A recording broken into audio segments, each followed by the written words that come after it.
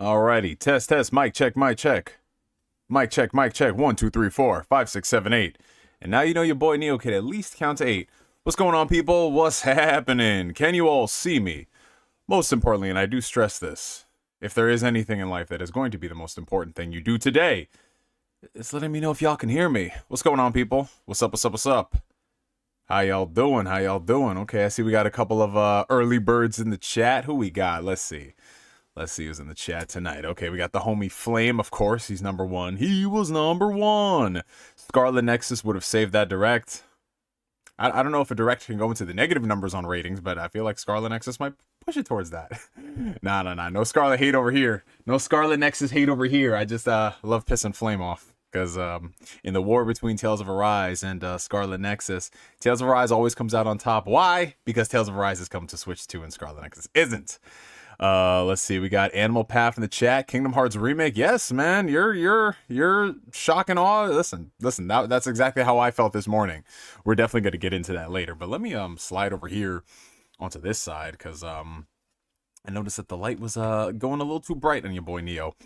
Who else is in here? We got the homie J fam in the chat. We asking Neo with this one. Ooh, I like it. We got David Marquez in the chat. Yo, what's up, man? We got Def35. Hey, I'm putting together a standing desk I got for my PC.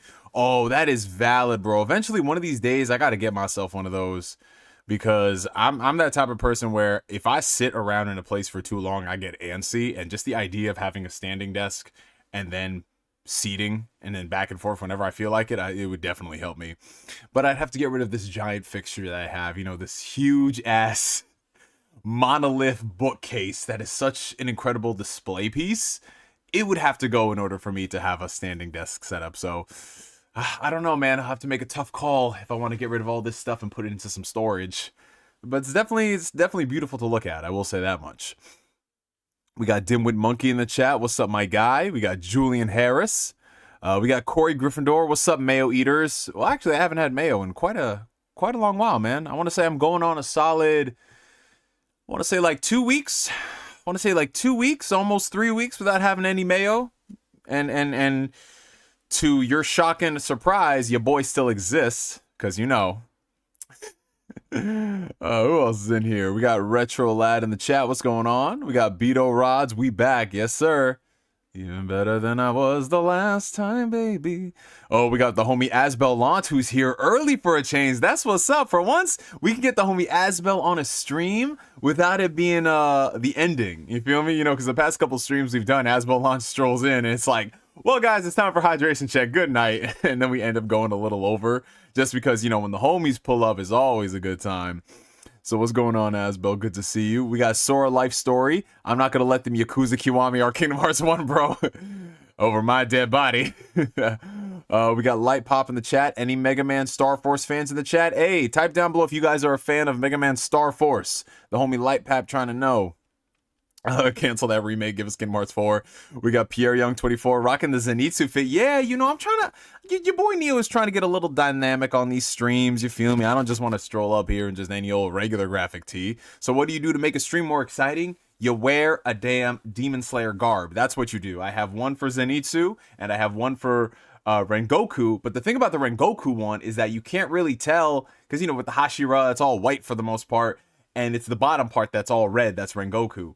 But this one is just instantly identifiable. This one, I was going to get the Tanjiro one too, but I felt like the Tanjiro garb was a little played out because everybody and their mama was walking around with that one. So look at me being a contrarian and wanting to be different. And Zenitsu is awesome. He's my favorite little electric Dorito. Who else is in here? We got Cup of Water 1256. Kingdom Hearts 1 remake sounds buns. Yeah, we're definitely going to get into that, you guys. We have two major topics for tonight that I want to hit on, and the Kingdom Hearts 1 is going to be one of them. So stay tuned, guys. Stay tuned. We got Zashi4805. What's going on, my brother? Who else is in here? We got Bro in Repentance 5180. Happy to see Digimon on the Switch. Yes, sir. Digimon Story Cyber Sleuth Time Stranger XD Portable Edition coming soon to a Switch near you. And it's not just on the Switch too, it's also on the OG Switch, so that's pretty surprising.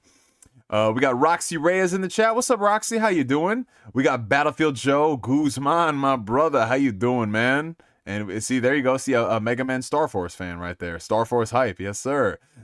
Alrighty. Okay. Who else is in here that I missed? Okay. I think I got everybody for the most part. Yeah, because I'm trying to make sure that we can get these shows done in a timely fashion. You feel me? Before we get too sidetracked with the chat. But what's going on, people? What's happening? How y'all doing? Welcome, welcome, welcome to another fantastic and fabulous episode of Ask Neo. If you guys are tuning in for the very first time, welcome. Ask Neo is how are we doing right now? We're on our second consecutive week of the new year. So I think that's a streak. We got a streak going, guys. If I do more than one stream in a row, then we got something going for us. Ask Neo is my Q&A series where you guys ask me questions and I answer them to the best of my ability. For 2026, we're definitely switching things up a little bit. We're definitely going to be focusing more on the topics throughout the course of the show, and then later on in the evening for like the back part of it, it's going to be more of a Q&A. So there is going to be more structure to Ask Neo. I mean, it's still going to be very chill. It's not going to be like, oh, I'm just going to be doing the topics and not replying to the chat. We're going to lead with the topics. We're going to talk about them. And if there's anything interesting that you guys want to add, we can go ahead and discuss it all throughout. But I think that will definitely make things easier for folks in the long run, especially people who watch this on playback. Because a lot of people watch Ask Neo and they use it as their form of entertainment and getting news and updates and everything. So I feel like this way will be a little easier for people to digest the content because they could just go around throughout the course of the stream and pick and choose the particular timestamps on those topics that they want to talk about. So considering it's basically still the beginning of the year, there's not really a lot in terms of gaming news per se, but there are a couple of things that I do want to hit on, some of the stuff that was interesting throughout the course of the week, and you know, I'm trying to stay consistent with the stream and making sure that even if we're getting on here with minimal topics, we're still going to talk about something before we just vibe and chill. Jason says, so it's going to be a man listen. Yeah, basically it's going to be a man listen spliced in with an Ask Neo. So it's going to be a just more chill, laid back version of a man listen. But I got to find a way to incorporate that man listen when we get into the topics. Once we start getting a lot more topics in the mix, that's when we can bring that back. But right now, considering we only have 2 topics to discuss tonight, and we'll see how the foreseeable future goes, it's just going to be regular chill flow. So before we get into the stream, if you guys can do me a favor, hit the like button. It helps out the channel tremendously. And if you guys are watching this, make sure you share it out to all the social media outlets, primarily on Twitter, because that's the one I congregate on the most. That's the one I'm the most active on. So give your boy a follow over on Twitter, twitter.com/NeoGameSpark. That is where I do all of my business and give all of my hot takes. And yeah, that's really all I have to pimp out for the time being. Like I said, because there hasn't really been too much in terms of content that I got in the pipeline. There's not really a lot of stuff to talk about. However, behind the scenes, I have been doing a couple of things here and there to get myself in the mindset of recording videos. So you guys know that I've been more active with my Nintendo Switch 2 over the past couple of weeks since I've been doing traveling. So I've been playing a lot more games on that one. And, you know, there are a couple of things I do want to talk about with the Switch 2 this year, as it's, you know, a brand new system that comes out. So the first year, 2 years is always the most fascinating time to discuss for a console. That's how it was when I did the Switch, the PS5, the Xbox Series X. And yeah, we're going to continue doing that over the course of the year. So this channel might skew a little more into the Nintendo content over the next year or so, just because they are going to be putting out a lot of stuff with a new system. But we're going to still try our best to cover all the new things that are happening. I mean, right now, PlayStation is at their peak. There's really not much going on with PlayStation at the moment that they need to talk about, except like, oh, wow, the PS5 is selling phenomenally, another great month. And then Xbox is just constantly stepping on the rake every single time they go outside. So that's that. Hopefully this year we'll get nothing but bangers to make up for the fact of all the rakes that have been broken, and in this case skulls that have been fractured for stepping on rakes. But regardless, yeah, you know, we're going to be doing a lot of Switch 2 content this year. Final Fantasy 7 Remake, I do want to talk about that game in general, considering, you know, we're coming up on the 6-year anniversary of that, which I just can't fathom. 6 years from that game. Rebirth just turned 2 years old. And it's surreal, to say the least. But yeah, you guys, that's all I really have to pimp out for today. Those videos will come out when they are ready. And yeah, you know, feel free to relax, you know, put this on in the background while you guys are, I don't know, studying for your test. You know, if you're at work, commuting to and from, if you just vibing, gaming. For all my people who are listening and watching live, what are you guys doing right now? Let a brother know. Let a brother know. And while I let you guys do that, I'm going to take a quick swig of tonight's beverage of choice. We're not going to be drinking. I say that now, maybe we will. But to start out the stream, we're staying hydrated with Mandarin orange flavored seltzer water. This is the store brand from Stop & Shop. I was just doing some light grocery shopping today, and I was like, oh, wow, it has a whole sale on all of these things. And, you know, your boy Neo cannot pass up a good deal as evidence of my backlog. You guys see how that looks. So, yeah, we're going to be sipping on this throughout the course of the evening. This is about a liter of water. Are we going to finish it? I don't know, but we're going to stay hydrated regardless. Alrighty. So let's see what you guys are up to in the chat tonight. Let's see. So David Marquez is finishing up his advertising homework. Appreciate you, Retro Lad, sharing the stream out. Thank you, bro. Let's see. Corey Gryffindor's playing Octopath Traveler 2. I think Flame just creamed himself reading that comment because, you know, he be hyping that game up. You've been playing Code Vein 2. Hey, Waifu Dark Souls in the chat. That's what's up. You be switched to in. Hey, okay, I see you.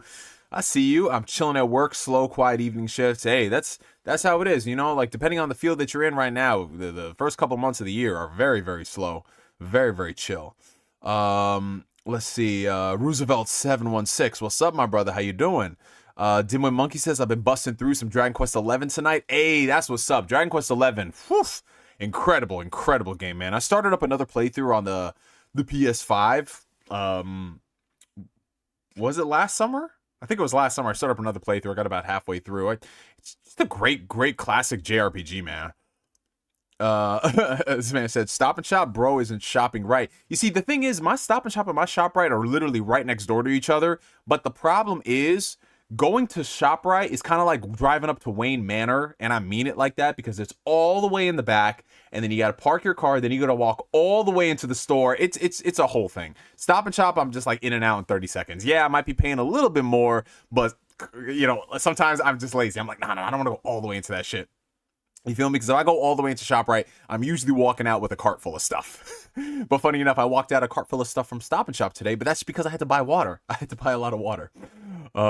It Shape says, I'm getting my wife's birthday gifts ready for tomorrow. Oh, that's awesome, bro. Happy birthday to the wifey, man. And many, many more. Bro Repent says, I'm playing Trails in the Sky. My guy, I was playing Trails in the Sky this week, too. Yes, sir, man. I was just doing a lot of side quests. I got distracted. Artsy Avanti, hello, my brother. You're finishing Ghosts of Yote. Hey, so my game share partner just bought Ghosts of Yote, and I'm refraining myself from downloading it because, you know, I gotta commit to just finishing games before I start another big open world title, man. So be proud of your boy Neo. Def says, I'm building the desk still. Hopefully by the end of the stream you'll have completed building the desk, man. What was the last thing I built with my bare hands? The last thing I built with my bare hands is probably this entertainment setup. That was the last thing I built. That was a while ago. Everything else has just been like simple shit here and there. Well, yeah, I was trying to think, like, what else did I build recently? I don't know. I don't really count like small things here and there, like small fixtures and stuff. Talking about like a whole thing. You go to IKEA and you get that shit.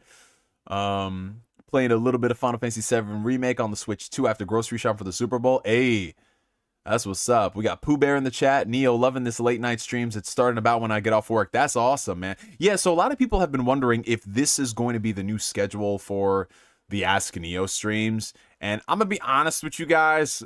I can't commit to Friday evenings. The reason why they've been on Fridays for the better part of the past month has been because of the second job that I do on my weekends. They haven't been scheduling me for Friday shifts. They've been scheduling me mostly Saturday, Sundays, and then sometimes during the week.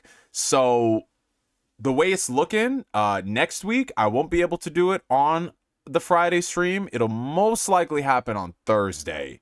And if not Thursday, maybe the following Monday. But as far as the time frame is concerned, you guys, I mean, what do you guys prefer? Like those who are watching live, I know a lot of people are accustomed to when we used to do it at like 6:30, 7:30 p.m. Eastern Standard Time. That's how it was for years. But a lot of people are enjoying like the later start time, like 9 p.m. Eastern Standard Time, because people, you know, on the West Coast, they're getting off of work at that time. So feel free to let me know. Maybe we'll do a poll and we'll test it. We'll test like a 9 p.m. start time for like the first like 1 or 2 months, and if a lot of people are responding to it and everything, we'll keep it at that, and if not, we'll go back to like the 6:30 p.m. 7 o'clock time frame. It's 2 a.m. over here. Yeah, for the people in the UK, that makes it more difficult, because before you guys were accustomed to being like 11:30 or 12. You know, and now it's like 2 a.m. But I appreciate all the troopers in other time zones. I appreciate you guys pulling up. We're gonna go ahead and do a couple more shout outs, and then we'll get into the topic for tonight. Let's see, we got Kingdom Hearts Gamer, been loving the character, the Chartist creator and story, not bad. Let's see, who else is in here? Pi Studios in the chat. That DBZ wall scroll is gonna outlive all of us. Yeah, I've had that wall scroll for, when did I buy that wall scroll? I want to say I bought it at Comic-Con in 2016. I think I did buy it at Comic-Con in 2016. Yes. So it's going on 10 years. This fall will make 10 years, man. I'm at the gym right now. The Nintendo Direct was a snooze fest. Damn, he said it was grade A NyQuil. He said it was NyQuil that we didn't have to purchase. Holy. We got Super Exploit in the chat. How you doing, man? We got a cup of water. That Kingdom Hearts 2 poster has been there for longer. No? Yes, that Kingdom Hearts poster. So the oldest poster that I have in my room is that Kingdom Hearts 2 poster.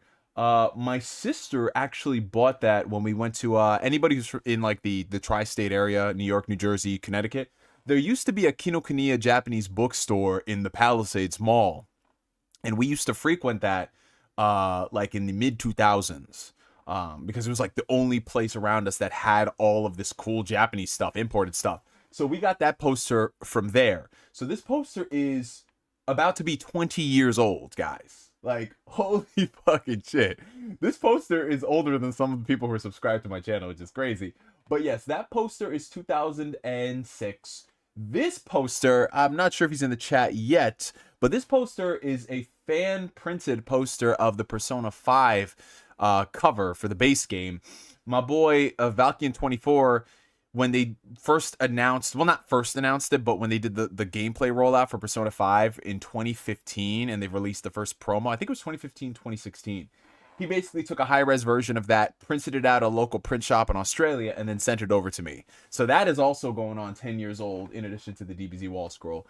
And the newest addition to my collection is over here on this side. You can sort of see it on the you can see like parts of the wall scroll. It's a giant Cowboy Bebop wall scroll of the 4 characters. I got that when I was in Otakon in 2022. So that's going on 4 years old. So yeah, there's legacy. There's legacy of a lot of this stuff. And yeah, I keep everything in perfect condition. All this stuff that's here, that especially that Kingdom Hearts poster, man. That thing has been like, I think it stayed in the okay, so hold on, wait. So that wall scroll, not wall scroll, that poster, excuse me. It used to be, we used to have it not laminated, but we had it in a it's like a protective case cover thing, right? And then we used to put that on the wall. And then when I was reorganizing my room one year, I think I lost one of the pieces, so the poster kept falling out. So at that point, I was like, okay, I'm just going to post it on the wall and leave it as is, and I haven't taken it down since. But yeah, still in very, very good condition. We got Overly Critical Anime in the chat. What's going on, Mark? We got Chris Forth. Hey, Return to the Mac. Get it what it is, what it does, what it is, what it isn't. Okay, alrighty, you guys. So we're about 25 minutes into the show. Okay, so I'll answer Devo's question real quick before we get into the topic. Neo, will you be picking up Resident Evil Requiem? I want to play the game. I'm very excited for it, but I'm going to try to commit myself to at least beating one game before it comes out. We'll see how realistic that is. When does Resident Evil Requiem come out? Please don't tell me it comes out next week. Oh, it comes out at the end of the month. Oh, yeah. Okay, I have a lot of time. So if I end up beating one of these RPGs by February 27th, I will commit to buying Resident Evil Requiem. All right.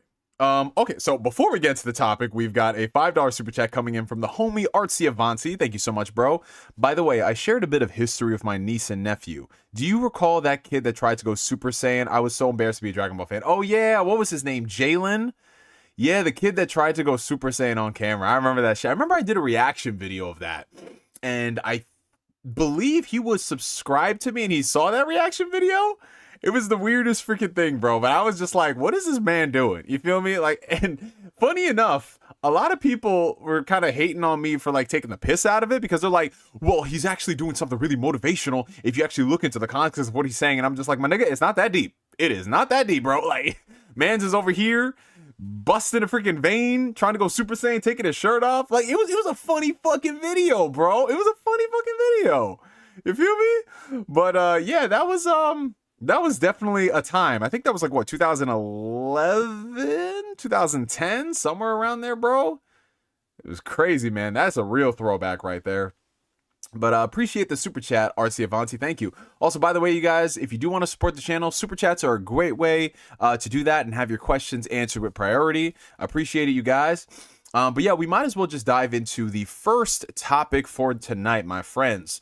Like I said, gaming news is going to be pretty sparse for the next couple weeks. There's not really going to be a lot to discuss, just based off the nature of everyone's getting back to work. Everybody is working on their games. There aren't really any major trade shows or events that are catered towards gaming right now. So what we're doing for the time being is just playing our backlog, trying to beat games when we're not beating our meat.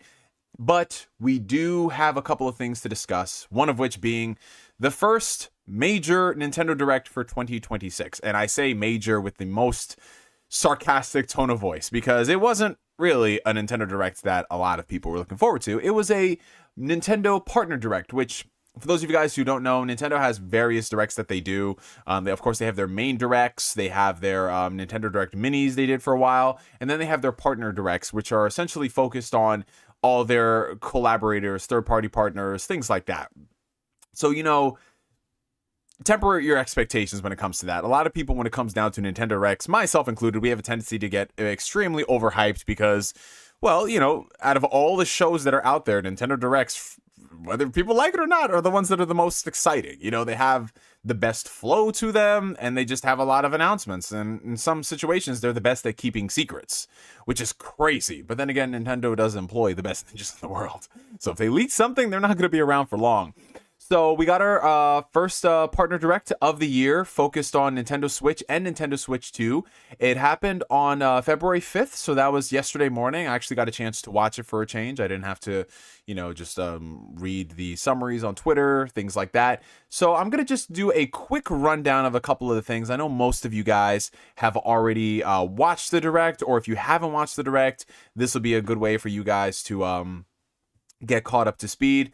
Now, I will say this: there wasn't a lot of stuff in the ways of like really big announcements, like, oh my god, I can't believe this. Most of the stuff that was shown off at this direct ended up being stuff that either had been announced before in previous Nintendo Directs, or it's something that we knew was coming. There weren't really a lot of like, OMG, wow, surprise announcements. But going off the list of some of the stuff that was shown off at the direct, they showed off Orbitals, which is a Nintendo Switch 2 exclusive, which we'll get onto later.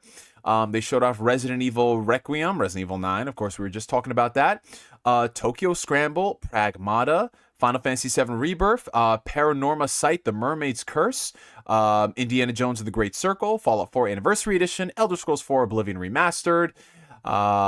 They have Kyoto Xanadu, Granblue Fantasy Relink Endless Ragnarok, Turok Origins, Digimon Storytime, Stranger, Valheim, Monster Hunter Stories 3, Twisted Reflection, Captain Tsubasa, Super Bomberman Collection, Hollow Knight Switch 2 Edition, The Adventures of Elliot, New Arcade Archives 2, and Console Archives games, and then a whole bunch of other third-party releases that are coming to the platform. So, you know, there are a couple things here I do want to hit on, some of the stuff that I found interesting. So first things first, we might as well just get the elephant out of the room. Final Fantasy VII Rebirth coming to Nintendo Switch 2.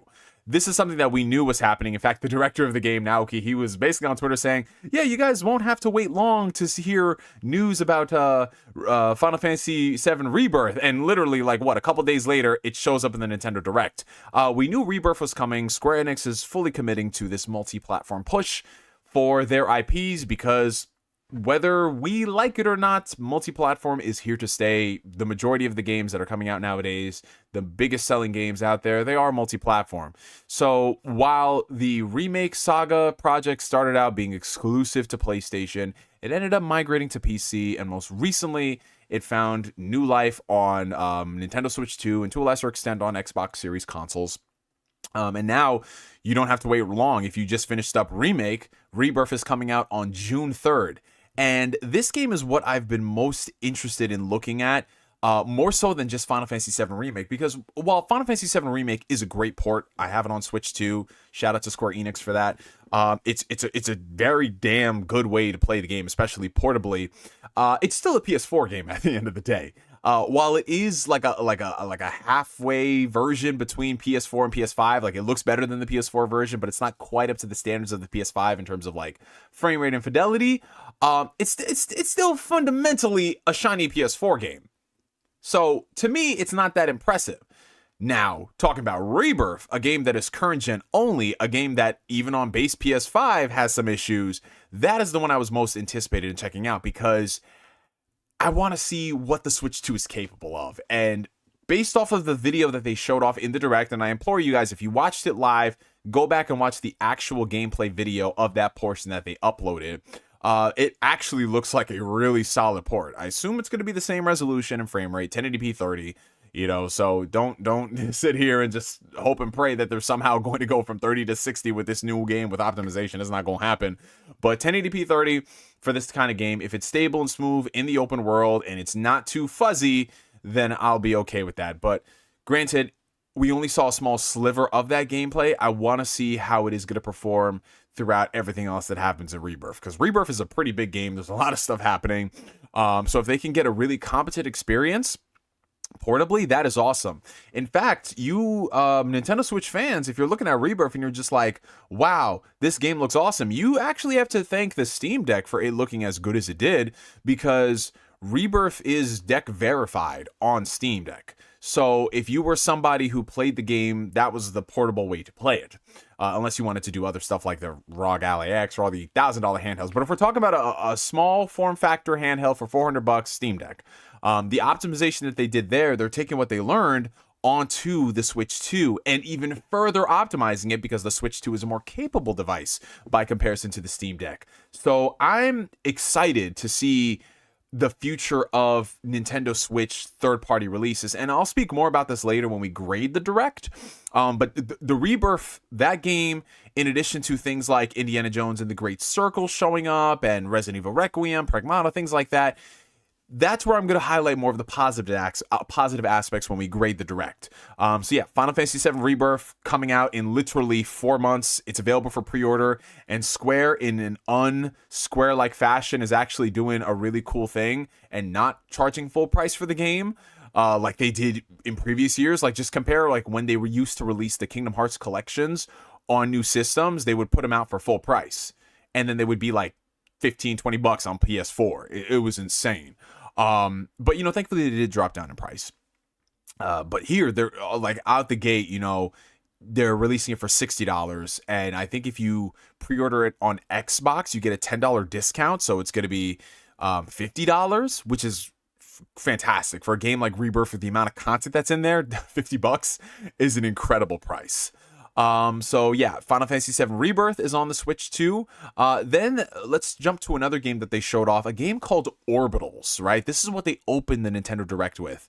It's a 2-player co-op puzzle platforming adventure set in a retro anime inspired galaxy. Like, when this game first opened up, it looked like I was watching an 80s anime, right? It was like straight up anime aesthetic, anime vibe, and I love that. As a child who grew up watching a lot of anime in the 90s, and a lot of that stuff was bleed over from the 80s, seeing something that looks like that, it got me a little excited, because I like the look of modern anime, you know, when it's something that's very stylistic, like a Persona, or in some cases like a Tales game, the characters look really cool. But man, there's just something about that classic retro anime aesthetic, bro. And I miss it, man. I miss it so much. So seeing a game like Orbitals come out with that aesthetic is just a fucking vibe to me, bro. But the game itself, actually looks really freaking cool. Now, it is a shameless It Takes Two Split Fiction ripoff. Like, even looking at what you're doing, you have the little mini games that you play in between going through the story, things like that. But to be honest, if you are going to copy a co-op game, you might as well copy the most successful co-op game I think we've ever had in history. Something like It Takes Two and Split Fiction, what Hazelight does, I love those kind of games. And I always say, every single time I beat those games, I wish there were more of these games. I wish more developers put out games like this. And now we're starting to see other studios do that. Now, we'll see about the quality of the game and how it turns out. But just the idea of playing a game that looks as good as Orbitals with that aesthetic, and it's a co-op game that fosters friendship and getting your friends to play games. I miss that, because that's something that, you know, maybe this is just me being an old fogey, a guy in his 30s now. Like, I understand, like, yeah, it's fun playing these multiplayer games, and like I said, I like having fun on Marvel Rivals, and I, you know, every now and then I'll dabble in something, but man, there's just something that's so, like, we're missing a lot of great co-op games, like that era where we had like 4-player co-op Halo, Gears of War, you know, like those kind of like just co-op games, like Army of Two, those type of games. And yeah, all those are shooters, I know, but that era of where you're just playing co-op stuff and you're just going through the story and having fun, I miss that stuff. Like, we're getting less and less of those games these days. So when I see something like It Takes Two or Orbitals come out, I'm instantly more attracted to those than, I guess, whatever the next looter shooter or arena-based game.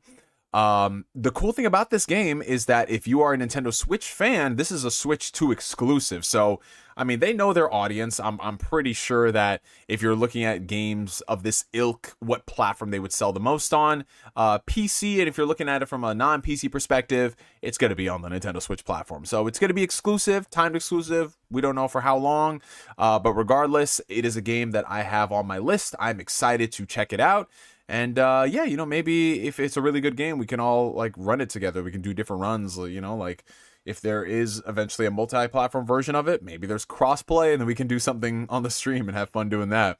Because me and my homie Excessive Warlock, we played A Way Out, and that was a lot of fun. I really wish we had gotten together to stream that game, because it was peak comedy, man. It's awesome.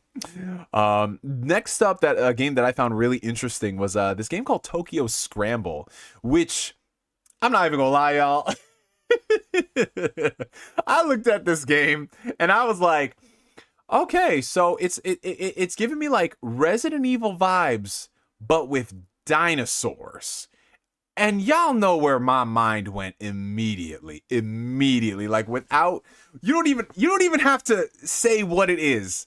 I just got a little sad on the inside, because I'm just like, man, wouldn't it be great if we had a game from the Resident Evil developers that was like Resident Evil, but with dinosaurs? I wonder what franchise that was. But regardless, this Tokyo Scramble game is looking like it's gonna be something that scratches the itch for a Dino Crisis game, because I'm not getting that anytime in my lifetime, anytime soon. Nope, not for me, man. But yeah, it was literally just a survival horror puzzle action game with dinosaurs in Japan. And I don't know, man, something about that just looked kind of like quirky. You feel me? Like, you remember when Japan used to, well, I mean, they still do, but to a lesser extent, they released a lot of these like quirky, weird games that came out. You know what I'm saying? Like, Tokyo Scramble fits that mold to a T, bro. I don't even know if we can, like, if the game is going to come out and end up being good. But just the idea of it, I fuck with, man. I fuck with. And I guarantee you it'll be a hell of a lot more entertaining than playing something like Exo Primal. But I digress. Okay, so going down the list, we might as well just tackle all three of these in the Bethesda segment. We got 3 Bethesda games making their way over to Switch 2, all of which we either knew about or they were heavily rumored. So first things first, we got Indiana Jones and the Great Circle. This one right here, I mean, listen, it's Indiana Jones from Machine Games. You feel me? It came out on PS5, I believe. When did that come out? In the end of 2024, I believe. Yeah, right. Was it end of 24? No, it was 2025. Yeah, it came out in 2025. So we had Indiana Jones and the Great Circle, came out on PS5, and now it's coming to the Switch 2. Machine Games are really good when it comes to optimization. So the fact that this is coming on the Switch 2 is not that surprising to me. The more interesting aspect about it is that it's going to be physical and digital, and it's going to apparently, for the most part, be all on the game card, which is not something you could say about a lot of games on the Switch 2, especially the bigger multi-platform titles that are on PS5 and Xbox consoles. Most of the time, those games are upwards of 50 plus gigs. In the case of Final Fantasy VII Rebirth, that game is going to be 102 gigs on the Switch 2. It's already like 140, 150 gigs on the other console. So on the Switch 2, for them to shave off 40 gigs is a testament to optimization, but my God, is it still a big chunky beast, bro. Big chunky beast. So them doing something like Indiana Jones, it's not really an open world game. I'm sure they're going to compress it in a way that it's easy to fit on the card. That's pretty cool. Next up, Elder Scrolls 4 Oblivion Remastered. Again, something that I am excited to see how they remaster that, because, you know, while the remaster itself was pretty good, in terms of the performance on all platforms on release, it wasn't the greatest. And, you know, I think that's just the problem we have with a lot of Unreal games these days. But Oblivion 4 Remastered, coming to the Switch, that is a very cozy game. Those type of games, ironically, you would think that, yeah, you want to play them on a big screen and just vibe on the couch. I don't know, man. Like, I put a lot of hours into Skyrim on the OG Switch, and it was just like a perfect game to play in handheld mode. I don't know why, guys. Am I the only one feeling that? Like, those kind of games, just like RPGs feel really cozy on a handheld. So I want to see how they do the performance on that. And then we have the most disappointing one, Fallout 4 Anniversary Edition. They keep trying to make Fallout 4 a thing, man. Listen, I know it's sold so many copies, but to me, it's the worst of the three mainline Fallout games we've gotten this lifetime. You know, I just, every single time they do an update for Fallout 4, it's like they somehow break the game. And dude, I thought this was just the stream, but I went back and I rewatched the footage of it. Fallout 4 does not look good. It does not look good on the console. And I know the game is 10 years old, but like, even by 10-year-old game standards, the game doesn't look great on the Switch 2, man. I don't know if they just shat out this version of it or what, but man, it is extremely, extremely depressing. But yeah, the disappointing aspect about Fallout 4 Anniversary Edition, Elder Scrolls 4 Oblivion Remastered, and then also Skyrim Switch 2 Edition is they're going to be game codes in the box. So don't buy the game physically. It makes no sense. You're better off just printing out custom covers and getting Switch cases and then having that in your collection, because it's just literally you buying a retail code and then inputting it into your system. That's the gist of it. It makes no sense, especially in an era where retail space is dwindling for video games. Codes in the box make no sense. You might as well just do a code card thing. Like, you know how they do, like, remember back in the day we used to buy like calling cards and shit? Now you just buy like PSN gift cards and stuff, but they have the games on it. Just do that, man. It's honestly very depressing. But hey, you know, in typical Bethesda fashion, 1 out of 4, 25% of it is great. So in Bethesda logic, that's amazing. That's amazing. But again, 4 games, well, more like 3.5 games coming to the Nintendo Switch 2. Then from there, let's see what else we have in here. We got a lot more Japanese games coming to the platform. Kyoto Xanadu, which I'm not gonna lie, that was the craziest bait and switch ever.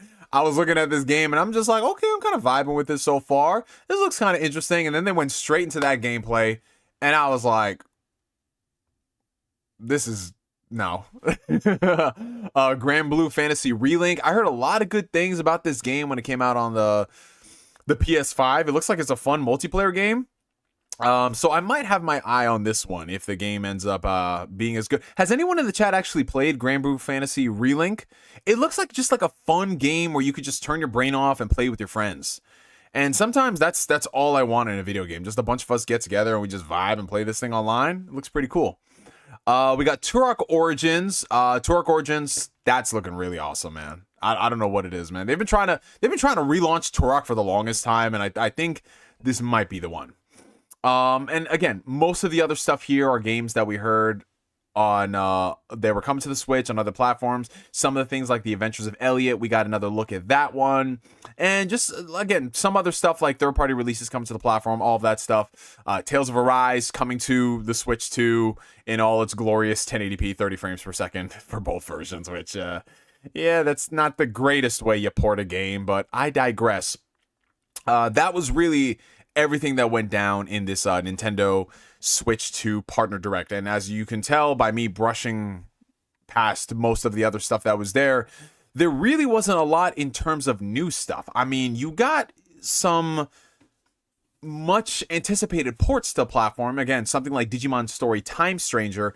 The fact that didn't launch basically around the time of the original versions, I thought was very strange. But it was most likely because they were working on versions for both Switch systems. That's finally coming out on the Switch this summer. Final Fantasy VII Rebirth, games like Resident Evil coming day and date, all this stuff. If you are a Switch-only gamer, these are good announcements. Why? Because you're getting support for your platform in a faster way by comparison to the original Nintendo Switch. Now, if you're somebody who owns a Nintendo Switch 2 and you play it casually, maybe you just bought it to play the Nintendo games and maybe the odd RPG that you'd rather play portably, this Direct wasn't really going to do much for you. So that's disappointing in that respect. But if there is one thing I will say that is good for the platform, it is great that we are finally seeing more of the demanding third-party games showing up on the Switch 2. Sure, some of them might not be day and date, some of them might be coming later down the road, but it's good that we can actually get those games. Because when you look back on the original Switch, right, let's take some of the impossible ports that came out. Something like The Witcher 3, for example, The Switcher. I was a huge proponent of that game when it was coming out on Switch. I bought it day one, I did a video on it, I played through it on the Switch, I loved it. Was it the best looking version of the game? Absolutely not. Was it very bloody? Well, it was a bloody game at times, but was it very blurry and muddy at times? Yes, it was, but it was the portable way to play The Witcher 3 when there were no portable handhelds available. Now, obviously, if you bought a Steam Deck, playing that game on the Steam Deck is the best way to play it if we're talking from price to performance of a $400 handheld. It's incredible. Playing that game in 1080p, well, not 1080p, but 800p, 60 frames per second. It was awesome. But regardless, what we got with the Switch, those impossible ports, it was great that we played them portably, but there were a lot of compromises with those games. You feel me? Now on the Switch 2, what we're seeing is we're seeing games come out where the compromises aren't as egregious. Sure, if you are playing on a PlayStation 5 or an Xbox Series console connected to the wall, of course you're going to get the best versions of the game on a console, But if you're talking about it on a $400 handheld where the games look good and they run good, that's a pretty compelling value proposition for a lot of people. Now, is it going to sway the hardcore pixel counting enthusiast? No, absolutely not. It isn't. But in the sense that you have a developer that goes out there and they spend the time optimizing the game for the platform and it doesn't run like doo-doo water. Like, this isn't a case of them putting Outer Worlds 1 on the Nintendo Switch and just being like, pray for that shit, bro, because I can't believe that they released that on the Switch. Jesus Christ. But it's no longer that. You feel me? We're getting games like Cyberpunk 2027. 2027? Wow. 2077. Well, it's about to be 2027 at this point. We're getting games like Final Fantasy VII Rebirth, Pragmata, and Resident Evil Requiem are coming to the platform. We were apparently supposed to get a Borderlands 4 port, but Randy Pitchford is too busy being Randy Pitchford, so that might be canceled. I don't know. But regardless, this is really good news for the Switch owners. It's really good to see that there is third-party support. Yeah, Cyberpunk is coming up pretty quick. Well, we we are getting up there, man. It's about to be 2027, and then after that, 2077. It's great news for the platform that we are getting viable versions of these games, and you no longer have to be like, oh, well, it's portable, bro. So that is very good news. I think that can't be taken away from the system, especially with more of these consoles getting expensive by the day. We just had both PlayStation and Xbox increase their prices last year. you know, anywhere upwards of like $50 to $100 plus, depending on the region. You know, these consoles aren't getting cheaper, which sucks. And the Switch 2 right now is still the cheaper of the group. It has that value proposition of it being able to be played portably and docked. And now you're going to be getting a lot of these games on the system. That's a pretty compelling value. Now, again, Nintendo is not immune from the chip shortages and all the other stuff that's been plaguing the other systems. So I would assume that at some point this year, we're probably going to see a price increase for the Nintendo Switch. But as it stands right now, it's still a pretty good deal. Now, if you're grading this direct as a direct in terms of new games and stuff like that, this could have been summed up in an email. It could have been something that, you know, you just do a couple of Twitter posts and then that was it. But based off of everything that has been shown off in the industry and how they do stuff, they're not going to do that. So, of course, they're going to have a partner direct because regardless of whether or not we like it, there are going to be tons of people out there who watch this and they're going to find a game there that they like. And even if it's just one game, they're like, oh, okay, cool. And we also have to remember that the people who are watching these directs and typing all these comments on the live stream and all those things, we're actually the minority. There's still going to be people out there going out there and buying the games. Like, case in point, the way Pokemon sells, I said I wouldn't bring up Pokemon. But listen, the way Pokemon sells and how people complain about it online, you would think that nobody's going to buy the new Pokemon game. Yet they keep breaking records every single time. We live in a bubble, my friends. We live in a bubble. But yeah, overall, if I had to grade the recent Nintendo Direct, I would give it a D+. I would give it a D+, but I would give it a C-, which in some cases people think they're the same score. I'd give it a C- if only because I'm seeing a lot of games that I want to get specifically on the Switch. Because I don't know, I'm getting that portability bug again. But yeah, D+, C-, around that range. But what do you guys rate the Switch 2 Partner Direct in the chat? I know it didn't have Fire Emblem Genealogy of the Holy War, my friends, but listen, one day the sun will shine on us again, my friends. It will. But yeah, let's go ahead and get some ratings in the chat, letter grades, number grades. Let the boy know. And in the meantime, I want to thank everybody who's been pulling up to the stream right now. If you guys haven't already, go ahead and hit the like button. Helps out the channel tremendously. And we're going to wait about a minute or two before we dive into the next topic. I'm just going to go ahead and look at the comments. Yeah, that actually is a great idea. Let me go ahead and make a poll. Sometimes I keep forgetting that I'm a streamer, bro. So let me go ahead and do this. What? Let's see. Grade the Nintendo Switch 2 Partner Direct. Let's see.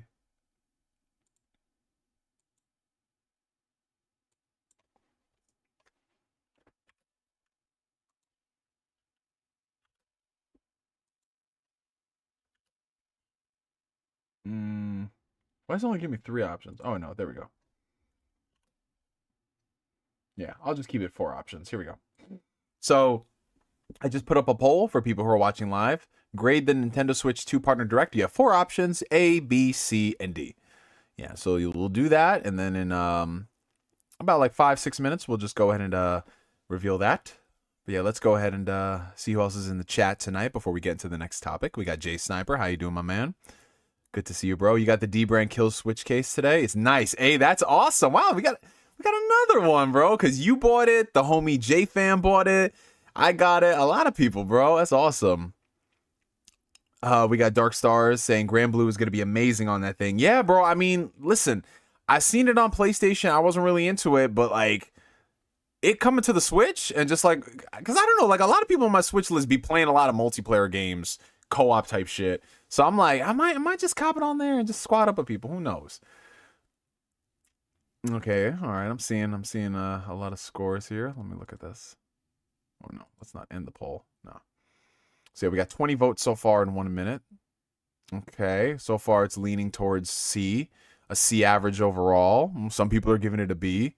Some people giving it a D. No people giving it an A. That's good. People can't be capping.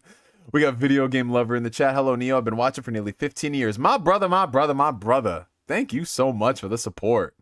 It's good to see you, man.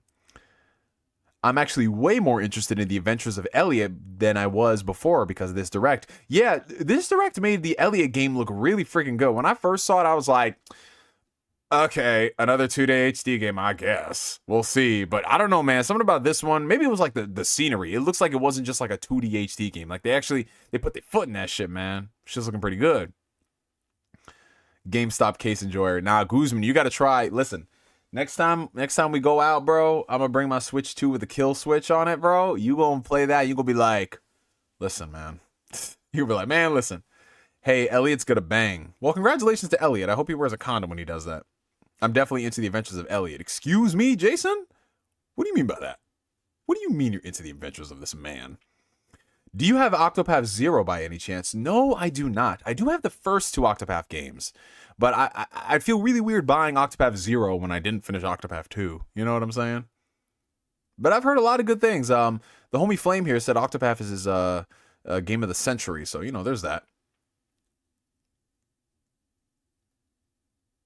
I don't know. I might just go into Elliot blind and just buy that shit, though. I'm using a case I got from JSooks because I got sponsored. Hey, that's what's up, bro. How good is this kill switch? I've been thinking about grabbing one. Listen, I bought it on a whim, and I freaking love it.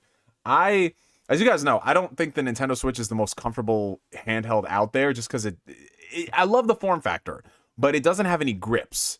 And when you're playing games for an extended period of time, you want the thing to be comfortable. So then you have companies that come out with their grips like Satisfy.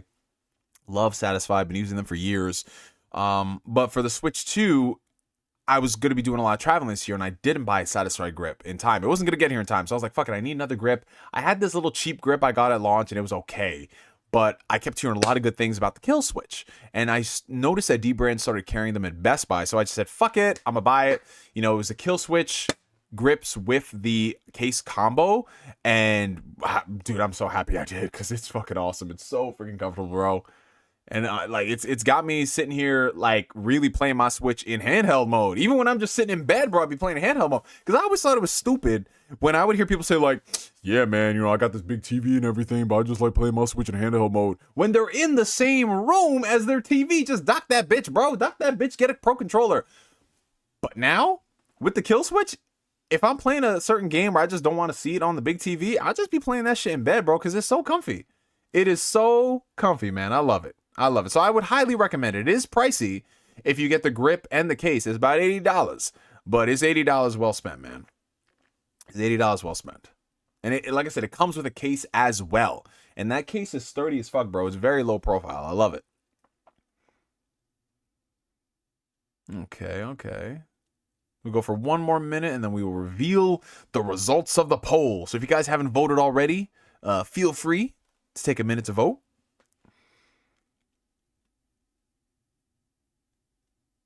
Where did that big ass Sony TV go? The one in the back looks smaller. So this one is smaller. So, okay, as you guys know, a couple years ago, back in 2020, I bought a 65-inch Sony Bravia TV. That was like my first big boy TV purchase, right?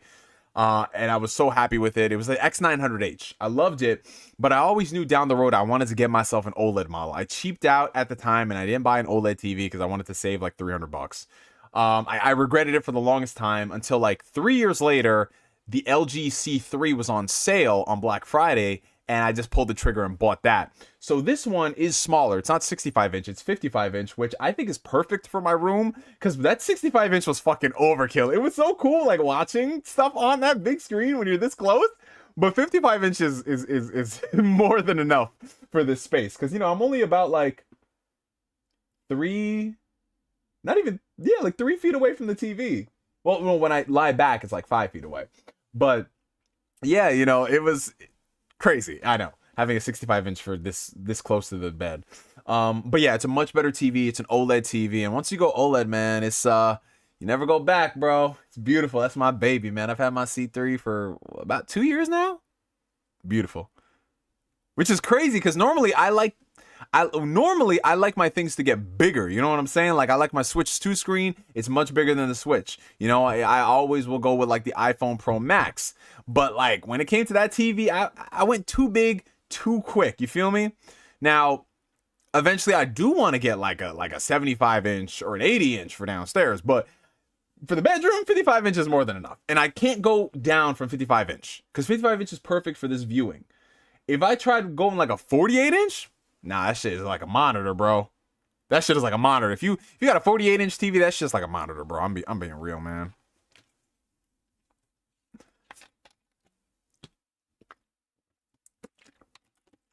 Oh man, you grabbed the D brand case for your, yo. Listen, Jason is D branded out, bro. That's awesome, bro. That's great. Wow, a lot of people are over here. A lot of people over here really fucking with switching the handheld mode. Hey, that's what's up. Just comfy gaming in bed, listening to Ask Neo, drinking some beer. That's the life, my brother. That's the life. I have an OLED for one of my monitors, and it's gorgeous. Yeah, I don't have an OLED for my monitor yet, just because they're a little too pricey for the type of monitor I would want. But eventually, yes, I will. Okay, you guys, so we've got about 30 votes in grading the Nintendo Switch 2 Partner Direct. In fourth place with the votes, 3% of people gave it an A. In third place, we have 10% of people giving it a D. In second place, with 23% people giving it a B.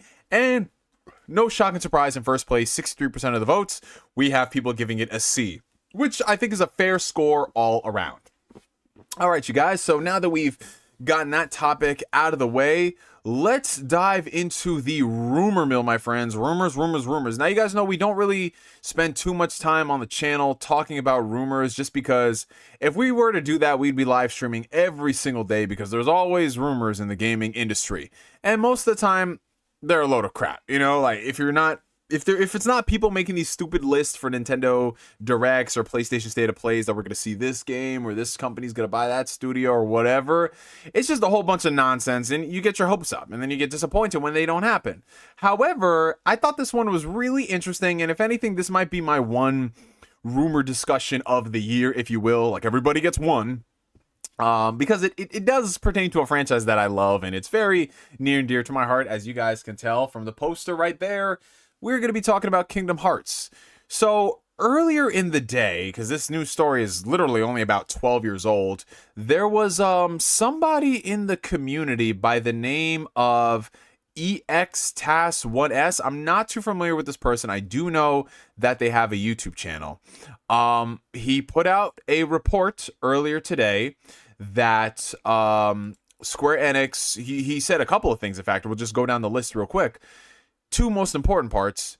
Kingdom Hearts 4 is targeting a winter 2027 release. And not only that, Kingdom Hearts Remake is coming in early 2027, titled Kingdom Hearts Relux. Now, there's a lot to unpack here, because he didn't just say that. There are a couple of things that he did mention, in addition to something else that was like posted later on down the road. Like, he updated and clarified on some stuff. So yeah, let's start out with the whole Kingdom Hearts 4 launching in winter 2027, because that was the only thing he said in pertains to that game. Honestly, I could see that happening, if only because, man, when did they announce Kingdom Hearts 4? They announced that, like, what, back in 2022? Around that time frame? Like, we're going on 4 years with them not showing anything about that game. Like, and let's be real, I'm not counting half a second of footage of this nigga Sora, like, riding up a tree or some shit like that. I'm not counting that at all, bro. I'm talking about legit, tangible trailer footage. It's been about 4 years, right? So, if you look at average game development time, these days, it's anywhere from 4 to 6 years for the big AAA titles. And when you factor in it's being developed on Unreal Engine 5, which that in of itself, listen, there's a reason why we're getting the entire Final Fantasy VII Remake trilogy before Kingdom Hearts 4. Because, yeah, dealing with Unreal Engine 5 and trying to optimize that, Jesus. But, yeah, as far as the public's known, Kingdom Hearts 4 has been a thing since 2022. Now, Steve in the chat pointed out it's even longer, because if you count the GeForce NVIDIA leak, which was a thing as well, a couple of years, I think back in like 2021, there was like this big leak on like from like GeForce Now of like all these games that were coming out, and at the time we were just like, sure, yeah, whatever. And like 99% of the games on that list have been announced and released, which yeah, there's only a couple of games left, and one of them being Kingdom Hearts 4. But not seeing anything of the game over the past couple of years is just par for the course. I mean, Kingdom Hearts development is always tricky, considering it's not just Square Enix. You're also dealing with the Walt Disney Company as a license holder, and Disney has definitely taken more of a vested interest in how their IP is represented outside of their own properties. More so, if you compare how the Disney properties were handled in Kingdom Hearts 3 versus Kingdom Hearts 1 and 2. So if you look back at Kingdom Hearts 1 and 2, if you played those games and you saw how they handled the worlds, for the most part, they were like retellings of the movies and stuff like that, but they were very liberal with it. You actually felt like these characters got a chance to like shine, and they had more dialogue that wasn't very rigid. Like you felt as if they had a relationship with Sora. In the way that they told some of the stories of them, they actually intertwined it with some of the Kingdom Hearts lore, with some of like the Organization 13 members playing a role in why characters did a certain thing. It was really freaking cool, man. But when you look at Kingdom Hearts 3, you had a couple of worlds that still had that same flavor, like, you know, the Monsters Inc., you know, the Big Hero 6.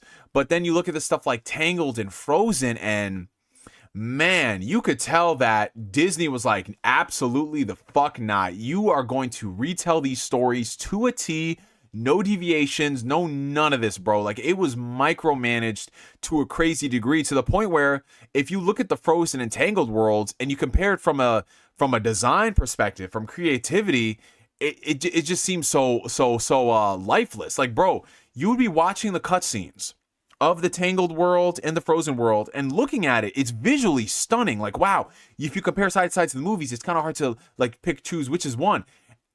But the Kingdom Hearts characters couldn't have any say in anything that was happening, because Disney was like, no, these properties in particular, you are not going to change whatsoever. And at that point, I'm like, I don't want to play these worlds, because one of the reasons why I loved going to these worlds, these Disney worlds, is because it did feel like theme parks, yes, but it felt like it had its own identity, and it was so cool. And you return to those worlds in Kingdom Hearts, it was great, like, for the sequels, because you felt like there was like continuing stories. Like, I give Agrabah a lot of shit, you guys know that. Of course, it's a long-going Neo meme. But when you return in Kingdom Hearts 2 to Agrabah and you see Aladdin and Jasmine, and, you know, like, just seeing how they've grown, or how they're dealing with stuff and their own personal problems, and how, you know, Genie remembers Sora and stuff like that. It was like its own little fanfic. Like, I liked it. It was cool. You know, sure, it didn't matter in the overarching story of Kingdom Hearts, of light versus darkness, 7 versus 13, things like that. But it was nice. It was nice that he had these relationships with these characters. For Kingdom Hearts 3, you didn't get that, and it sucked. It really did. You know, some worlds were better than others. Like I said, Big Hero 6, Monsters Inc., you know, Pirates of the Caribbean. I wasn't really a fan of like the level design of that world, but in terms of what they did with it and how Sora and his friends were like really cool with Jack and them, awesome, amazing. I love it. But Disney playing a role is, you know, part of the reason why there are probably some hiccups in the game development, because it's not just like, hey, we can make these worlds willy-nilly. We have to get approval for them. So I'm sure that slows down development. Unreal Engine 5, that being a thing. Like, listen, Unreal Engine 5 barely runs as is on these new consoles. It still has got issues on PC. It needs a lot of optimization. So that could contribute to the development. And yeah, just in general, like, I don't think Kingdom Hearts 4 is like the biggest priority for them compared to like everything else that they got going on. You feel me? You know, Kingdom Hearts does sell a lot of copies. It's a pillar of Square Enix, but are they in a rush to work on it? Nah, they've always been so laxy-daisy about this shit. Like, just look how long it took them to make Kingdom Hearts 3, man. Like, come on now. And now we are approaching that length of time from when Kingdom Hearts 3 was released. So, from when Kingdom Hearts 3 was announced to when it was released, it was announced in June 2013. It released a little more, like 5.5 years later. Kingdom Hearts 4 was announced in 2022. We're coming up on 4 years of it being announced. And in that same time frame, we at least got trailers for Kingdom Hearts 3. We had a couple of gameplay trailers at that point. You know, by 2017, we got the Orchestra trailer. We got the 2015 trailer. We had a lot of that stuff in 2018. That was like the last E3 before Kingdom Hearts 3 came out. We got way more gameplay. We saw the worlds. We haven't gotten shit with Kingdom Hearts 4, bro. Nothing. Like the most things we've gotten for Kingdom Hearts 4 has been speculation that maybe there's a Star Wars world based off of the forest moon of Endor. That shit looked like California. Like, we did a live stream about that shit almost 4 years ago, my nigga. Like, it's crazy. So, the idea of it coming out in 2027, I don't know. And the reason why I'm saying this is because Final Fantasy VII Remake Part 3, whether they're going to call it Reunion, I'm still gunning for Resurgence, Revengeance, all that stuff, like the stupidest, corniest, weirdest name possible, yes, put that name for the third title. If they're going to release that in 2027, and let's just say optimistically, they put it out around the same time they did Rebirth. So Rebirth came out like January, February. Let's say they put this game out around the springtime, maybe like April, May, something like that. Would they really launch a big game like Kingdom Hearts 4 in winter 2027? Like the end of the year? Unless they're going based off of the entirety of the winter season, which could be, technically speaking, February, January 2028. I think that that's more realistic. If we have Rebirth or Remake Part 3, if that comes out in, let's just say, spring or late winter 2027, and then you have Kingdom Hearts 4 come out in like January 2028, I could see that happening. But to launch them in the same calendar year, a couple of months apart, the most I can see that being is like 8-9 months. You know what I'm saying? Like, I'm not talking about like 4 months apart, unless they want to get crazy and be like, fuck it, you guys have waited long enough, you're getting both in the same year. I don't think that'll happen. But 2028, as weird as that is to say, 2 years from now, I can see that with Kingdom Hearts 4. Now, another thing that throws a wrench in everything is the idea of a Kingdom Hearts remake. Now, here's the thing. The idea of a Kingdom Hearts remake, specifically the first game, is not new. A lot of fans were speculating, especially around the time Final Fantasy Remake Part 1 came out. Well, you know, they released this about 20-something years after the original Final Fantasy VII. Theoretically, could Kingdom Hearts get that treatment, you know? Because Kingdom Hearts, believe it or not, you guys, Kingdom Hearts 1 turns 25 years old next year. The first Kingdom Hearts game, 25 years old. 25 years old, guys. 25 years old. We are closer to the 25th anniversary of Kingdom Hearts 1 than we were the 15th anniversary or the 20th anniversary. I can't even wrap my mind around that. That's insane. But, you know, the idea of a remake at the time, like let's say 2020, I was like, nah, you know, I don't need no Kingdom Hearts remake. The game itself has been ported multiple times. It's on multiple platforms. It's still playable. Is it the most ideal way to play the game by comparison to later games in the series? No. And anyone who goes back and replays the first Kingdom Hearts game, when you take off the nostalgia goggles and you play, just let's bring it out there, Deep Jungle, that world, as cool as it was to see a Tarzan world in Kingdom Hearts. Oh, we got the homie Corey Gryffindor, who's coming in with a $4.99 super chat. Appreciate you, my brother. Corey Gryffindor says, it's Final Fantasy VII Reborn because while listening to the OST, I noticed Remake had One Winged Angel Rebirth and Rebirth had One Winged Angel Reborn. Ooh, oh shit. Yo, Corey's onto something. Corey's onto something right there. Final Fantasy VII Reborn. Clock it, guys, clock it. Final Fantasy VII Reborn. I mean, it'll never come to the heights of Final Fantasy VII Revengeance, but I digress.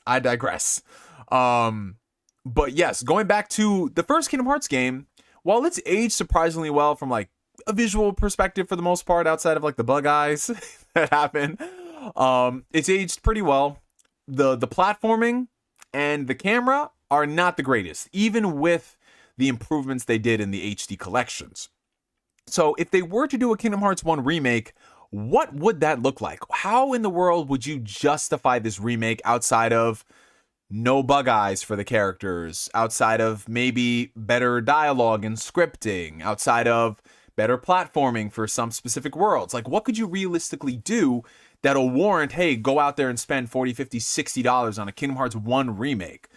Arguably not one of the stronger games in the series by comparison to Kingdom Hearts 2. Well, based off of this leak from, like I said, this guy, Extas1X, I'm sorry if I'm mispronouncing your name if you're watching this, they are going to be doing a lot of work for this Kingdom Hearts 1 remake. So it's titled Kingdom Hearts 1 Relux, which I guess is a play on words of Redux, because, you know, it wouldn't be a Kingdom Hearts name if the naming convention wasn't at least somewhat strange. But yeah, Kingdom Hearts 1 Relux. He says he's received images of the remake, so it's real, but he's not going to share them, because the thing about leakers is, you know, that's a huge thing. Saying this stuff is one thing, but then releasing that footage is also a huge breach of everything. So they could really get in trouble for doing that. So he says that there are images and he has them, so you just got to trust him if you do trust him. It's completely updated graphically while it maintains the original aesthetic. So again, this could mean a lot of different things. Obviously, improving the textures, improving everything. Again, it's a PS2 game that still looks really good. It still holds their art style, but there are some things that could be worked on. It's maintaining the original aesthetic. I am very happy, because I am one of the people that I like how Kingdom Hearts 3 looks, but at the same time, there's just something so timeless about how they used to do the PS2 games, man. Like, especially, you know, Kingdom Hearts 2 and how great that game looked. I loved it, man. The same core combat mechanics and locations, however, with some new additions, such as expanded areas in Halloween Town and Traverse Town. So I could see them fleshing out the worlds, mainly because, you know, those were PS2 games, so they were limited in their scope. I mean, we didn't know any better because we were 10 years old when they played them. But, you know, expanding on some of the worlds, making them bigger and more locales, adding some more diversity. Okay, I could definitely see that. Same core combat mechanics. I get that in the sense that they want to keep it faithful to Kingdom Hearts 1 and they don't want to make it a carbon copy of Kingdom Hearts 2. I can respect that. I wish that they would do a blending of Kingdom Hearts 1 and 2, because Kingdom Hearts 2, even though 3 is like, once they did the Remind DLC and all the updates, 3 is the best combat system. I think that for that era of Kingdom Hearts 1 and 2, if they made it closer to 2, it'd be better. But then again, Kingdom Hearts 2 has a lot of mechanics that really fundamentally wouldn't work in Kingdom Hearts 1 without changing everything. I mean, the fact that they added in like the reaction commands for the HD versions, a lot of people thought was like sacrilegious at the time, but I was like, no, that just made it easier to deal with stuff instead of having to hit the up on the D-pad and go down and press it. It was cumbersome, but then the reaction commands fixed it. It's developed by the makers of Final Fantasy Crisis Core Reunion, which that developer I believe is called Tose, and going based off of their track record, so they are a video game developer, of course, based in Japan. They worked on a lot of stuff. If you guys look at their list, they worked on so many games, a lot of licensed games, a lot of old school Dragon Ball games. I'm talking on the Super Nintendo. I'm talking about like stuff on the Game Boy. Like they've been around for decades at this point, bro.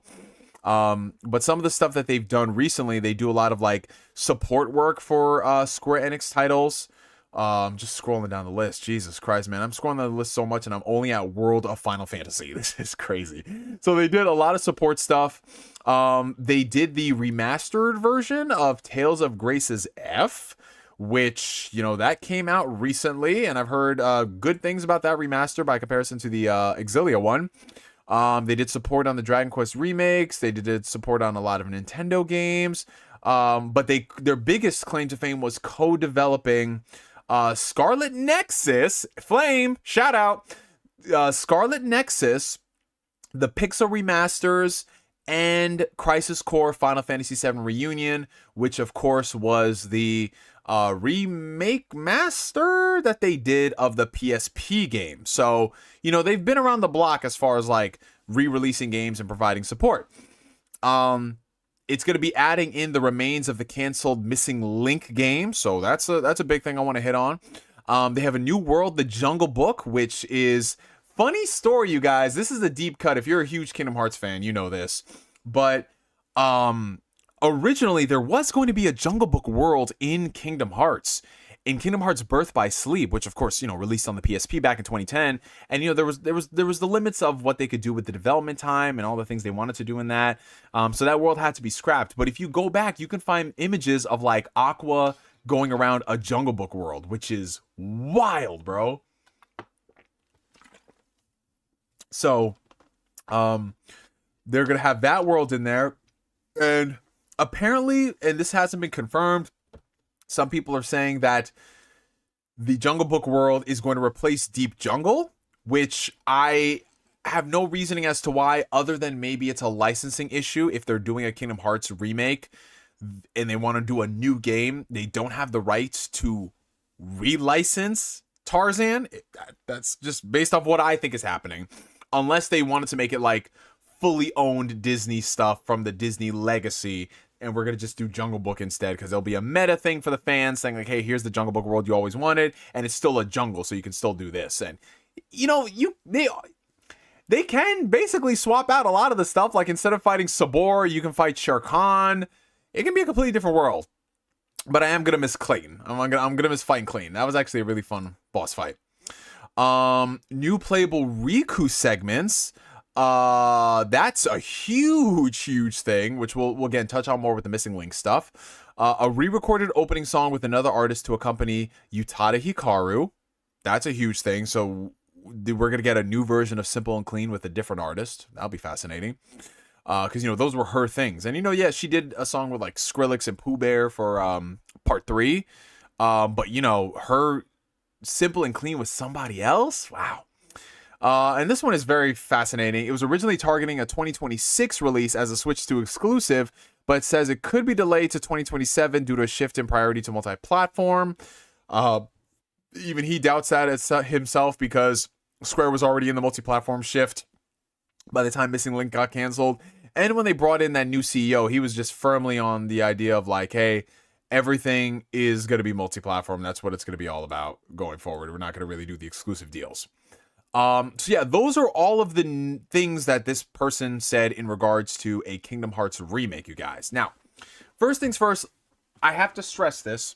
All this stuff is a rumor, so take it as a grain of salt. I always say that when you are talking about rumors online, whether they're for video games, movies, and the like, always follow it back to the source and their validity and their track record, because any Joe Schmo can get on here on a podcast and spew some bullshit. They can get on Reset Era or Reddit and say whatever. It is what it is. That being said, this person does have a little bit of credibility going back to last year. So after Dragon Quest III HD 2D came out, this person, Xtos or whatever, was one of the people that were leaking that Dragon Quest VII was going to get a remake. Not a remaster, not a re-release, but a full-on remake. And that ended up being legit. Now, that is the only thing that is shown here that I am finding that proves his credibility. But that Dragon Quest VII remake was a thing that came out. So we're going to humor the idea of a Kingdom Hearts 1 remake, my friends. Now, if it is happening, is this something that I want to see? Personally, no. I don't believe that we need to get a Kingdom Hearts 1 remake. I wouldn't want a Kingdom Hearts 1 remake. What I want out of the franchise, obviously, is Kingdom Hearts 4. And if they were to go back and do a Kingdom Hearts game and expand on the story, I would much rather them go and do something with some of the side games. Like Kingdom Hearts 358 by 2 days. I feel like that should have got a remake. But I think the ship has sailed for them to actually invest resources in a side game about Roxas and Xion that they already compiled in a cutscene theater. They're not going to spend money to go back and remake that specific game. So if they have to remake a game, it's going to be the first one. Why? Because it's the oldest game in the series. Why? Because the anniversary is coming up. Why? Because everybody and their mama is remaking games. And Square Enix, this company, has already been on a track record of remaking a lot of games. Dragon Quest has had a couple of remakes, whether they're HD 2D or in the case of Dragon Quest 7, a full-on big remake. The Final Fantasy 7 remake project. They've had smaller projects with the Mana series. So they're not opposed to remaking their legacy. And whether we like it or not, remakes, reimaginings, remasters, whatever, it's what's selling. Call it nostalgia all you want, but people end up buying this stuff. And I'm guilty of it because I've supported a lot of these things. Not all of them, but I support the good stuff. So if they were to come out with a Kingdom Hearts 1 remake, I think the idea of them doing a redux, like they're saying here, is what's going to get me more interested in the idea. Because I'm of two minds. I'm all for faithful remakes, depending on what the game is. Something like Kingdom Hearts 1 that started out as a really small idea and it grew exponentially. It's such a different concept and scale and scope by comparison to what it was 20 years ago. There's a lot of stuff that has happened. And Kingdom Hearts is that franchise that, for better or for worse, they do a lot of things with lore. And the way that they expand upon that lore, I'm not the biggest fan of. If you were to just play the mainline games of Kingdom Hearts, you have no idea what the fuck is happening by the time you get to 3. You have to play all of the in-between games. You got to play the prequels. You got to play the midquels. You got to play the 2.5 sequels that aren't Kingdom Hearts 3, but technically it's the next part of the story. You got to do all that shit. And tangentially, they go back and they do add certain things to those games that further the lore, which, again, it's like, what the fuck? This was happening all at the same time as this right here? What the hell? Again, for better or for worse, man, that's how they tell the story. But if they are going to remake Kingdom Hearts 1 and plug back in some of that stuff, you know, like, for example, the Missing Link stuff, a lot of the stuff that they were doing with, like, the prequel Kingdom Hearts games to expand the lore, provided it doesn't fundamentally change the core experience of what Kingdom Hearts 1's story is, a story that was just so pure and so simple, I'm okay with that. Because obviously, yes, this is going to be targeting new players, but for the hardcore fans, this gives them something else to latch onto. Like, ooh, that's different. Case in point, playable Riku segments. Yes, showing us what Riku was doing while he was when he got taken away from the Destiny Islands, his whole journey, his backstory. We saw it hinted at in like cutscenes, things in that, meeting Maleficent, going and getting all the other princesses. I don't think you need to make a full game based off that, but the fact that you can have these other playable sections, things like that. I don't know if they're going to have it as its own separate thing, like how Kingdom Hearts Chain of Memories, you play as Sora and then you can play as Riku in his own separate campaign. I don't know if they'll be done like Aqua, where, you know, you have a whole separate section that is just the Riku stuff and you can play through the Kingdom Hearts game as Sora with no issues. It's not going to impede on the pacing or whatever. Regardless, I like the idea of Riku getting more backstory. I like the idea of we seeing what he's doing and how it plays out with all these other characters, and you know, maybe it can do something really cool where it doesn't just stop at where we see Riku in Kingdom Hearts 1 where he closes the door with Mickey. Maybe it goes a little further than that. Maybe we see what he's doing in between Chain of Memories and all that stuff, like, well, after Chain of Memories I should say, where we see him meeting Roxas and doing all the stuff with Diz. I like that idea. I like that idea a whole lot. But are they going to save that for when they remake Kingdom Hearts 2? I don't fucking know. Because now the idea of it sounding so cool, it's a little scary. Because then it's like, oh no, what if they go down this path and it's like, you're going to have to wait for the Kingdom Hearts 2 remake and buy that? I don't know. But yeah, I think that the idea of them doing more stuff with Riku and telling more of the behind the scenes things that we saw in the cutscenes, that gets me infinitely more excited for a Kingdom Hearts Redux. I like that a hell of a lot more than just it being a faithful shot for shot remake of the first Kingdom Hearts, because we don't need that, honestly. Kingdom Hearts, outside of the platforming and the camera, it still plays really well. It's running at like 4K 60. It's still a good game. It's viable. It's on everything. We're eventually going to get native ports for the Switch. If you're just giving me that again, I don't need that. But this sounds a hell of a lot more appealing. Now, again, take it with a grain of salt. We don't know if this is eventually going to come out or be a thing.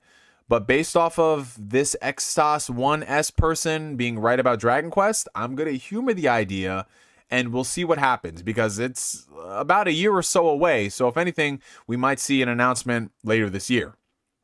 But what do you guys think about the idea of a Kingdom Hearts remake Redux? What do you guys think about that? Are you for the idea? Are you against the idea? Are you humoring the idea only if it actually feels more like a Redux versus a remake? Let me get a temperature check in the chat, you guys, while I go ahead and answer this super chat coming in from the homie God W, $2 super chat. Neo, you slide into Costa Rica for my wedding? Hey man, congratulations. Well, honestly, it would have to depend on scheduling and the like, bro, because you know, if you're having your wedding on a time where I can't get out there, it won't be able to happen, man. But regardless, best wishes to you, man. Best wishes to you. Congratulations. I'm seeing some people leave some comments in the chat. We got the homie Shut Up Gabe. Shout out to you, my brother. He says, I'm just worried that they're going to change the combat too much. It'll feel out of character for Sora, especially since just getting the Keyblade. Yeah, there is kind of like a quasi-meta, if you will, if that's the right way to describe it, where Sora is not too crazy overpowered in the first game by comparison to what you see in 2, and especially in Part 3. And you could equate that to age with him just being older and more experienced. But the more accurate answer is that in the first game, they were just like, well, these are the abilities that we're going to use with this character. And then when we get to the sequel, we know what to add on. But yeah, no, I totally get that, bro. You don't want to make him like too crazy overpowered. Itachi Istar says, the original pitch for Birth by Sleep Volume 2 did tease showing what Riku was doing during the first Kingdom Hearts. Yeah, dude, that's a blast for the past. Oh my God. I remember they were going to do something else with Birth by Sleep. Holy fuck, man. Yeah, they were really in their prequel bag at the time, man. They was just like, yeah, we want to do a lot of this stuff, but they couldn't because it's like, we have to focus on Kingdom Hearts 3. We got to do that. We can't do another one of these, but hey, yeah, dude. I can see them circling back to this. We got a $2 super chat coming in from Dengray Kai 211, 279 Canadian super chat.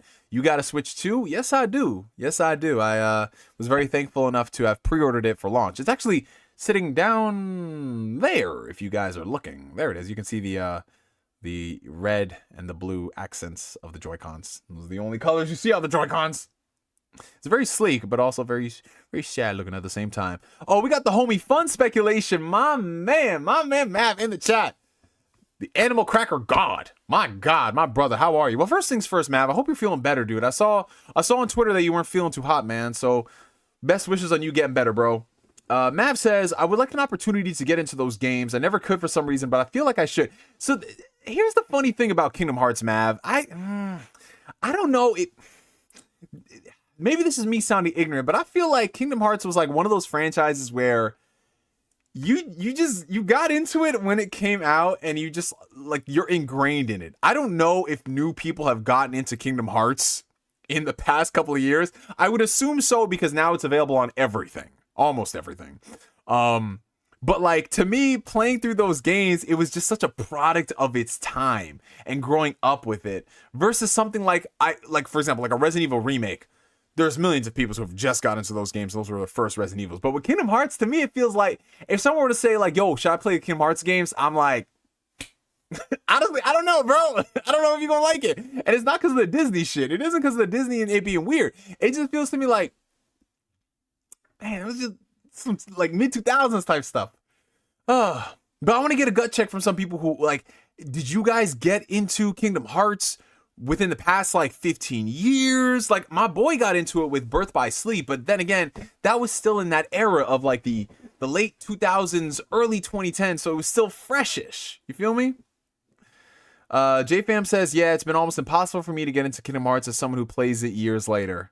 Now, what is it? Is it just like you ain't fucking with the gameplay or the loop of the worlds or it just being like, what is it? I'm curious. I'm really curious. Mav says, I remember getting the first one way back in the day, but I think I rented it and I just kind of stopped playing. Don't think I was feeling the combat or something. Hey, man, it is what it is. Gabe says, I got Kingdom Hearts with my PS2 from Costco as a Christmas gift from my grandma. Hey, we got Kingdom Hearts for Christmas that year with the PS2. Yeah, I remember. So I did have a PS2.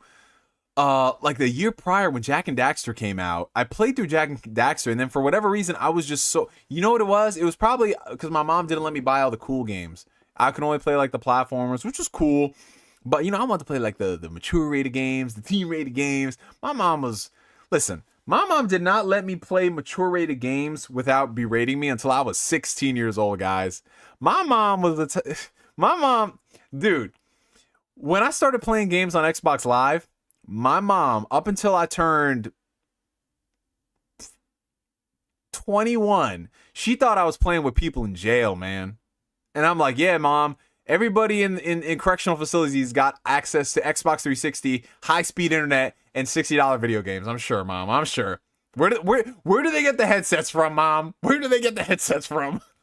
Oh, man. So yeah, basically, like, after that, I was like, oh, I don't want the PS2 anymore. So my parents were like, returned it, and they, I think, bought something else. And then a year later, we got a PS2 with Budokai, Kingdom Hearts, and like a sports demo game compilation that my brother played. My brother was a baby, so he was only a couple years old at that point. He was like 2, so 3 years old. So yeah, he wasn't really into games like that until he was like 4 or 5 and got into like Nintendo and stuff. That's wild. Yeah, bro. Yeah, bro. Dude, y'all remember how it used to be back in the day for the kid. So back then, guys, if I ever wanted to play games like World at War or Left 4 Dead 2 or Gears of War without my mom saying shit, I used to have to take the covers of the games, Photoshop a T rating on it. And so whenever my mom came in the room and she saw me killing stuff, she's like, why are you playing this violent, bloody game? And I said, Mom, look, it's T for T. And she's like, oh, okay. Well, what do you get out of this? What do you get out of killing these zombies? I'm like, Mom, I'm saving the world. Leave me alone. And then when I turned like 16, she stopped caring about it that much. We have 279 super chat coming in from Denray Kai. Appreciate it, man. I hope we get a Cory in the House PS5 full remake. Yeah, honestly, if they ever want to take next generation seriously, we got to get a Cory in the House remake. Bring it from the DS. Big brain moves. Listen, I'm saying your boy Neo was really out there, man. Whatever it takes, bro.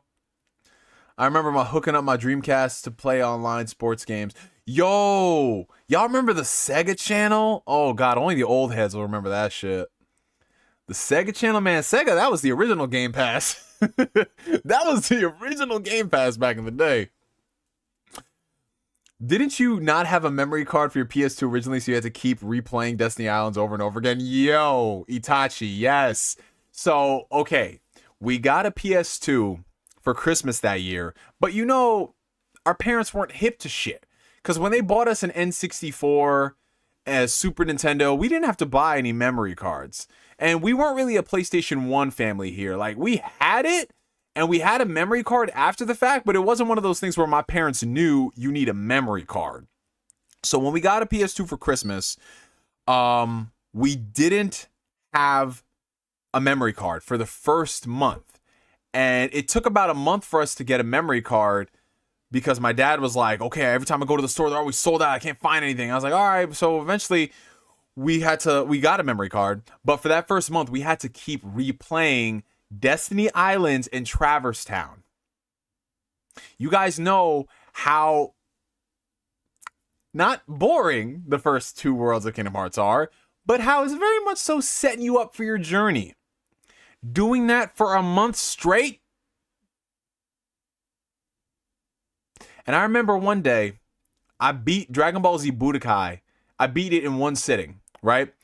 And I wanted to keep playing with all the characters I unlocked. So what I did was, for my PS2, I used to put clothes in front of it so my parents didn't see the light and they didn't turn it off. So I would come home and I would still play it. Man, the things we had to do back in the day, bro. What the fuck, is Neo actually live? Are my eyes deceiving me? No, you're not, bro. Your eyes are not deceiving you, man. 2020 vision. Your boy Neo is live, streaming. We got through some topics as well. Yeah, 8 megabyte memory cards, bro. I still have my PS2 memory card around here. 8 megabyte memory cards. How much them shits cost? Like, was it like $40, $50? I think they almost cost as much as the controllers. But then again, controllers were cheaper back then, too. I remember you can get like a PS2 controller for like 20, 30 bucks, something like that. It's crazy, man. Hey, you made it to a live stream, Kenny. That's what's up. Welcome to everybody who's been joining in between. we have actually just finished up our 2 topics for tonight. We only really had 2 topics. We talked about the Nintendo Switch Partner Direct and the rumors of a Kingdom Hearts Kingdom Hearts remake.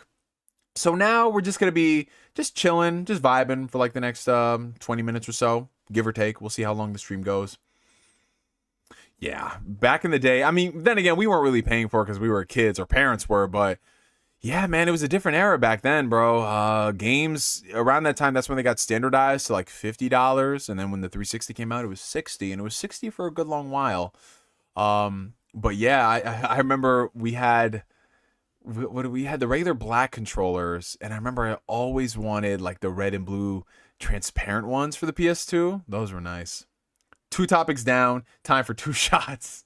No, I think I'll be okay for tonight. I think I'll be okay for tonight. Even though we do have to kill this bottle of vodka, I'm not taking no shots. But I know what's his name. Who the fuck came in here? I remember what's his name came in here and he just said he donated like $50. Like take that fucking shot, nigga. I was like, all right, fine, I get it, but we're good. No shots tonight. $5 super chat coming in from Artsy Avanti. Anybody remember struggling against Kid Buu in Budokai 2? My eyes were flooded with tears for days. Yo, oh my god. So some of the memories from playing Budokai. So obviously the first Budokai game, when you were playing, when you were fighting against Raditz, and you had to, on the analog sticks, you had to turn them around in circles to keep him in place so Piccolo could charge up the special beam cannon. Oh my god, that was, I think, the first time in my life I ever got calluses from doing that shit, bro, over and over and over again, bro. It was so fucking annoying, and then you just kept hearing the sound effects of like Goku and Raditz's feet on the ground and everything. That shit killed me, bro. I used to get so annoyed on that. Budokai 2, yeah, fighting Kid Buu was annoying as shit. It was, man. Like, you ever just like pause the game and he just sit there so frustrated, like a big ass deep sigh, bro? Oh my god. Man, that was some good shit right there. But then you felt really good once you beat the game and you got through it. You're like, fuck yeah, bro. Oh man, that brings me back. I struggled in every fight when I played as Hercule. You're going toe to toe with the world champion. Oh man. No, we're not gonna remake Chain of Memories. We already remade Chain of Memories. We're not gonna do it again. We're not doing that. Hey, Neil, first time chatter. I'm liking the podcast. I appreciate you, Peter. Thank you so much. Welcome to the stream, my friend. Yeah, we're going to try our best to keep this very consistent, even if there's not too much stuff to talk about. It's nice hanging with you guys. Oh, so apparently David Gallagher is replaying the Kingdom Hearts series? Oh, that's totally not suspicious whatsoever. Not at all. Not at all. Budokai 3 is the best DBZ opening. Yeah, that Budokai 3 opening is great. But I do think the second game has the best song. I think the second game has got the best song. Burst Limit has a good song too. Yo, Burst Limit was like the best tech demo I think I've ever played of a Dragon Ball game. Burst Limit, you could tell them niggas did not have time to finish that shit. Like, it was so sick. Like, the first next-gen Dragon Ball game. And then you realize, like, oh, God, they reused so many animations in this shit, bro.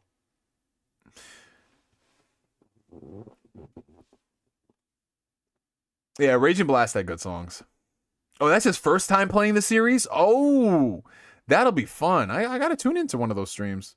Because I love David Gallagher, bro. Yo, listen, I like Haley Joel Osment as Sora, I do, but David Gallagher was like one of the MVPs of like the youthful actors in that game.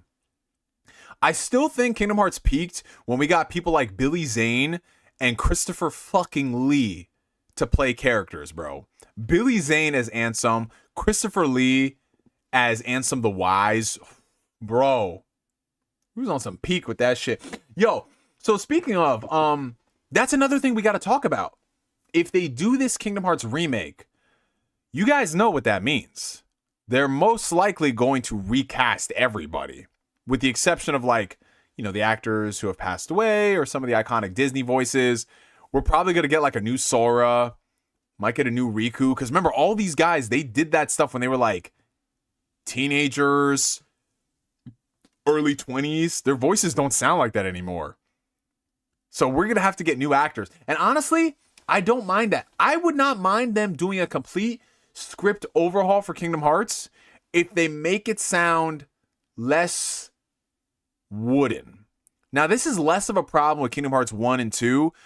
Definitely a problem with Kingdom Hearts 3. Oh my god, the way the dialogue be sounding in those games, bro. But now, that'd be awesome. Man says, you don't want to hear 45-year-old Haley Joel Osment as young Sora again? Nah, I'm good, Chief. David said that Kingdom Hearts 3 took so long they assumed that he'd been replaced before they finally called him in. Yeah, honestly, like, if you heard that game got announced in 2013 and you don't get the call until, like, what, 4 years later? Yeah. I like the fact that you keep on doing these live streams. Appreciate it, Ad Man. Thank you. Yeah, they're a lot of fun, man. They're a lot of fun. I love it. It's our own little family and stuff we do here. Kingdom Hearts has that habit of pausing between dialogue. Pausing between dialogue, doing the like the anime grunt sounds. Oh, you know, that type of shit. You know, like, it just does not sound natural. Whereas if you play the Final Fantasy remake selection of games, those games sound better. They're not 100% there yet. Like, I still think, like, okay, if you look at the Persona games, those games sound so natural. You feel me? The scripting in those games is awesome. But the Kingdom Hearts games just sound like caricatures of what RPG characters sound like. He, hoo, hoo, hoo, ha. Not Clayton. He, hoo, hoo, hoo, ha. Not Clayton. But then there's some people who just give it their fucking all. Like Christopher Lee. Dude, even in bad movies, he's never the bad part of it. Christopher Lee, Billy Zane, like the rent was fucking due, bro. Telling you, man. This man said on point impression, yeah. Yeah, oh yeah, Paul St. Peter as Xemnas. Yeah, Paul St. Peter. Honestly, most of the voice actors that they got for Organization 13 sound good. Honestly, like, the worst of it was, like, the stuff that they gave Haley Joel Osment to say, the stuff that, like, Tara's voice actor wasn't the greatest. Jesse McCartney always understood the assignment. He always did. Jesse was great. Jesse was fucking great. Oh, David Gallagher revealed that he auditioned for Cloud in the remake. Oh my god. Wow. He would have been, I mean, Cody is awesome. But wow, David Gallagher as Cloud would have been amazing. Yeah, I can totally see that. Holy shit. Yeah, my biggest hope for Kingdom Hearts 4 is I really want them to improve the dialogue. I want them to go back and just give us a game that sounds good, man. Yo, so rest in peace to the GOAT, Leonard Nimoy. 12 years on, we miss you, man. Leonard Nimoy as Master Xehanort was dope. And then they got Rutger Hauer. Most of you guys know him from Blade Runner. You know, he was in Blade Runner. He played Xehanort in Kingdom Hearts 3. And then for the Remind DLC, this is so funny because I remember doing a stream around the time 3 came out, before they announced Remind, or around the time they announced Remind. And, you know, it was after Rutger had passed away. And I was saying to myself, dude, I wasn't the biggest fan of Rutger in Kingdom Hearts 3. I thought he did a good job acting-wise, but I just think it was just such a jarring difference. They should have gotten Christopher Lloyd, man. They should have got Christopher Lloyd to voice him in Kingdom Hearts 3. And then they got Christopher Lloyd to voice him in the Remind DLC, which I'm like, right there, fucking perfect, bro. Now all we need is Christian Bale in Kingdom Hearts. I don't know why. I just want Christian Bale in a Kingdom Hearts game. We got Tilt Versus saying, hey, Neo, quick question. Would you ever host a tournament on our platform for you and your subscribers? Well, we don't really do anything in the realm of like tournaments or games like that. I mean, the most that we do is just like party stuff for fun. So we don't really, you know, go out there and like have prizes and stuff like that. We're just fucking around. And most of the time I end up in like the bottom percentile of stuff. So I'm like, I'm just watching you guys play. But yeah, I do want to get back to like us streaming games. Like when we streamed Fall Guys and Among Us during lockdown. Oh man, that was fun, bro.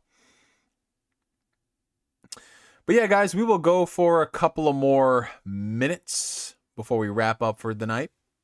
Get your last minute questions. Dude, that Among Us stuff just brought out the worst in people, but it was so much fun, dude. And I remember one time, y'all thought I was the killer, and I wasn't the killer, and then y'all ended up dying, and I was like, see, look at y'all, musty in space. Jesse McCartney and David Gallagher are going to be at Anime Las Vegas. Hey, that's valid. The VO. I still have the Among Us stream. I think I still have it privated just because, like, that shit got too crazy, bro. And that was at the time when they was, like, canceling everybody for everything, and I was like, yeah, let me not put that out there, but I'll probably unprivate it. We could all watch the Minecraft movie together. Yeah, we could all do that on Discord. We watched Madam Web together, and that was a lot of fun. We could do the Minecraft movie. What are your impressions on the Horizon multiplayer game? Oh, yeah, so it'd been rumored for like the past 2 years, but they announced the Horizon multiplayer game randomly. It's it's called Horizon Hunter Gatherer or something like that. But basically, it's like Guerrilla's multiplayer Horizon title, not to be confused with like the MMO thing that's happening. I guess, one of the coolest parts of Horizon is taking down all the robot dinosaurs, and the idea of doing that with friends, I think, is pretty fucking cool. I'm not really feeling this art style. I wouldn't necessarily say it's like a Fortnite knockoff, but it definitely does look adjacent. You feel me? Because that's just the trend of what everybody is doing nowadays. I think that if they kept it with the original Horizon style, at least would have been more palpable to me. But provided the gameplay is cool, I will check it out. I'll give it a shot, and we'll see how long it lasts. Because, Sony has not been too successful with a lot of these live service initiatives. Sans Helldivers, but then again, they don't own Helldivers. So we'll see what happens. But, if it's as fun as it is playing the base game where you're taking out the dinos, and it's basically like a Western version of Monster Hunter, I can get jiggy with it. We'll see what happens. The Minecraft movie was so bad it's good. Yeah, that's the thing. Like, I'm going into it and I was like, yeah, it's probably going to be a shitty movie. But sometimes it's fun to watch a shitty movie after the fact. You feel me? Like, not go out and support it, but just be like, yeah, let's watch it now on Discord. How would you feel if for the Kingdom Hearts 1 remake, they did the same voice actors? Like, they reused the audio similar to the Metal Gear Solid Delta remake. That would be jarring. That would be so weird. Because it's like 2002 voice performances, but like 2027 character models. I don't know, man. I don't know how I feel. Because if this Kingdom Hearts remake, one of the things I want them to do is go back and fix the dialogue. And that requires re-recording. So you're going to have to get new voices. So I'm leaning more towards them getting new voices. Hey, what's up, Rescue Squad? How you doing, man? To think that back during the Kingdom Hearts 3 waiting days, we at least had the HD remixes and the mobile games to keep the series alive. There's never been a Kingdom Hearts drought like this now. Yeah, we have not. What was the last commercially available Kingdom Hearts game that came out? Was it Kingdom Hearts Melody of Memories? That game? That's basically a glorified mobile rhythm game, bro. That was the last new Kingdom Hearts game that came out, man. We ain't got a lick of new Kingdom Hearts stuff since then. This is giving ghetto, man. This is giving ghetto. At least Dragon Quest fans, like, yeah, Dragon Quest 11 came out in 2017, but since then we've gotten like Dragon Quest 3 HD 2D, Dragon Quest 1 and 2 HD 2D, Dragon Quest 7. Kingdom Hearts fans ain't got shit, bro. Melody of Memory came out in 2020. Oh, Jesus. Marcus Noah Terrell, I'm fine with the Kingdom Hearts drought. Kingdom Hearts 3 spoiled the entire game and it ruined the experience. Damn. He got that hate in his heart, bro. He got that hate in his heart. But listen, I respect it. But honestly, I'm more excited for Kingdom Hearts 4 because now it's like, you knew how Kingdom Hearts 3 went. You have no excuse. 4 could be better. That's all I'm saying. I'm giving them benefit of the doubt. It's a new era. It's a new saga. But if this Kingdom Hearts 4 comes out and is boneless, I don't know, guys. We might have to have a dialogue. Yeah, and there's been a lot of Dragon Quest spinoffs too. Yeah. They got the Dragon Quest Builder series. They have those. Yeah.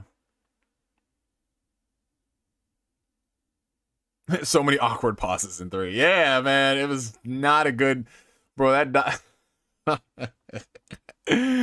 Oh my god.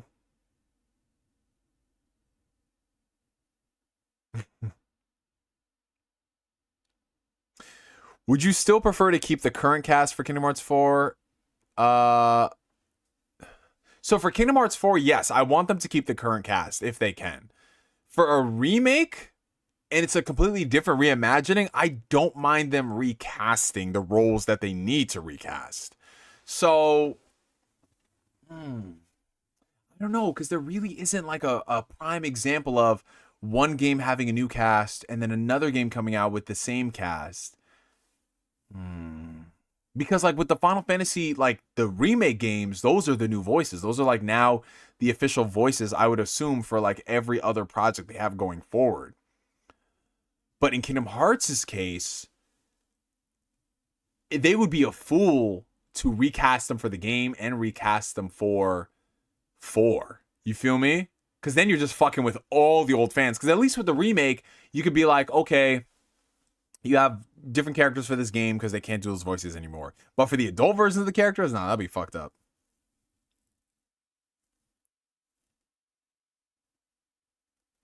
Damn, you would really recast everybody for Kingdom Hearts 4? Oh, I don't know if that's going to go over too well with the fandom, bro. Well, Kingdom Hearts 3 Remind didn't use the 7 remake voice actors, but I would argue that the reason they didn't was because they probably already finished up Remind before 7 remake came out. You feel what I'm saying? Like, if it had been a case of, let's say, for example, remake came out, and then a few years later, Kingdom Hearts 3 came out, I feel like then they would have used the new actors. You feel me? But I think that because they were developed in tandem, that they were going to use the OG cast because they probably already recorded it before they finished. Oh, so they had the new voice actors voice the characters in Tactics. So yeah, so it's going to happen. Nah, they cannot. They are not getting rid of Haley and David. That's the heart and soul of the series right there. Kairi, listen, I'm going to keep it a stack. We need new voice actors for Kairi. I don't know, man. Something about Kairi. Maybe it's the dialogue or whatever, but she just be sounding so annoying, dude. Maybe that's just her character. I don't know.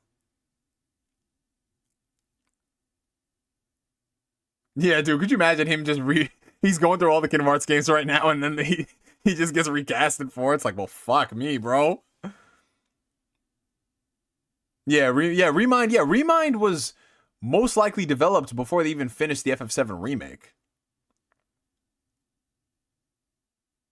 Yeah, the remake is definitely going to recast Haley Joel Osment. He cannot do a 12-year-old Sora anymore.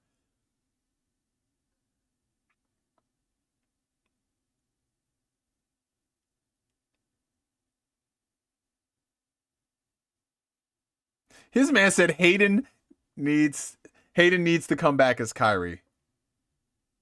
Yeah. Fuck it. Let's do it.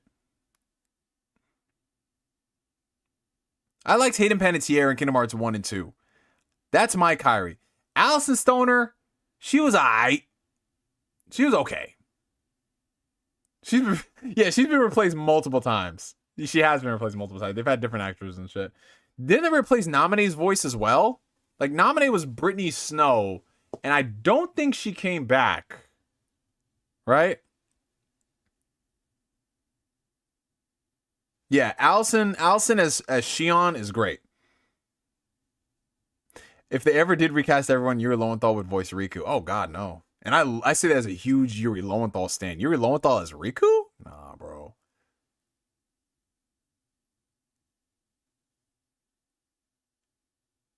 Nah. They definitely cast like a younger, like a new age voice actor. I assume like the new Kingdom Hearts cast would definitely be a lot of the probably a lot of the people we're seeing in like the Persona games these days. Megan Martin has been nominated since Chain of Memories. Yeah, okay, yeah, so they did recast her. Yeah, Allison is great as Shion. Let's not get it twisted, guys.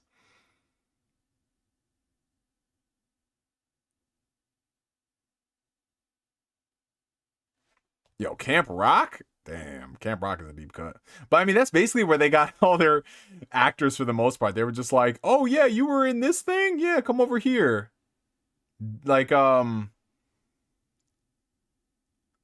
a lot of people, bro. A lot of people who were on like Disney Channel or any of those like tween shows. And like, I remember for, back when Disney was releasing the Ghibli movies, when they did Ponyo, they had, one of the Jonas Brothers and one of the Cyrus kids, they voiced the main characters. And I was so pissed off at the time as someone who loved Ghibli stuff. I was like, why the fuck are these? What are they doing? They're infecting my Ghibli movies. Fuck that shit. I was so mad, bro. Chris Pratt is Sora. I see the vision. I see the vision, bro. Nah, Chris Pratt is Hercules. Honestly, he would sound like a good Hercules. I'm not gonna hold you. Alex Lee or Susie Young will find their way in Kingdom Hearts one way or another. Yeah. Yes, Susie Young. If she doesn't reprise her role as Yuffie in Kingdom Hearts, she's definitely gonna be in that. Just don't bring back that awful Air voice actor. Oh my god. What was her name? Mina Suvari or Dude, I hate every time she came. Bro, oh my god. There were two voices growing up that I could not stand. Mina Suvari as Aerith in Kingdom Hearts 2, and who's the other chick? One second, hold on. And the chick that voiced Vanille in Final Fantasy 13, bro. Oh my god. Could not stand that voice, bro. That's why I didn't listen to, like, Advent Children. I watched it dubbed once because I was at a house full of niggas, bro. I was at a house full of niggas, and it wasn't cool in 2005 to watch shit in Japanese. Funny enough, 2 years later, these niggas watching shit in Japanese because of Shippuden. But in 2005, when I said, guys, let's watch Advent Children in Japanese, they're like, no. I was like, all right, fine, man. Niggas don't want to read. But in Final Fantasy 13, the voice of Vanille, could not stand her, bro. But other than that, 13 had a great cast, bro.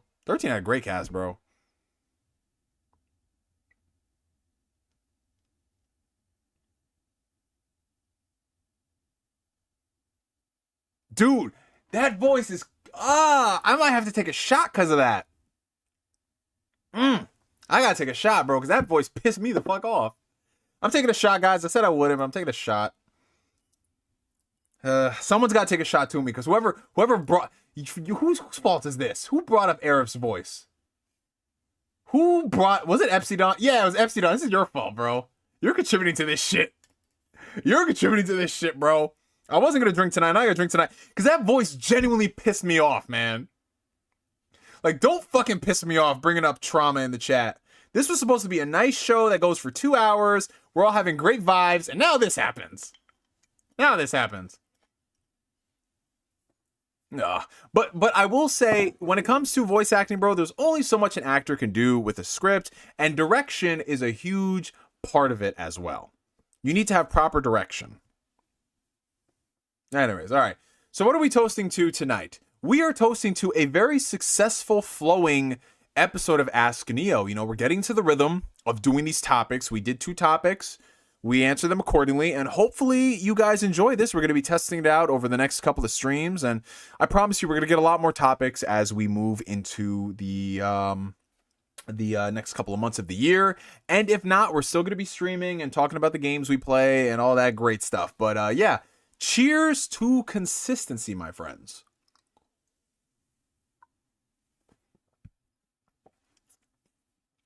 All right. Whew. Okay. I'm making Neo commit some bad decisions. Yeah, you are, bro. I gotta double at work tomorrow too, but it's at noon, so it's not a big deal. I'm chilling. Cheers, Pops. That's my boy. That's my boy right there. That's my boy. But yeah, yo, let's all, speaking of voicing, bro, dude, why? Yo, like, Cloud had a great voice. Sephiroth had a great voice, bro. We've never had a bad Sephiroth voice, with the exception of what happened in the first Kingdom Hearts game, which was stunt casting. I don't understand why. But listen, Sephiroth has been blessed to be played by multiple Superman actors, which is so fucking hilarious to me because who are we gonna get to voice Sephiroth? I don't know. Truth, Justice, and a Brighter Tomorrow. That nigga. Like, let's get Superman. And not only let's get Superman again. We got an animated version of Superman, and now we got a live action version of Superman. If I had a nickel for every time a Sephiroth portrayal was done by a Superman actor, I would have 2 nickels, which isn't a lot, but it is funny how it happened twice within my lifetime. It's crazy. You're drinking a Long Island iced tea? Julian, that's my drink of choice right there. I love me my Long Islands, bro. Y'all better hit that like button. You guys heard this. We got 57 people watching. If you guys are enjoying the stream, hit that like button. Helps out the channel tremendously. I appreciate it, you guys. And what are you guys doing right now? You know, we're coming up on 2 hours into the stream, a little over 2 hours now. We're just gonna be vibing for like the next 30 minutes. You know, nothing too crazy's happening, so feel free to drop some questions below in the chat. But yeah, like go ahead and like ask some fun questions, man. Some fun questions, some interesting questions. We freestyling. Oh, we're so back, baby. What's up, Mark? How you doing? Wait, his Japanese voice actor also voices Superman? Oh man, that shit is written in the stars. Wow. Which Superman? Did he voice Superman in the cartoons, or is he like the Japanese dub version of like Henry Cavill or David Cornsweet? Like, how's that work? No, I've been good, Mark. We chilling, man. We just had a really good stream, and we're going a little over right now because freaking Epsilon in the chat pissed me the fuck off and brought back some trauma of a voice. What voice are we talking about, Gabe? Mina Suvari from Kingdom Hearts 2 and Final Fantasy VII Advent Children. She played Aerith. Being very, very generous. Ah, man. Epsilon, you listen, man. That was like the meanest thing you've ever done, bro. That was like the meanest thing you've ever done. You're just like, yeah, I hope they don't bring that voice back. Now just like a materia shattered in my mind.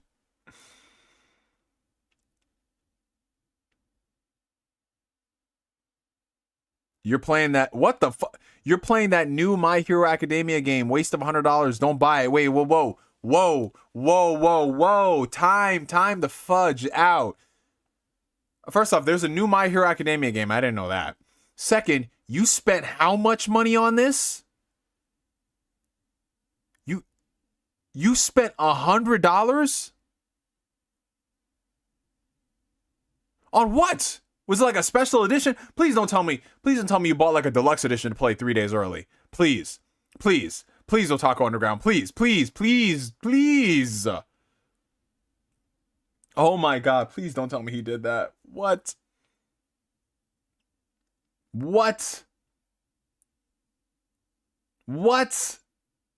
No, before we even answer anything else, guys, I need to know this. What happened?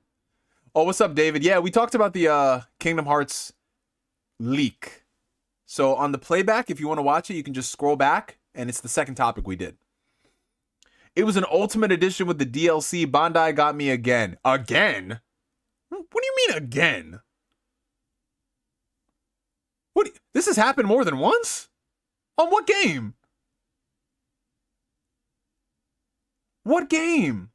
So you spent $100. Let me.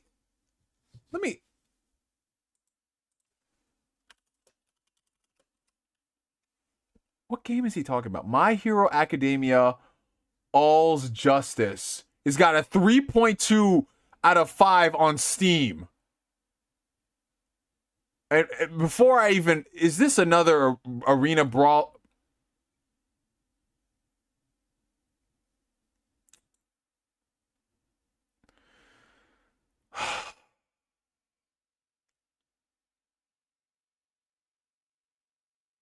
Okay, but you buy Gunplas, right? You buy Gunplas, you can build them shits, man. You are building stuff with your hands, and it's good for your brain. My man's, you gain nothing spending $100 for early access digital deluxe edition anime games. Listen, rule number 1: never spend full price on an anime game. The only time it is ever acceptable is if it is something that is long awaited, like Sparking Zero. Niggas been waiting for that shit. Hood niggas bought that shit day one. That's the only time it's acceptable. Buying an anime game day one? What was the other game? $100 on Bleach and Sparking Gero. Oh. Listen, everybody gets one, and that one was buying the expensive edition for Sparking Zero. Because niggas was waiting for that shit since freaking high school. That is the only acceptable thing. Regardless of the quality of the game, and whether or not people think it was a disappointment or great or whatever, irrelevant. That's the one game. That's the one game in almost 20 years. But My Hero All's Justice for $100.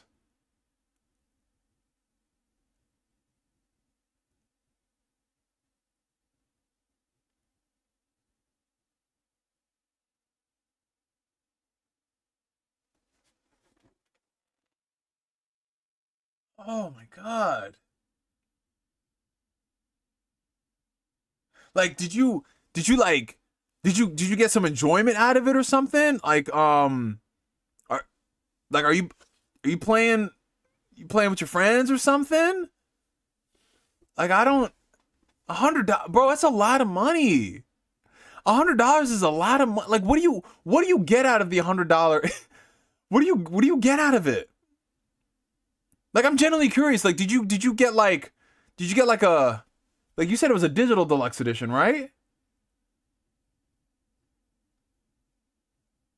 With the DLC, do you have the DLC now?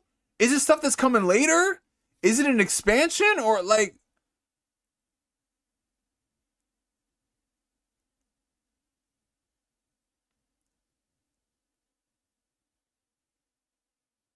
So, okay, so you loved the last game. You have a 1,000 hours? Okay, big boy. They ruined this new one. How did they ruin it? Because to me, people, listen, anime games are not, it's not like going from like Mass Effect Trilogy to Mass Effect Andromeda. You feel me? Like, Mass Effect is up here, Andromeda is down there. Anime games are, for the most part, sans like the Storm games and a couple of Dragon Ball games here and there. Most anime games are like at the bottom of the barrel. They might have like some cool gameplay mechanics, but they're mostly just generic arena fighters with like cutout stories that we could put that shit together ourselves, bro. So the DLC characters are coming later this year. So you just bought it because it came with a season pass. But it has costumes. Are you getting anything out of those costumes? Like, do you like press R1, you put on that costume, and you're just like, damn, this shit look fly? Like, do you feel like happy? I'm genuinely trying to figure this out. I'm not even trying to make a joke, guys. Like, I'm like really like $100 on an anime game. They took out the ultimates, the dash, jump, cancels, and stages. So you just be walking in that bitch? You bought a My Hero game just to walk? Or is this like a My Hero game where you're just in class? What is going on? What are you playing? What's happening in this game? Is it like a visual novel? Because I got some good visual novels I can recommend to you. The Great Ace Attorney Chronicles. 100 Line Last Defense Academy. It's a visual novel, but it's got some like some strategy RPG elements to it. If you want a really, really great game out of left field, Doki Doki Literature Club. That game's like $20. I don't know, like are the chicks hot? But then again, those are teenagers, bro. So we shouldn't even be asking that question. Man said I could have bought 4 McDonald's meals with that money. Yeah, look how expensive McDonald's is. I'm taking another shot, bro. Yo, you know what you could have bought with that $100? You could have bought, I'll tell you what you could have bought. You could have bought a GOAT Western RPG, Kingdom Come Deliverance 2. You could have bought a great remake of an RPG. You could have bought, where are you? You could have bought another great remake of an RPG.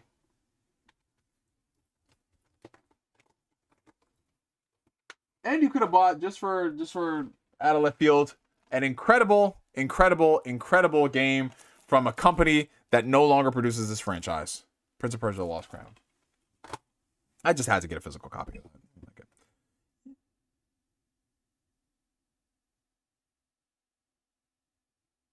Yo, I don't fuck, bro. McDonald's I only fuck with when I'm high as fuck and I'm lazy and I don't want to go anywhere. You got wait. Okay, hold on. I gotta take this second shot because I just read something that just bothered me.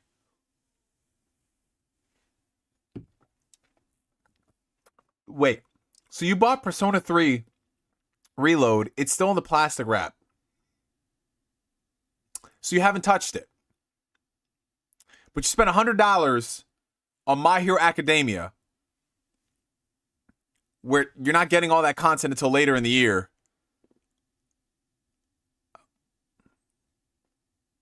Okay. You still my boy, Otaku Underground. I just.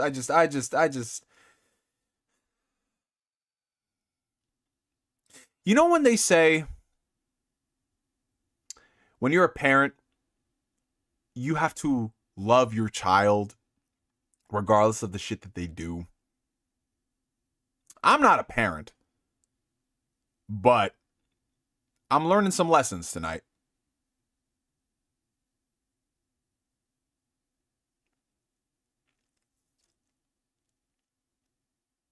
Can you get a refund on the game? Like, is it within 2 hours? Like, I don't know, bro.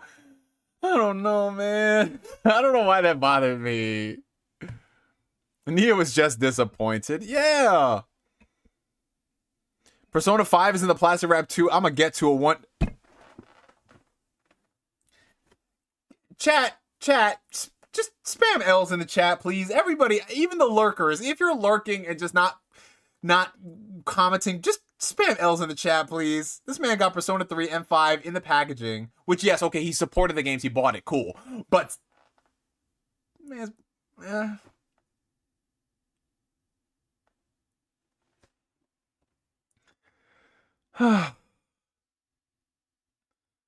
man, I just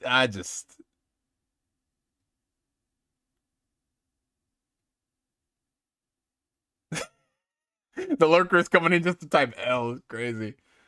Oh my god. But you know what? We all listen. We all have that one game that we just buy and we play and we just get so disappointed in. Like, it happens. I mean, I still got some games sealed. Bro. You know what games I still got sealed? But remember, I bought them when they were on sale because it's a good deal. I got a Unicorn Overlord sealed. That game right there. I got that sealed. I do want to play it. You got 13 Sentinels still sealed? My nigga, I got 2 copies of the game. That's how... Yo, 13 Sentinels. If you guys have never played... I got 2 copies. I got the Switch version over there, and I got the original PS4 copy right here with the slipcover, right? That's how old this shit is. If y'all have not fucking played 13 Sentinels, holy shit, bro. One of the best stories in a game. Man said L's in the chat. Yes, 13 Sentinels is fucking incredible. I played that shit, I was like, alright. And then I played that shit, and I was like, oh. And then I played that shit, and I was like, this is one of the greatest written games I've ever played, and people need to know about it. But I can't tell people why it's one of the greatest written games.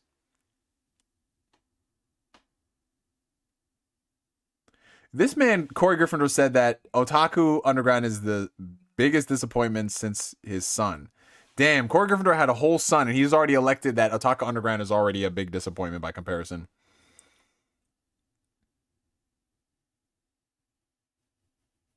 Yeah, Unicorn Overlord, I've heard a lot of good things about it. I think, Jason, you played that, right? I heard a lot of really positive things if you were a Fire Emblem fan. Well, at least Code Vein. I've heard Code Vein is like a decent game, though. You know, like they launched the newest one, Code Vein 2. Oh god, it's also got a 3.2 on Steam. What the fuck? Oh damn, maybe I need to take that comment back. Somebody said Code Vein 2 is everything I hoped it wouldn't be. Jesus, what the fuck? I thought that niggas fuck with this shit. Oh God. Ooh. Some of them scores. Oh, buddy. I thought that niggas was fucking with it. Yeah, Fire Emblem Engage, if you play it expecting a great story, nah, it's not there. But the gameplay is some of the best in all of Fire Emblem. Yeah. Unicorn Overlord, I got that. You know what it is though? I got a lot of these games cheap on the PS5, but I wanna just rebuy them on the Switch for some reason, man. I'm getting that. You know what it is though? Like, you know what it is when like you got a game on like PC or your Steam Deck or your PlayStation. I just want that shit on the Switch, bro. Just like, yeah, I want to get on the Switch, bro. Like I'm a Switch sexual, bro. I'm a Switch sexual, man. So I get that shit like, ooh, yeah, man, play with the detached Joy-Cons and everything, or play with a Pro controller, or, you know, play it handheld mode. I got options, man. I'm a Switch sexual. I'm gonna coin that term.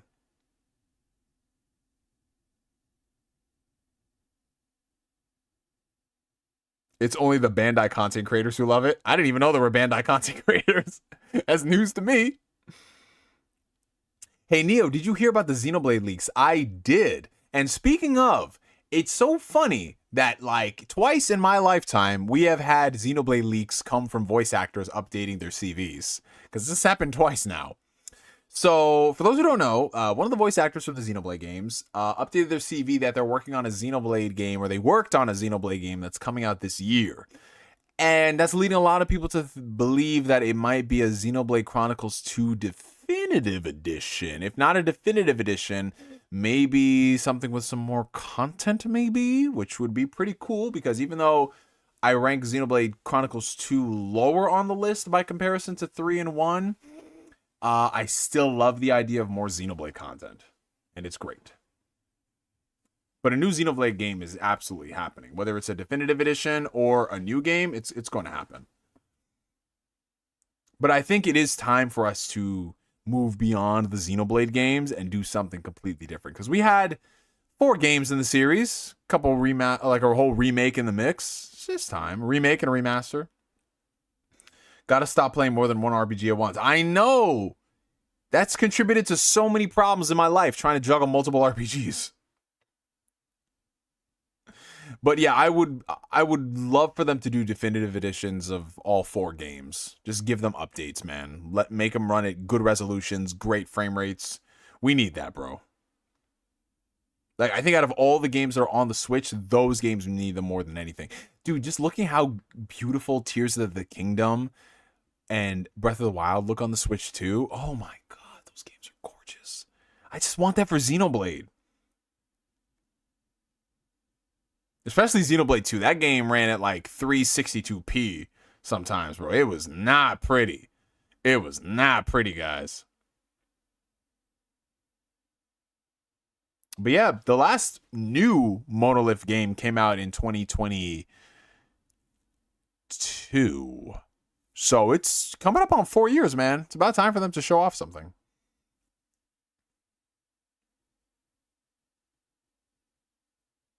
Yeah.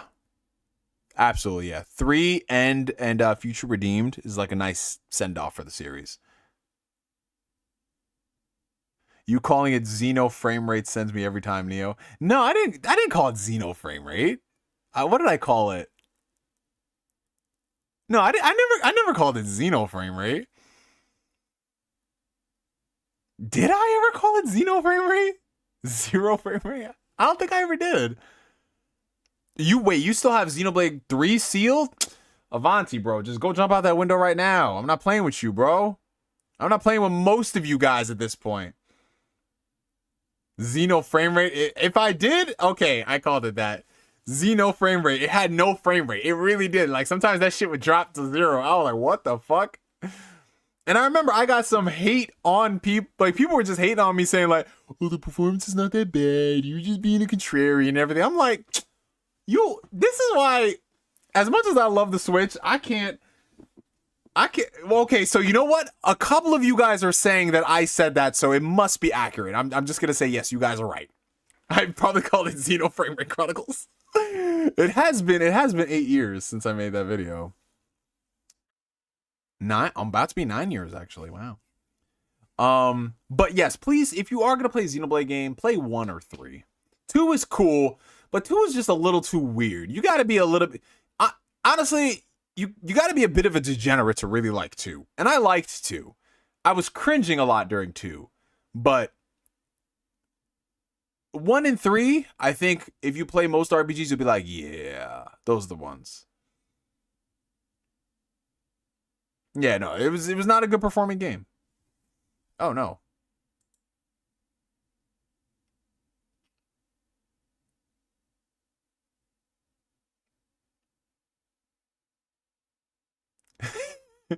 I do say Xenoblade 2 is the best of the trilogy, but I will say the frame rate was indeed garbanzo beans. And yes, I am a degenerate. And that's fine, bro. It's fine.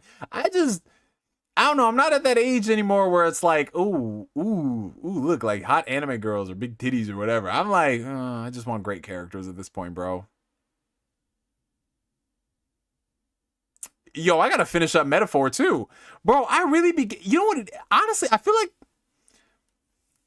I be getting like more than halfway into these RPGs and I just stop. I get tired. Some of these RPGs are just too fucking long, man.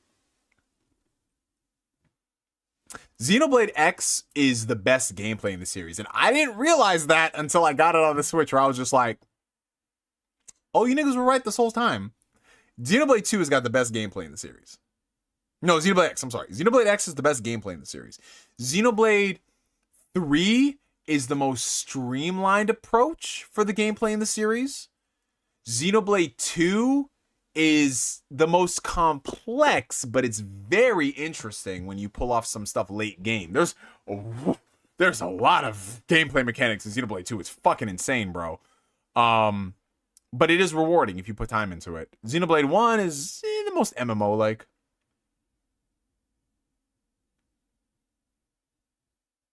Oh, we have a $4.99 super chat coming in from Niche Space Cowboy. Appreciate it, my guy. I've been following you since 2009. I was 11 years old now. I'm 28. Where does the time go? Brother, man, I have been wondering that myself, dude. It's crazy. Like, I'm going to be 33 this year, you guys. And the concept of that, it felt strange when I hit 30. But then I realized that it's just another year in life. You know, whether you're 30 or you're 20, you just have to keep working towards being the best version of yourself in whatever way that manifests, wherever point you're starting. But time goes by very quickly. Like once you hit past, I want to say, ooh, man, honestly, when you hit like 25, that point, and you start getting ingrained in life, the years really go by quick, bro. Like the past 6 years, probably the fastest time has ever gone by comparison to beforehand. Like these past 6 years, I'm like, wow, like we're going on 6 years since the world fundamentally changed. It's crazy, bro. It's crazy, man. But you know what the important thing is, man? A lot of us are all still here, and I'm very blessed and thankful for that. A lot of you guys I've gotten to know for almost 2 decades now. You know, like this fall will make 18 years of being on YouTube. 18 fucking years. Like if I had a kid in 2008, my kid would be graduating high school now. And I'm blessed that like I'm still able to talk to a lot of you guys. And even if it's only for like this stream a week or a couple comments here and there on Twitter, it's amazing, man. You know, like I remember watching it when the Switch was in its first year and I was 14. Yeah, dude, isn't it crazy how the Switch is like 9 years old next month? Persona 5 is 10 years old this year. Like what? That is awesome, man. I'll be 35 this year. I'm 29 this year. I'm almost 30. Dude, I'm 27. I've been watching since I was 10. I'm 33 and I still don't know what the hell I'm doing. Hey, we just taking it day by day, man. That's what we do. That's what life is all about.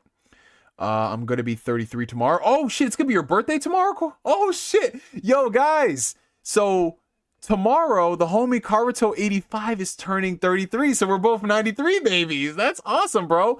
Well, we are going to be taking this celebratory shot to you, my friend, and anybody who is turning 1 year older within the next week when we do Ask Neo. Happy birthday to you guys, but especially happiest of birthdays to you, Karuto85. Level up, my friend. All right. Okay, yeah. Shout out to all the 90s babies. Absolutely. I found your channel in 2010 with your Uzumaki Chronicles review. Yo, where's Jason in the chat? Jason still brings that up to this day, bro. Oh my god. I can just be minding my business on a random Tuesday at like 4:37 in the afternoon, and then Jason just throws in a random Uzumaki Chronicles review reference, and I'm like, this fucking guy. Itachi says, do you feel pressured to get married in your 30s? So I don't feel pressured by my circle of people. The people in my life, my family, I don't feel pressured whatsoever. Because, you know, we're all the same mindset. Like, listen, you got to find the right person and go for it. Now, the women who I had been dating, that was definitely a point of contention where the topic of marriage came up.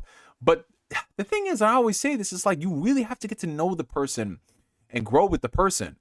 Like, I remember at one point, it was like within like a year of dating, you know, the idea of like, oh, you know, having kids and marriage or whatever. I'm just like, whoa, slow the fuck down. Slow the fuck down. Can we just enjoy each other's company first before we do that? Like, eventually I do want to get married and have kids, but it's all about building that foundation, that pillar with that person, growing with that person and going from there. And I'm going to be honest, you guys, as much as I do want to have kids at some point, I like my free time. I like the idea of, outside of me with my obligations, going to work and making money, paying bills, paying all that stuff, my time is my own. I don't have to worry about somebody else relying on me in that way that a kid would rely on me. I'm sure it's an incredible experience to have kids and do that. Yes, absolutely. But right now, I'm like, I just want to enjoy myself. I want to enjoy myself with my significant other and us doing stuff and us traveling and us doing whatever. And, you know, when you add a kid into the mix, that is a big worldly responsibility for your entire life. So I have felt the pressure beforehand, but my whole thought process has been like, whenever I'm dating somebody, can we just like first establish us and then worry about having kids and doing all that stuff? We have a $5 super chat coming in from Pooh396. Hey Neo, my early 20s were ruined because of mental illness. I'm 24 now. How do I make up and enjoy the rest of my 20s? Well, first things first, Pooh, thank you for being vulnerable on stream. I mean, it's something that everybody who watches Ask Neo knows for the longest time, even though we do talk about this gaming shit and we talk about all this fun stuff and being degenerates and the like. At the end of the day, we're a community and we talk about this stuff. So I don't ever feel like you guys can't talk about some serious shit here. I mean, obviously, depending on like what we're talking about, we might have to save it for later on when we're just chatting. But feel free to be vulnerable and talk about some real shit, because at the end of the day, we're not just people just talking about the good stuff. We talk about the shit that we go through, you know? Marcus Dora Terrell knows this, you know, like whenever we talk about like dating shit and woes and all that stuff. But yeah, what you went through in your early 20s, I don't know your full story and everything, man, so I'm not going to speak to it. Your life is not defined by the horrible shit that you went through, you know? Like whatever it is, what it was for the first like 4 years of your life, bro, that is only 4 years of your life. And if you start viewing your life as like, oh, I need to make up for lost time because I had a really rough, shitty years. No, it's not about making up for lost time and doing things that you couldn't do because of X, Y, Z. It's about living your life. It's about you growing and becoming the person that you want to be. So yeah, you had a really rough couple of years for whatever reason, but you shouldn't look at it as I wasted 4 years of your life. That wasn't you wasting 4 years of your life, bro. That was you dealing with stuff. That was the world throwing everything at you and you trying to find your way to deal with that. Okay? And it's hard. It's not a case of like, I went through a lot of shit and now I'm better. It's like, no, it's a constant everyday thing of becoming better. So you being 24 now, bro, I'm saying this as a guy who's going to be 33. You're still young, bro. You're a baby. And I would say the same thing to you when I was 24. You know, it's not about making up for lost time. It's about enjoying the rest of it and realizing that like, wow, first things first, I'm thankful to be alive, man. I'm thankful to be alive and wake up and be able to do stuff. Having the opportunity to be 1% better than I was the day before. It's not about being like, oh, like, you know, like I need to be so much better in this and that because this person's doing this and that or whatever. It's like, no. Comparison will always be the thief of joy. You should only use comparison as a way to motivate you to become better. But regardless, this is your story at the end of the day. You are the architect of your journey. And if you want to be better, you have to realize that it starts small by being humble, not looking at woulda, coulda, shoulda, what I should have done or whatever. It's like, no, you made it to today, bro. And you are blessed to have seen today. And you know what you're going to do? You're not going to waste your life. You're going to make the most out of tomorrow, bro. And that's what it is, man. And how are you going to make your next year better when you turn 25? Well, just being marginally better than you were at 24 and at 23. That's it. And if all that means is that you are a better person, and let's say you learn like good coping mechanisms, you know, if you had like a substance abuse problem, you've gotten that under control or what have you, whatever it is. If you are marginally better, you don't have to explain that to anybody else because you know this shit. And that's what it's all about, man. Your 20s is going to test you in so many ways. Your 30s is going to test you in so many ways, bro. But don't necessarily view it as like, oh, I went through some shit, I feel like that was a waste. It's like, no, you went through, stuff is going to happen to you regardless. Time is going to pass regardless. It's what you do with that time that matters, bro. So use this as an opportunity to just like get yourself in a really good position. So like, let's say, for example, you know, your mental illness prohibited you from doing the stuff you wanted and advancing in terms of like finances or personal relationships or even just platonic relationships with people. Use this as an opportunity to learn more, all right? To be a better person, to be a better friend, to be a better lover if you're in a relationship. In terms of like working, establishing healthy patterns and routines. So, you know, if you were a person where your mental health really kicked you in the balls and you like, let's say, for example, you worked like an evening job, like 4 or 5 p.m. and you were waking up at 2 p.m. Let's start, instead of waking up at 2 p.m., let's start waking up at 1 p.m. And then let's start waking up at noon. And let's start waking up at 11 and then going from there. And then you notice all these extra hours you get back. What could I do with these hours? Well, let's see. I always said that I wanted to, be more tidy around my place. You can start cleaning more and making sure you establish that routine, being clean and being tidy. Or, you know, I said I always wanted to like go to the gym. Well, you know what? We've woken up a few hours earlier. Now we can wake up, push ourselves to go to the gym. And then from there, it establishes habits and routines and everything. And you start small, bro. Some people can go cold turkey. Some people can go cold turkey and just like, I have to make a change. I got to do it. But for some people, it's better to start small. But you start noticing that all those small choices, man, they snowball. They snowball. And then after a year, you're going to look at yourself and be like, wow, I've really come a long way. And you're going to be proud of yourself. And you want to know what's going to happen with that, man? You're going to become your biggest cheerleader. Because even if, let's say, you dip down to that dark point again, you're going to look at yourself like, I am so much further now than I was back then. I can pull myself out of this. No worries, man. So yeah, give yourself a little bit of grace, man. Give yourself a little bit of grace and continue to push yourself, man. Because tomorrow is never promised, so we got to make the most out of today.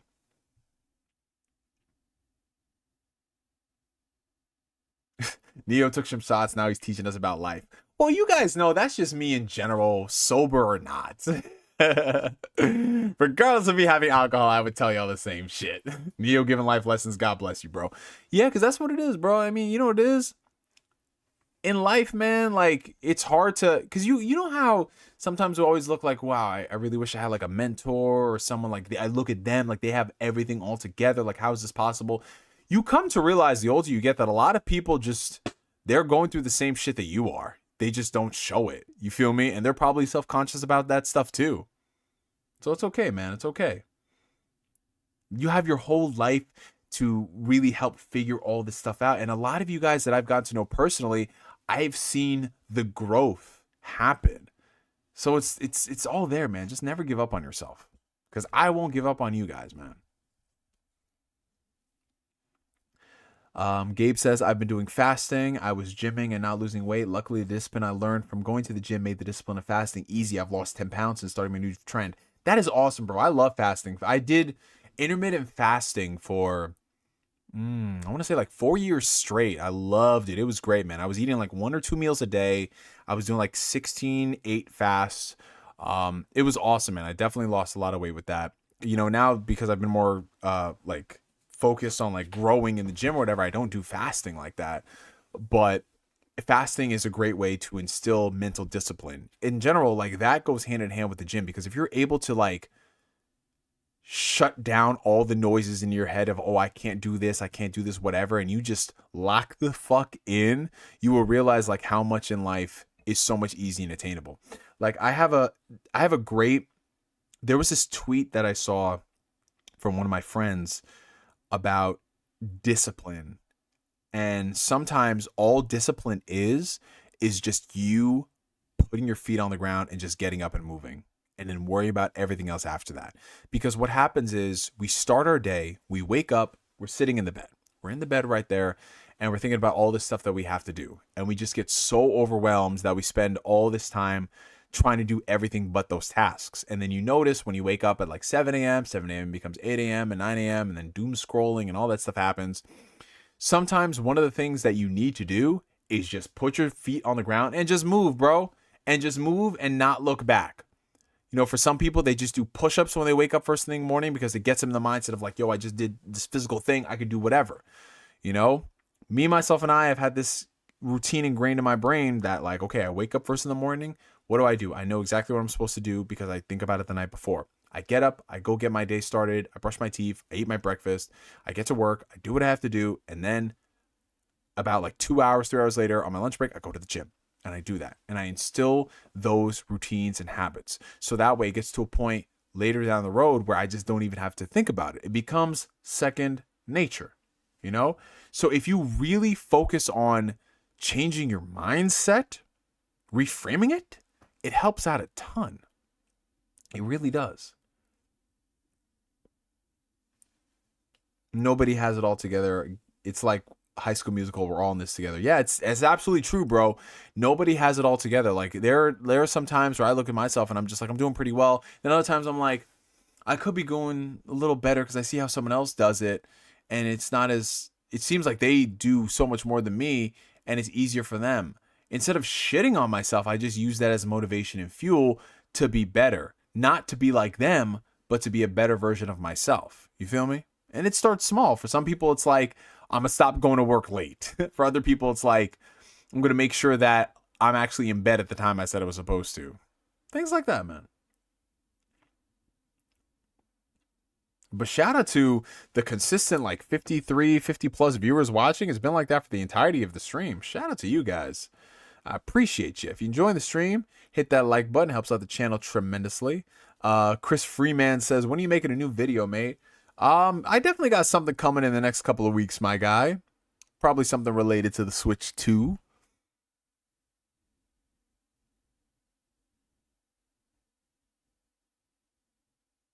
Yeah, if you can treat the gym like you're fundamentally changing your life, bro, it changes you in all the best ways.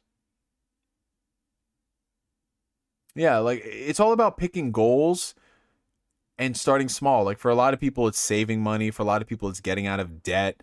For a lot of people, it's like picking something that they work towards. You know, that's all it is. You just gotta pick a goal and stick with it.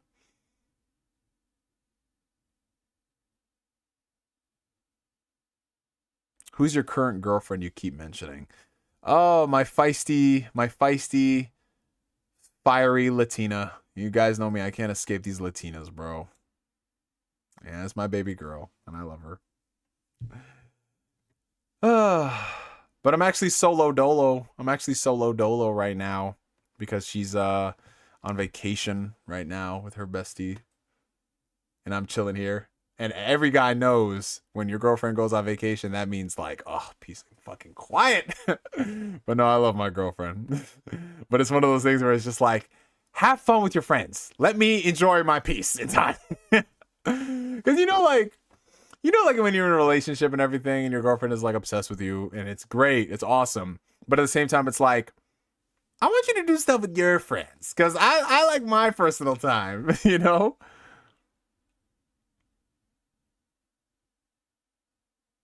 Yeah, I can't escape them Latinas, man. Like, I just can't, bro. Honestly, at this rate, I feel like I'm destined to marry a Latina. I don't know, man. I just can't escape them. As a man of culture, I agree. Like, you know, like it's just that spice. You feel me? And Latina women, they just love so fucking hard, bro. If you got like a Latina woman, she fucking loves you, bro. Like, you don't ever gotta question nothing, bro. Some women get offended when you. Well, I mean, that was one of the things where early on in the relationship, you know, there was a little bit of growing pains where I'm a very independent person. And every single woman I've dated in my life, the idea of a man being independent and doing his own thing was shocking to them because every relationship they had been in, they did literally everything with their significant other. And I mean everything. Like, wake up together, brush their teeth together, go out and do everything. And I'm just like, that's not me, bro. Like, I love doing stuff with my significant other, but at the same time, I like my personal time for me. I like just being by myself and playing my games by myself. Now, there were some compromises I had to make in a relationship, and that was mainly because, like, you know, like whenever, sometimes my girl would come over here and I come over there. When I go over there to her place, I would usually like bring my Switch or bring my Steam Deck if I was spending like a day or two at her place, and I would play my games just to catch up on games. Because, you know, when you're with your significant other, you're doing stuff. Like, we go out and we eat and we go activities outside, and sometimes we just do stuff at home.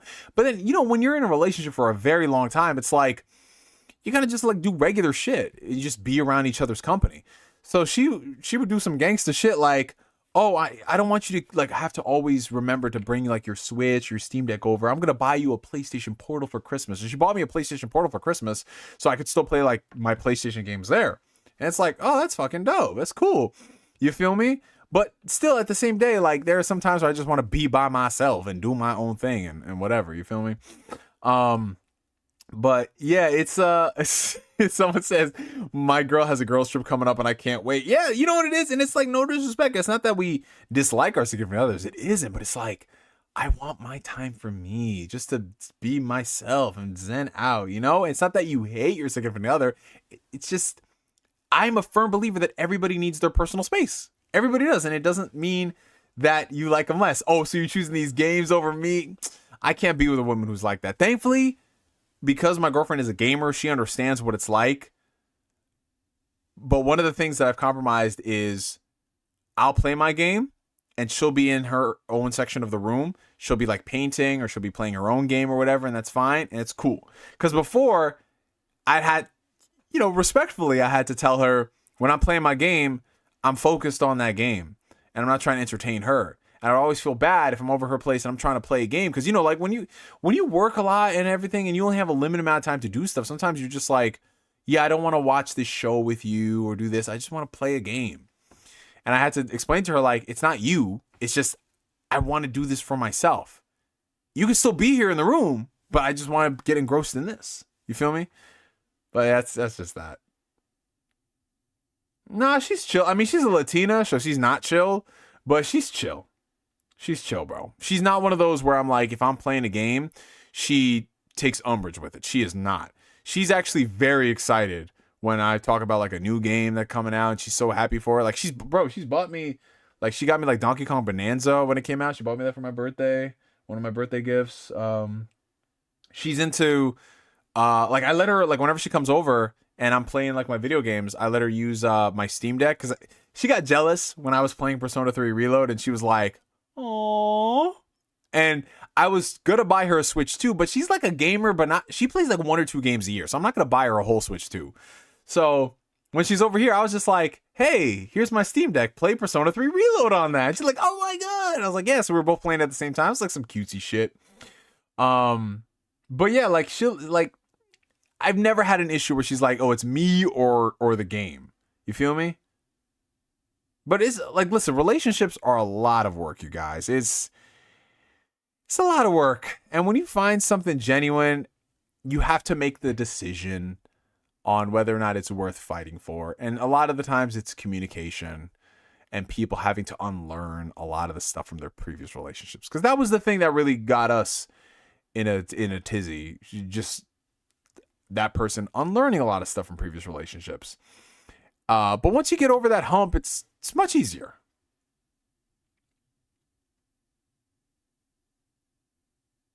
Yeah, anyone who's independent understands what I'm talking about. This isn't like a foreign concept. So you guys get it. You guys get it. Oh, hold on 1 second. So Horror Nation said, good advice, Neo. I lost my mom and grandma around the same time last year. I'm 25 and it's hard, but I'm doing my best. Hey, listen, man. First off, my condolences on your loss. Losing family is hard, but losing multiple family members in a short amount of time is, yeah, I've been there before. It's not easy. But you're here now, and it's hard. Taking it day by day is the best approach. But, one thing I will tell you, man, is let yourself feel every single emotion, man. My first real encounter with death was when my aunt passed away. And that's the one that hit me the hardest, where I realized, like, wow, this person is really gone. And I still get choked up about it from time to time. And it's been 10 years now.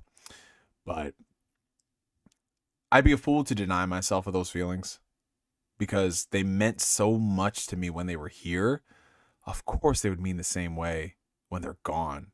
And it's like, sometimes it's like a happy cry. Sometimes it's a very sad cry where I'm just sobbing. Sometimes I'm depressed for an entire day. It's because they meant so much. And honestly, I got to shout out WandaVision, man, that show, because when they drop that bar of a line, what is grief if not love persevering? That shit is fucking true, bro.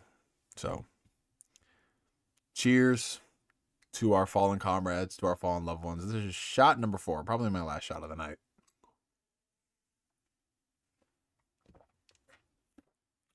But we'll see.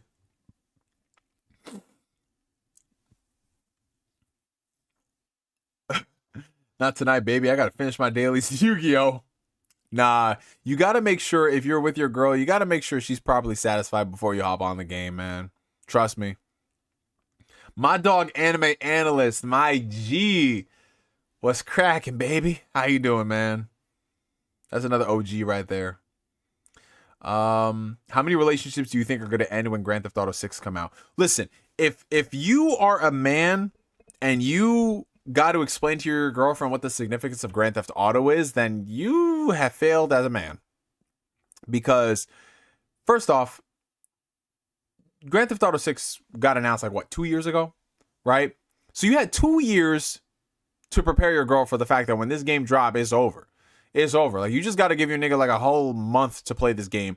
And that's not counting if they drop online, which I don't think they're going to. They're probably going to wait a bit before they'll drop GTA Online. But regardless, you got to prep your girl for that shit. Like, my girl, listen, when Spider-Man 2 dropped, I told her straight up, like, I'm about to be MIA for a few days. And she was like joking about it, like, ah, that's hilarious. And I was just like, no, I'm not. And she's like, what? I was like, yeah, I'm going to be literally gym, work, home, game. That's it. She's like, oh, okay. And she understood it. And I was like, yeah, you know what I'm saying? So when Kingdom Hearts 7, wow. When Kingdom Hearts 7 is crazy. How do we skip from 3 to 4 to 7? God darn it. Oh my God. When the liquor is hitting. When Grand Theft Auto 6 comes out, listen, I have brain cells. When Grand Theft Auto 6 comes out, yeah, it's over. My nigga went MIA for some mid. Listen, Anime Analyst, we didn't know it at the time. Come on now. We all booted up that intro. We heard Swing by Benji, and we was like, yo, this is the shit. This is the shit. What happened after the fact is irrelevant, Anime Analyst. Let us have these moments. Does a woman's past matter if you want to marry them? It depends. Are we talking body count? Are we talking how they acted, their behaviors? Because both of those do matter. Listen, I'm gonna be honest. I can't be women who have high body counts. I'm just keeping it real. Because me as a man, I might be incriminating myself. I don't have a crazy high body count. I don't. I just don't. You know? I don't want to be with a woman who's had multiple bodies. I just don't. Like a lot of bodies? Feel me? Like, hell no, bro. I'm thinking if you have like 30 plus bodies at the age of like 25 through 30, that's pushing it, man. That's pushing it. So that's just me. I don't do that. Because that's crazy. Like when people talking about like a shit ton of bodies, like, because I'm also a realist person. So like to me, if you are like a person in your 30s and you've had like 10 to 20 bodies, that's fine. It's cool. It's whatever. Because, you know, hypothetically speaking, if you had started having sex at like 16 to 30 something, that's like almost 20 years, 10 to 20 bodies is fine. But if you're putting up like 30 plus numbers, or if you're putting up the amount of studios that Embracer have bought and shut down, like we ain't doing that, bro. What's up, Quest? How you doing, bruh?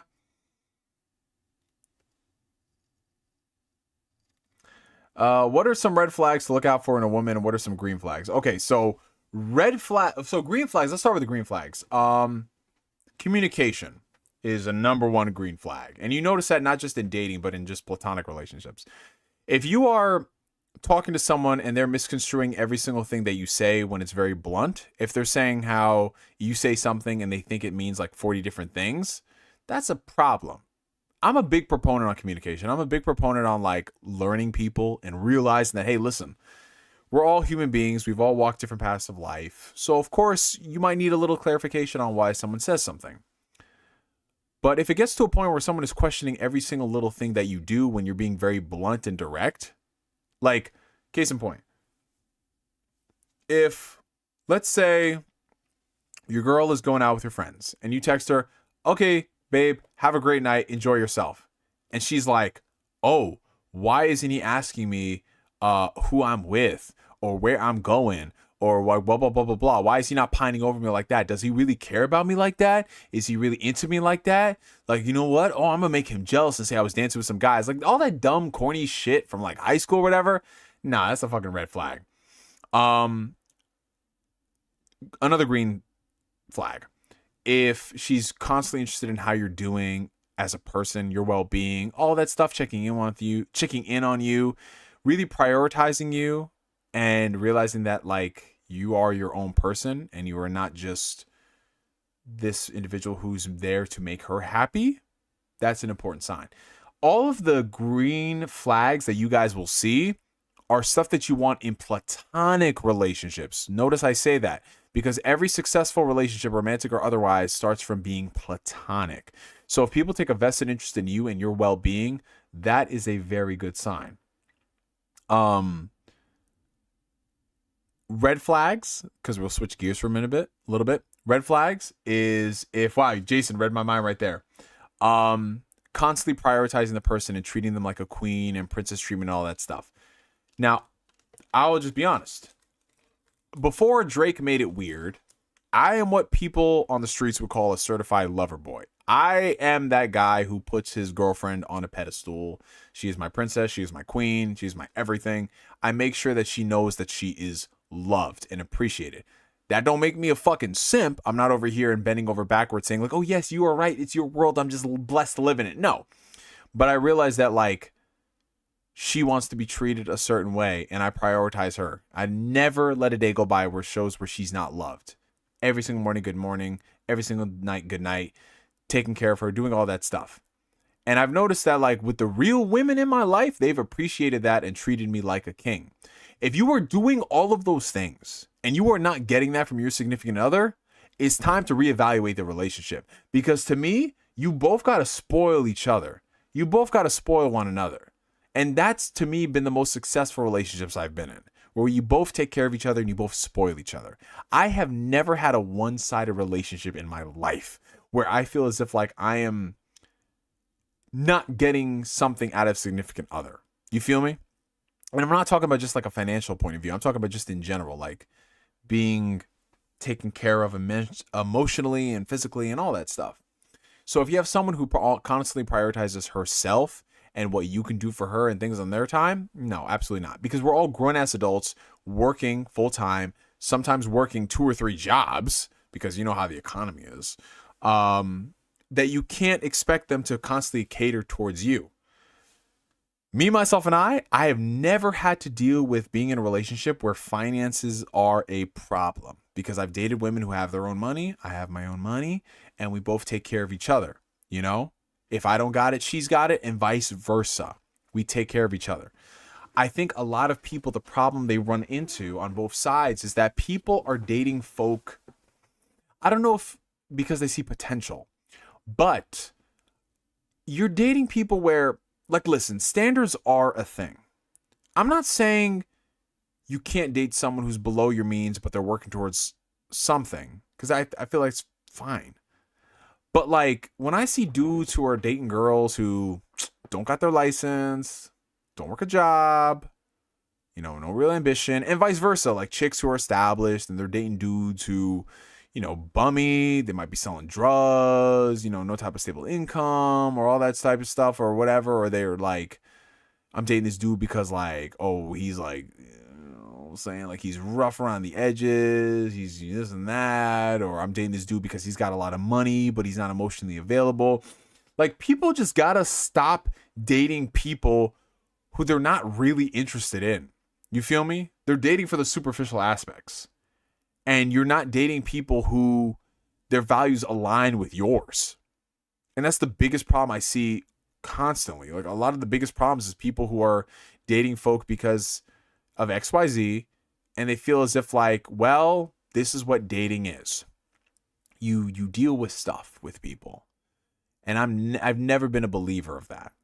I feel like you need to, of course, work through stuff if you see potential, but don't put yourselves in a situation where you are denying yourself of true happiness and you're dimming your own light to make up for somebody else who is leeching off yours. I've had situations where I've had to have, like, really hard conversations with people I was dating, like, hey, you have to unlearn all of these toxic traits because they're not cool. They aren't cool. If I'm not going to do that stuff to you, you better not do that shit to me. You feel me? It's fair across the board. And if I'm not getting fair as the bare minimum of decency, then I got to walk, you know?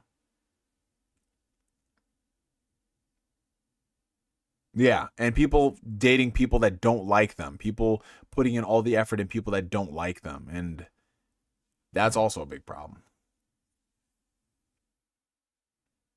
Well, dating Latinas it's a green and a red flag. It's like a traffic light that's green and red at the same time, because Latinas can give you some of the best love you've ever had in your life and the spice and everything. But at the same time, they can be crazy. I'm not going front, bro. Like, most of my relationships have been with Latinas, and they are insane.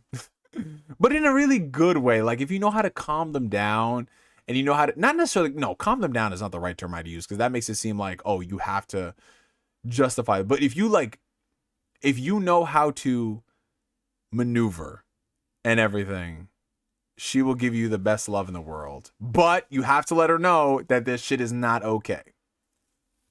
And they grow from that. There's a lot, man. Orange flag? Yeah. Orange flag. I like that, Asbel. Orange flag. I've never dated the Latina that tried to, like, shank me. I mean, I've dated Latinas that want to do some wild shit, but never shanked. Harness the Latina, yes. Neo loves the crazy. I just, no, it's not that I love the crazy. Okay, here's the real truth, guys. It's not that I love the crazy. It's just that the women who I've gelled with since I started taking dating seriously have just so happened to be Latinas. I don't know. I don't know, man.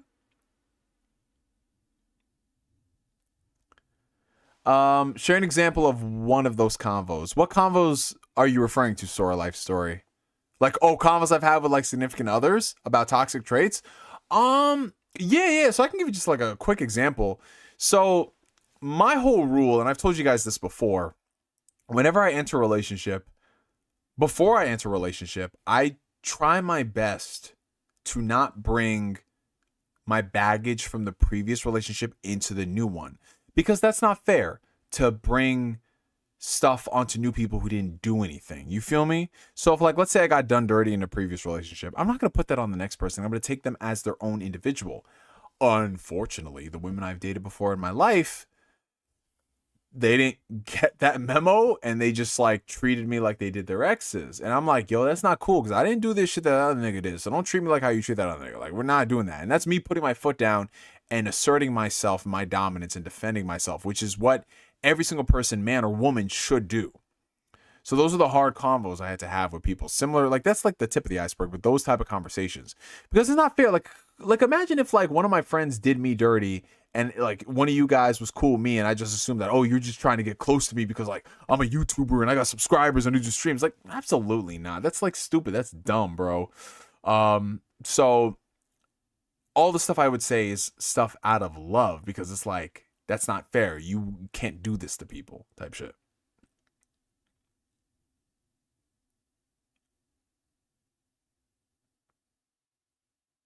Damn, Jason. Oh, shit.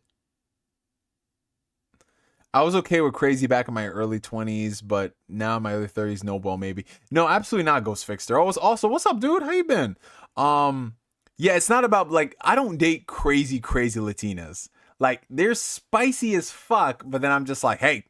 And they're like, oh, you know what I'm saying? Like, it's just one of those, like, hey. Like, type of shit. That's what I mean when I say crazy. Yo, Valkyrian24, Maddie, what's up, bro? How you doing? We just talking about Latinas, man. How you been, bro? Also, yeah, we had a whole like history lesson of the posters back here, Maddie, and I brought up how that Persona poster right here I've had for like 10 years. It's because you sent that to me. Do you often date women that act like your mom? Oh, absolutely not, bro. I know there's that weird thing going around like about men who just want to be taken care of like their mom took care of them. Absolutely not. I've been very independent for myself since I was 16, and I can't date someone who's similar to how my mom acts or someone who wants to take care of me. I like to be taken care of in the sense that like, oh, when I'm sick, I want my significant other to take care of me and things like that, but like not in that regard. Like a man who wants to be babied all the time? Absolutely not. Oh, you just got home, Maddie? Hey, that's what's up, bro. What you do? You go get another one of those cool Australian kangaroo burgers? Yeah, sorry, life story. That's the best way you can describe it. Just throw a little bit of water on it. I actually have water in a spray bottle. I'm just like, bad. Been working at Hobby Lobby now, so work life consumed my time. Still in gaming. Got Neo 3 last night. Got some Legend of Heroes Beyond the Horizon. Hey, I see you, bro. You plugged in with them Japanese games. Yes, sir. Hobby Lobby. Oh, so you were one of the people who you were one of the people who came up with the Wii U marketing. You brought up Hobby Lobby. That's the only place they advertised the Wii U, if you guys can believe it. I think it was like at Hobby Lobby and Pottery Barn or something. It might have just been Pottery Barn. A Nintendo fan's gonna come in and correct me, like, say, actually, sir, it was just Pottery Barn. You had a burger at Royal Stacks? Yo, that sounds like where you would have like the Bang Bang burger, bro. I could go for a burger right now. I don't have a burger. I have meat for a burger. I could make a burger, but I'm not going to. Probably just gonna make meat and some potatoes. Actually, what time is this? 12 o'clock? It's not that time. I might look into ordering some food, even though I shouldn't. I'm trying to be good and not order a lot of food this year. Last year, I didn't order too much food on Uber Eats, which I'm very proud of. But then sometimes when you be doing these live streams, bro, you be like, you feel me? Y'all know how it is.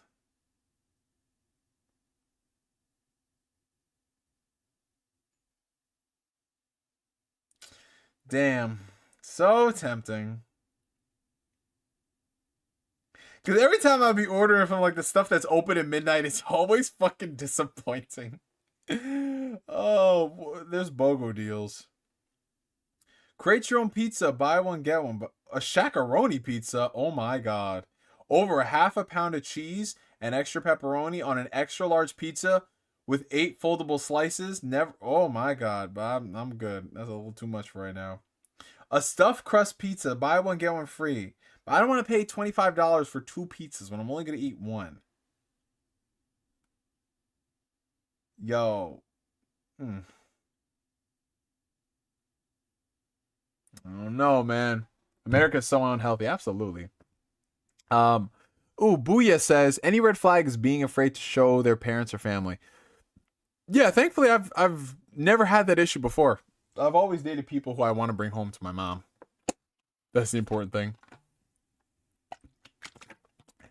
What gave you confidence to upload YouTube videos at a very young age and not worry about backlash of your peers watching it, or you consider yourself already confident when you first started?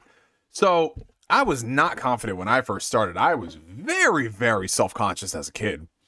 Extremely self-conscious. I was the dude, put in perspective, guys, I was the dude in class who, you know how when your like English teacher made you guys read the books in class and they was like, okay, the whole class is gonna read a passage or two. I was the kid that would count out how many passages were ahead of me, and I would rehearse the lines in my head, but by the time they got to me, I'd always fuck it up anyway. So I was like, ah, shit. So I didn't really have a lot of confidence. I was the kid in high school when I was walking, I could not make eye contact with people. I would always look down on the floor. Very nervous kid, very nervous to speak in class. And I just started doing YouTube videos because I thought it was cool. You know, I saw other people doing YouTube videos, and back in the time, there weren't really a lot of like gaming vloggers and things like that. So it was one of those things where I was like, oh, I just want to talk about this random stuff in my collection. Like here are my anime DVDs and, you know, like the Naruto thing happening or whatever. Oh, shout out to the homie Blue Sent You who just donated $10 super chat. Appreciate it, girl. Oh, girl, it's the alcohol talking. I'm sorry. He's a boy. He is a man. He says, I saw a girl on a date a few weeks ago. She was beautiful, but I didn't swipe left. Oh, on Duet. Duet, is that like an app? Is that like a dating app or something? I'm only familiar with like Twitter, Bumble, and Hinge and all that. I saw a girl on Duet a few weeks ago. She was beautiful, but I didn't swipe left because she had the same name as my mom, and I don't swipe in general if their bio says they have kids. F that. Yeah, so cardinal rule, never date someone who has a name of somebody close in your life. That's just weird. And if they have kids, I mean, it depends. It depends on the relationship. Normally, no, I would not date a woman who has kids. But if shit was going very well and there's no issues with her and the baby daddy or whatever, and she's very level-headed, I could humor the idea.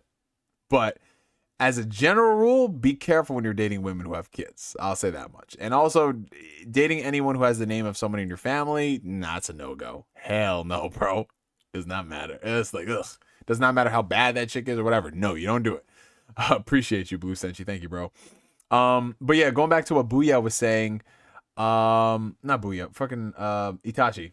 I'm just all these names. Fuck. We have two Itachis in the chat.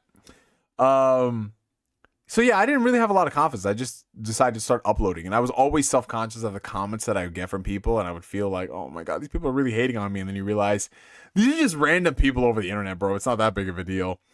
So I just uploaded videos just because I thought about it and I liked it and I enjoyed it and I liked conversing and talking with a lot of people, and that's how I met a lot of you guys. And then the more videos I uploaded, the more comfortable I got on camera, and I just started learning more about myself. I learned how to be a better speaker. I learned how to effectively communicate, because that was the thing. I'm sure you guys will notice if you go back and watch old videos.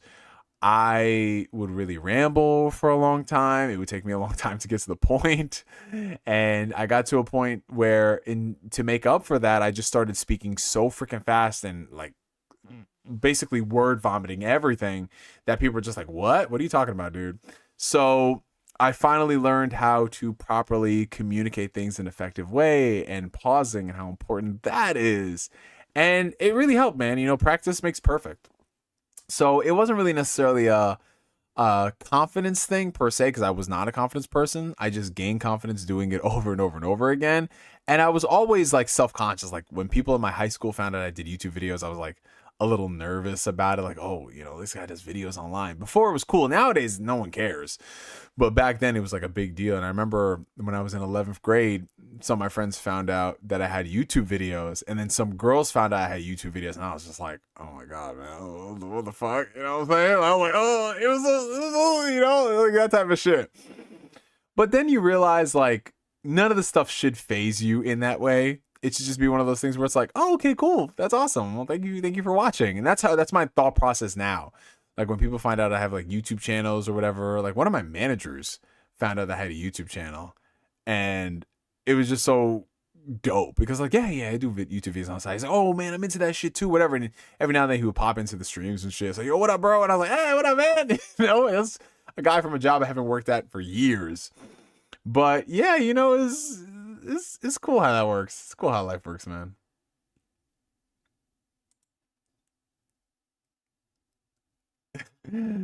Yeah, I don't think I'm gonna order something on Uber Eats. I'm gonna be a good noodle, guys. I'm gonna be a good noodle. Artsy Avanti said, I was that kid that everybody knew and loved, but I didn't belong to a certain clique. Yeah, man, I feel that 100%. Like growing up, I was the black kid that was like not black enough for the black kids, but I was too black for like the white kids. So I was kind of like in my own little world where I could like be friends with everybody, but I could never be in a proper clique. And so, you know, I spent a lot of my formative years trying to like fit in and do certain things, but then I realized that at some point it was fucking pointless. And ironically, around the time where I started doing YouTube videos, I realized that like, well, I'd rather spend my time focusing on this and not really worrying about all that stuff. And funny enough, that's when I started to find my tribe of people who I actually really fucked with, when I stopped caring about being accepted by everybody else. Because you realize very quickly that the stuff that mattered to you in middle school and high school really doesn't matter to you after high school and adulthood. You know, a lot of the people that peaked in that era of high school and college, it's like, where are they at now? Receding hairlines and unhappy marriages, you know? Oh, we have a $2 super chat coming in from Blue Senshi 19. Appreciate you, bro. I don't want another man Spawn. He is vehemently against having to play stepfather duties, which, listen, I respect, man. I respect. But yeah, you know, it was one of those things where I learned, like, I'd rather spend my time with just a handful of people who I can call my own and my friends than spend all this time trying to fit into other people who I didn't gel with, and it wasn't worth it at the end of the day.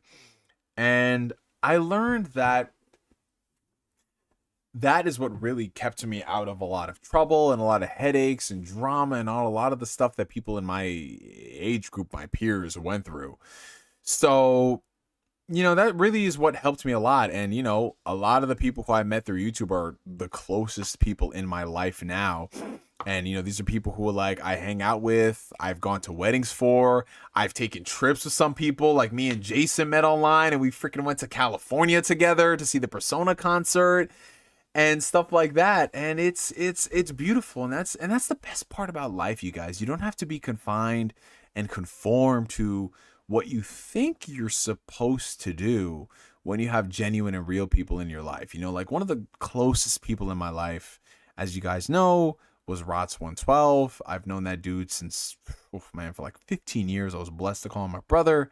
He passed away a couple of months ago. And, you know, I had never met this man in my life, but he was closer to me than people who I've known in the real. And being able to just like share so many memories and podcasts together and talk about some real shit. I spoke to the man almost every single damn day, bro, for 15 years. It was amazing. And I don't take that for granted, which is why I always say it's like, all this shit matters. You know, if anyone ever tells you that this stuff doesn't matter, they're fucking lying to you, bro. Because those type of relationships you can't fake. You really can't, bro. And one of the things that I promised myself I would do, this is before he passed away, but like back in 2020 when there was the whole uncertainty of COVID, I said like I want to try my best when the world returns back to normal to meet a lot of people. And I've made it my goal to meet as many people as I can when I'm going out to conventions or if I'm just out and about in certain places. Like when I was in California, I met up with a couple of my subscribers. I finally got to meet them, like Nick Knack at the Persona concert. I finally got to meet Tekken Jin. I finally got to meet Corey Gryffindor. Corey Gryffindor's here. You know, he's in the chat. It was awesome. Oh, what's up, Wonton? How you doing, bro? And it's great. It's great meeting those people, you know, who you can put a face to the name and you meet them and you can go out drinking with them and have ramen and all that shit. It's stuff like that is what matters. And that's why I always say life is beautiful, man, because, you know, it might just be an interaction you have once, but the fact that you were actually able to make that connection with that person is fucking amazing, man. Yeah. So that's it, man. So like those people in your life, if you truly like fuck with them, man, make it a point if possible to meet up with them, even if it's at like a convention or whatever, even if you're just getting drinks or whatever. It's awesome. Its Shape says we're at 52 likes with 56 people in the chat. Hit that like button. That's a fact, guys. If you're enjoying the stream, hit that like button, y'all.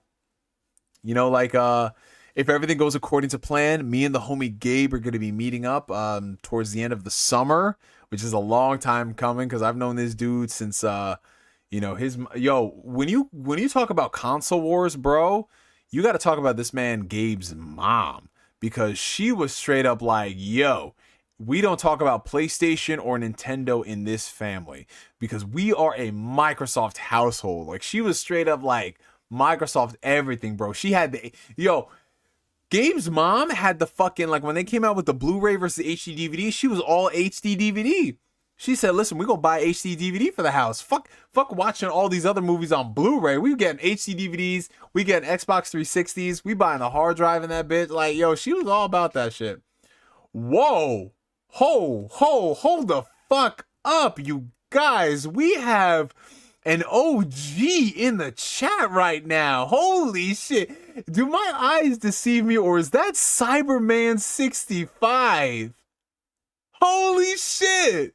Cyberman 65. Yo, speaking about going back to the OGs, you want to talk about me being an OG, man. This man, Cyberman 65? Oh my God, dude. I used to watch this man's videos all the fucking time, bro. Holy shit. Man, my man Cyberman uploaded all, like, yo, listen.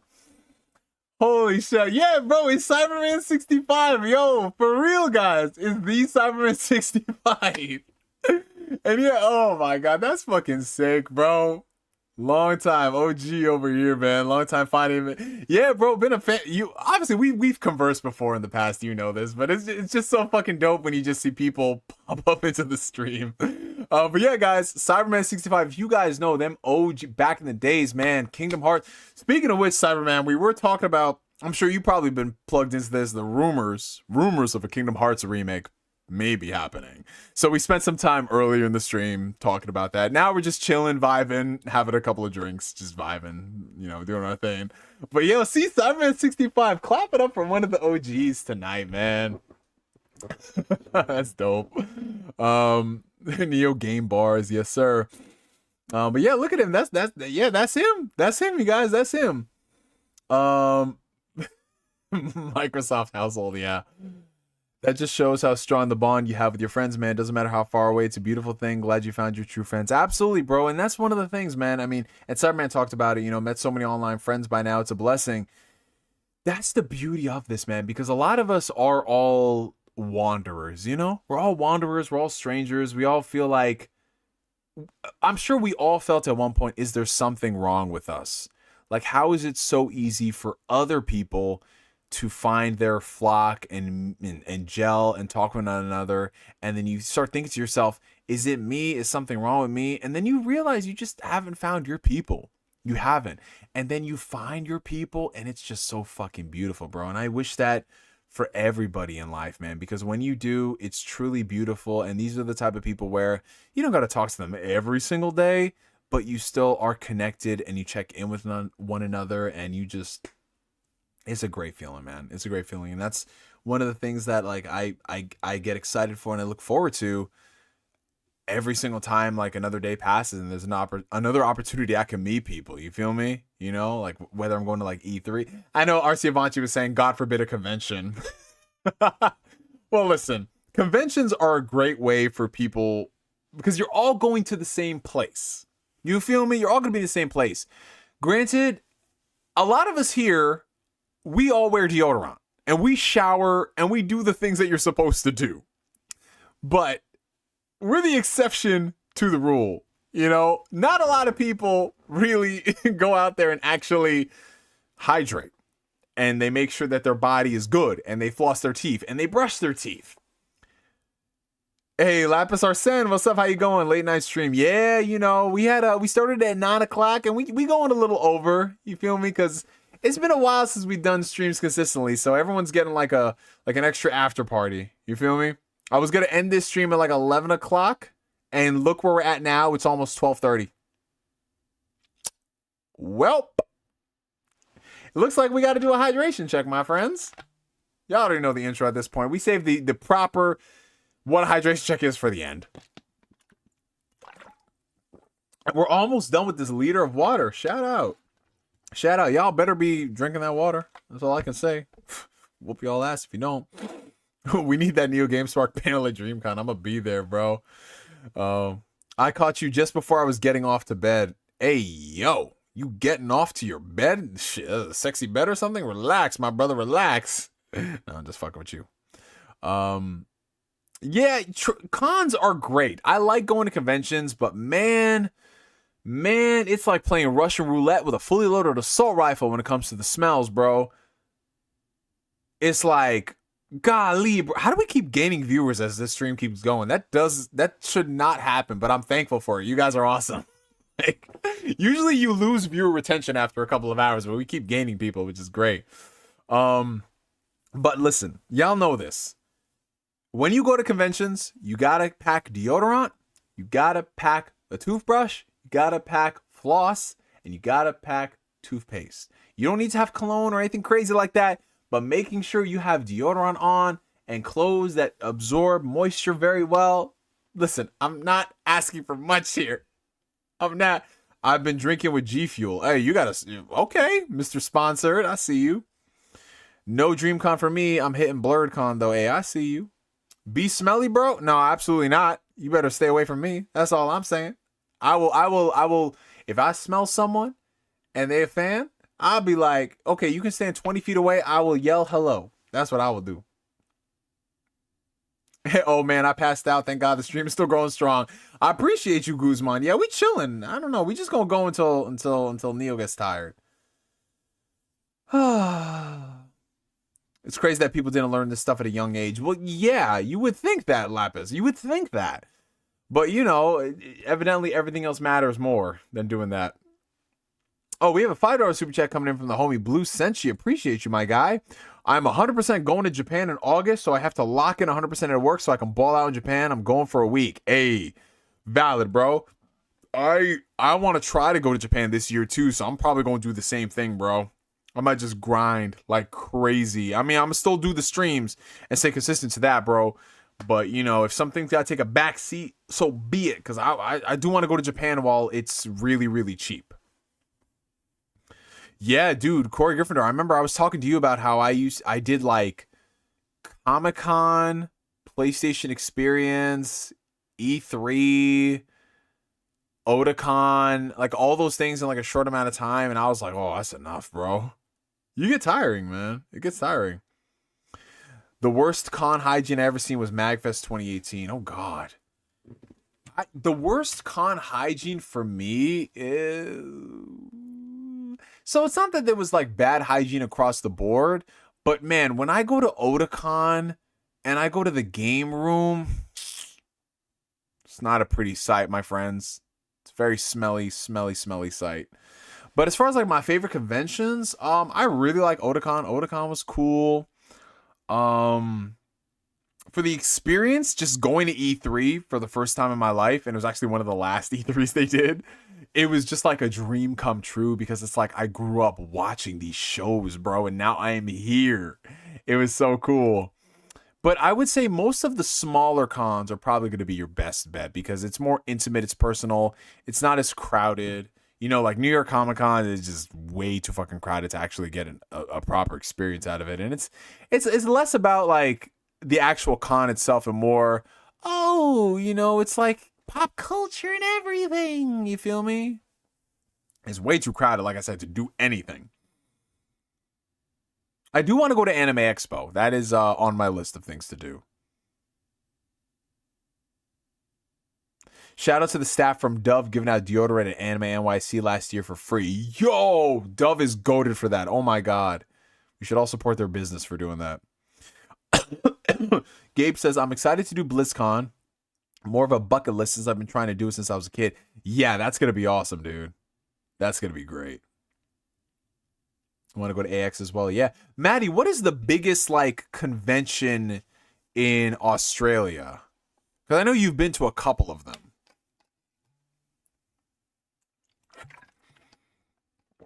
I caught one of the worst scents of my life at Too Many Games one year. Well, you know, when they're focused more on the price of retro games than they are the price of deodorant, gonna have a bad time. Yeah, honestly, and you know what? The E3 I went to was like one of the like not the worst years, but one of the downer years. But it was the second to last E3 that they had. You feel me? Did they have it in 2019? I don't know. I think a lot of people pulled out in 2019. Hey, just like me. Yeah, New York Comic Con is way too crowded to do anything, dude. Supernova and Oz Comic Con are the two big ones in Australia. Okay. I do want to go to PAX East. I want to go to PAX East at one point. And maybe Jason and I will do a road trip to PAX East. Who knows? PAX Australia is the biggest con in Australia. I can see that. I want to go to like PAX East. So Anime Expo in Cali, PAX East. Those are the only two I can think of right now. DreamCon at some point.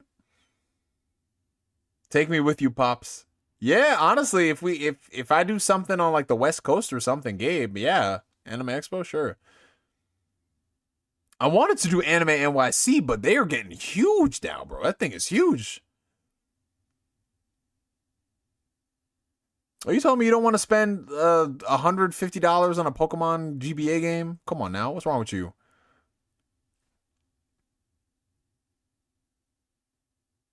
Oh, damn, if you want to come onto this side, yo, that would be sick if we all go to like PAX East, Gabe. Like you, me, Jason, we all split a hotel room and everything. That should be nice. It's always great to go to conventions with friends because it becomes infinitely more affordable than going by yourself. Because all you really have to worry about for yourself is covering your airfare. But if you all go there, you split the hotel, you split everything. It's a good thing. Hey, Guzman. Okay, I see you, bro. Those are the goals. Those are the goals for 2026, man. I love how everyone's just like, yo, if you go to this convention, I'll go too. That's the goal for the 30s. The goal for the 30s is to just grind, make this bread, and everybody just like go to conventions together. That's it. PAX East, I want to say it is I think it's in Boston. Yeah, it's in Boston. PAX East 2026 is in Boston.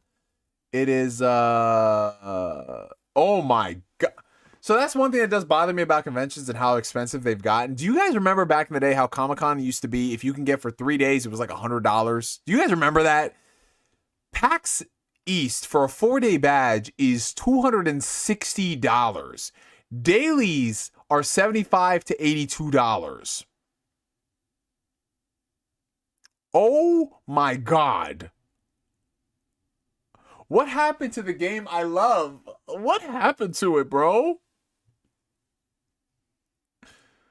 This is insane. This is insane.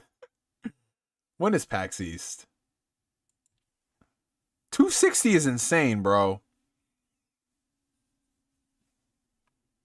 It's at the end of March, like the last week of March. Nah, I don't think I can swing that. Nah, maybe next year. Just because at the end of the March, yeah.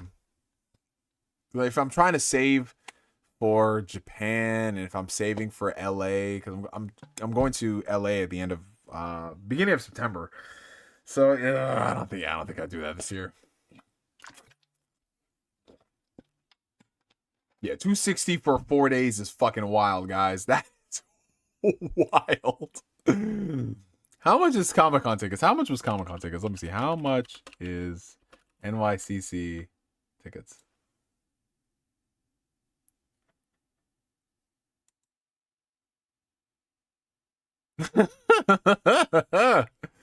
Oh my god. New York Comic Con 2025 tickets for a 4-day pass, $280.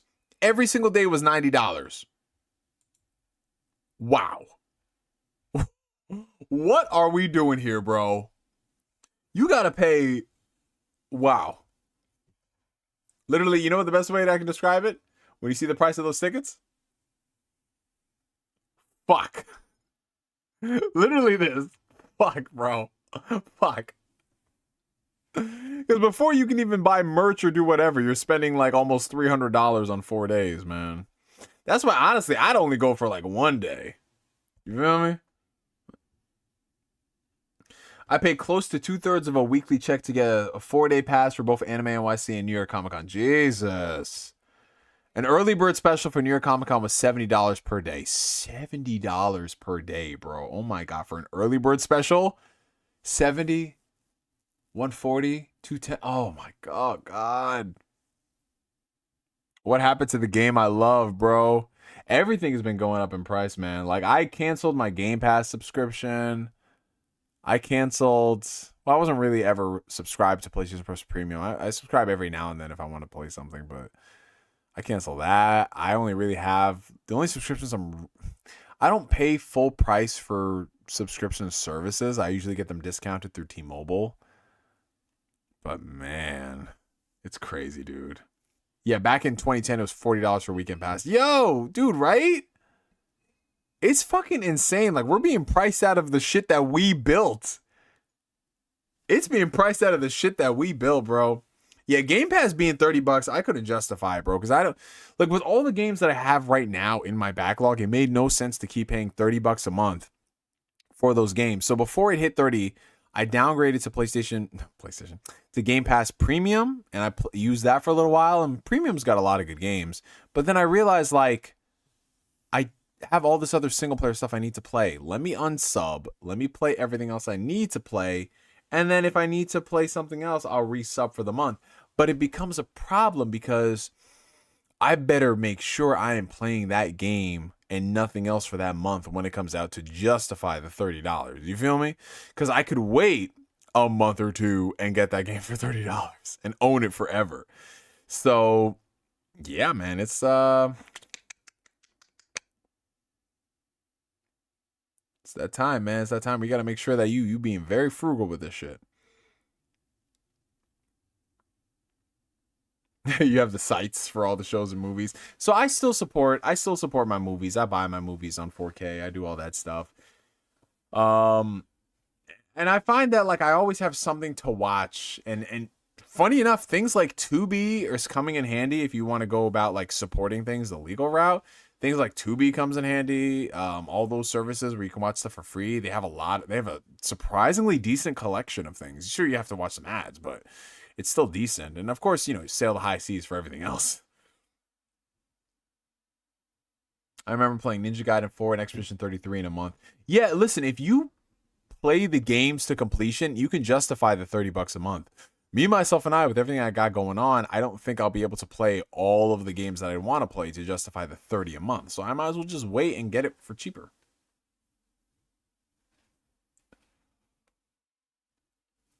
Oh, no. Tubi is... Okay, so Tubi... Okay, not counting their original movies, because those are a trip. But Tubi itself, as a service, has a lot of good... It has a really good selection of stuff.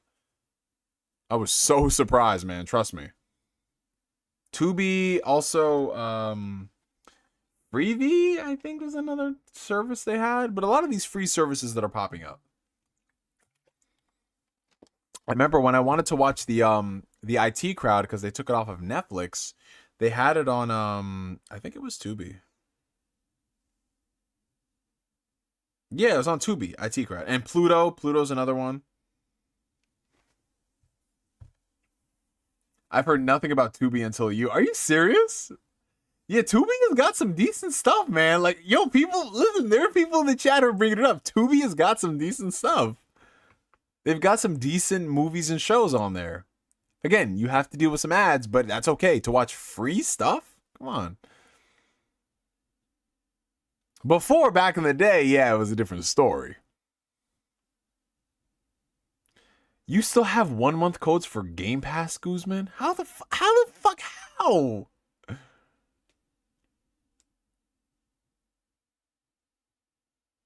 And then every now and then Tubi gets like some random shit that no streaming service has, and you're just like, what the fuck?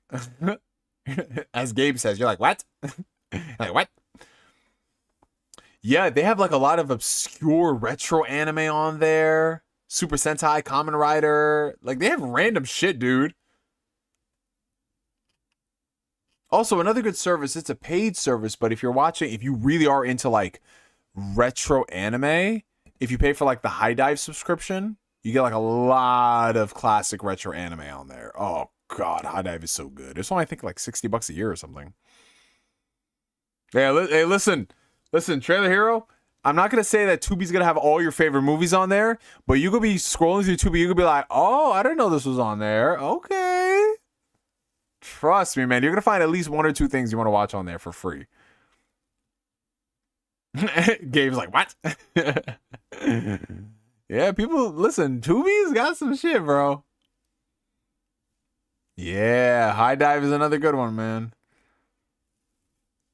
So High Dive, the best way to describe it is High Dive has like a lot of like the Sentai Filmworks titles on there. Sentai Filmworks is like not ADV 2.0, but like it's centered around the same place. It uses a lot of the same voice actors and staff. And they license a lot of things that ADV would have licensed if they still existed. And so yeah, they survive primarily on like retro anime, and they get some exclusives that Crunchyroll doesn't get, but they don't really get a lot because, you know, Crunchyroll has the monopoly on everything. But yeah, you know, High Dive is really great if you're like an old head like me. All I hear is 2B. Shout out to Near Tomato Bisque. That's my game. Pour one out for Super Sentai, yes sir. So Funimation and Crunchyroll had a partnership a long time ago. And then Crunchyroll ended up buying Funimation. And then Crunchyroll was bought by Sony. And it's all terrible now. Shout Factory is really good too. They put out some good releases. Clannad. Oh my god, Clannad. I don't know, guys. I feel like it might be time for a Clannad rewatch. It's been about like 14 years. Clannad rewatch and Clannad after story. Done go, done go, done go, done go. Yeah, Crunchyroll. It's just so funny. You would think that Crunchyroll and Funimation merging would bring all the anime together, and it's like, nope. Absolutely not. Dude, I remember when I watched Clannad After Story, bro. That shit fucked me up, bro. Any insight on Neo 3? For a game that shares the same name as I do not. But I have Neo 2. I played a little bit of it. I like it. It was cool. Oh, you want to share some of the songs we listened to? Maybe for another stream, Jason. So Jason and I, when we were in California, all we did, like, we listened to Eminem and a bunch of fucking rap remixes with anime and game music. That was our entire playlist when we were driving in our Tesla. Like, and it was fucking lit, bro. Jason put me onto this Kendrick Lamar Super Smash Bros. Brawl remix. I've been listening to that shit every workout, bro. Shit is fucking fire. Oh my god. Shit was so good.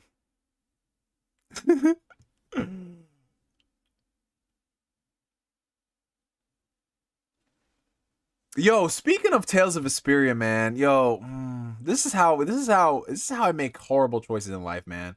I've been thinking to myself like, yo, it's time for a Tales of Vesperia replay. No, the fuck it is not, bro. I've been thinking that like, yo, bro, you've been streaming for almost 4 hours. I know I have, and the viewers have stayed consistent for 4 hours, which is awesome. You guys are dope. But I think we do need to wrap this up pretty soon. Because it has been almost 4 hours since we've been streaming. And we stopped talking about topics like almost 2 hours ago. Oh my god. It's like the liquor gives us energy and vitality. We chilling. Yo, what's up? What's up, Juke the Ronin? I left to do an errand. I came back and this nigga was still streaming. All night live show. I just got here. We've been streaming for 4 hours though. It's crazy. We have not done an almost 4-hour stream in a minute. Have you played any of the Yakuza Like a Dragon games by any chance? Yo, what? Has this man Neo played any of the Yakuza games? The Business Launch Edition? The fucking Yakuza Song of Life? The Yakuza? Where's the HD collection? Where are you? Where did you go? You were somewhere here. I do not know. Where's that random pile of PS4 games I had? I have no idea where it went. But it is somewhere here. And if I had it on hand, I would show it to you. But yes, I love the Yakuza franchise. Does he know? I love the Yakuza franchise. I'm playing that shit for, oh man, like about 15 years at this point. Great series. Yakuza 7, Like a Dragon, with Ichiban Holdings to the motherfucking moon. One of my favorite games of the generation. Yeah, I love Yakuza, man. I love it. I have not played through some of the more recent ones just because there's been so many that have come out recently. Like Infinite Wealth I gotta finish. I gotta finish the pirate Yakuza game with Majima. I did play The Man Who Erased His Name. I did that. Excuse me. So sorry. I played Man Who Erased His Name. That was like the last Yakuza game I beat. But I still have to go through Infinite Wealth. Infinite Wealth is like on my list of things to do. But Yakuza is a great franchise. If you play all of them back to back, it'll probably feel very repetitive because it's very samey, but they've got great stories, great characters, and man, Yakuza 0 and Yakuza Like a Dragon, franchise peak right there, dude. I'm waiting for like Yakuza 0 to go on sale on the Switch 2 and just have an excuse to buy that game and replay it. I love Yakuza 0, man.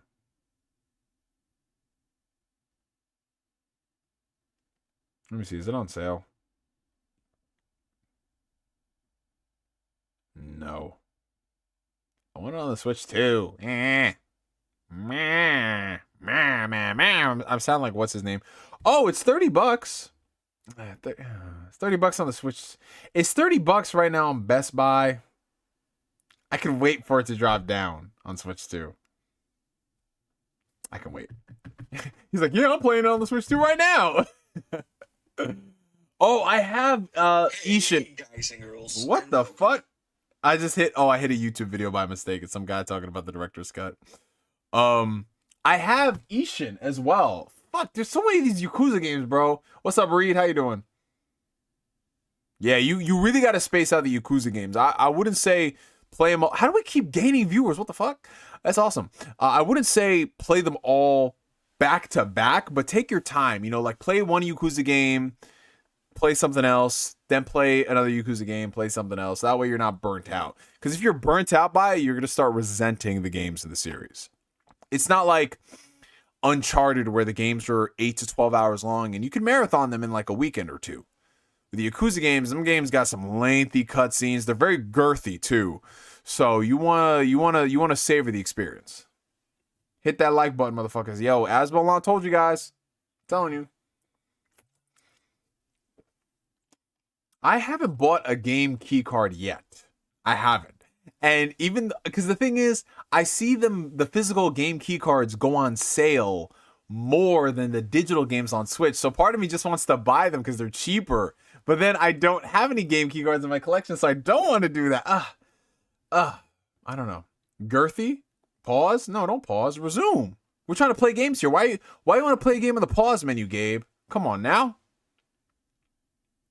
Yeah, if you binge those Trails games and the Yakuza games, man, you're gonna look like SpongeBob in that one scene from the movie. He was like, You gotta pace it out. You'll play like a Yakuza game, then you'll play like something small in the mix, like Alan Wake 2. Then you go back to Yakuza.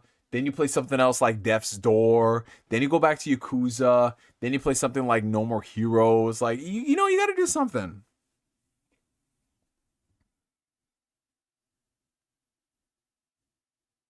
You see, but my biggest problem is that my dumbass plays a lot of JRPGs consecutively. And I wonder why I have gaming burnout. Well, nigga, you got to stop playing 80-hour games back to back. You got to play one big game, then play a small game in the mix. And then have like a fun Mario game in the mix. Like, let's go. Oh, Luigi. You know, you got to do that. Unless the music is banging like the Persona games, close to 30 hours replaying Persona 4 Golden on Game Pass. Okay, Xbox One and the music be tight. Yeah, Persona 4 Golden is fucking heat. I love Persona 4 Golden so much. I have a sealed special edition on the Switch, which I'm not going to open. But I have a digital version on the Switch, which I want to play. Might do that soon. Damn, you guys got me here really for almost 4 hours, bro. Shit. But it's amazing. We're all vibing, man. We love it. We love it. At least you guys are getting further in your games than I am. I'm not getting any games beat tonight. The only thing I'm gonna beat is my meat.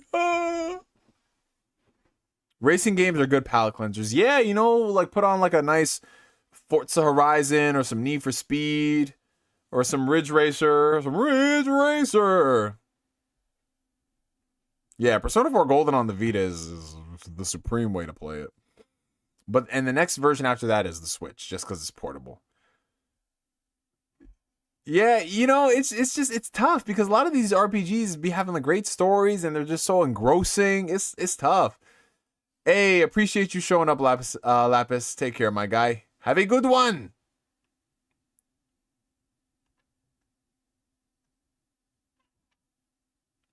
Yeah, like right now I'm in a visual novel kick, so I'm playing through some visual novels on the Switch too, and then on my PS5 I'm playing through Trails. I'm just doing a lot of side quests on that, which I should be focusing on the main story instead, but my dumbass is like, oh, let's go help this person. Let's go to the green icon. Let's do this. You feel me? It's like, oh, that's an over-leveled enemy. I'm not gonna... He's too high leveled for me. I'm not gonna do that. But my dumbass is like, let's see if we try it. I'll be fighting this dude for 20 minutes. Die.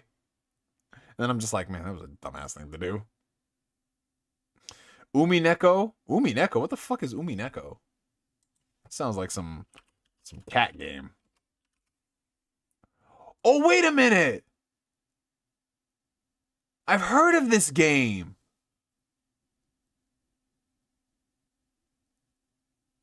I've heard of this game. What the fuck? I've heard of this game. Oh my god, what the hell?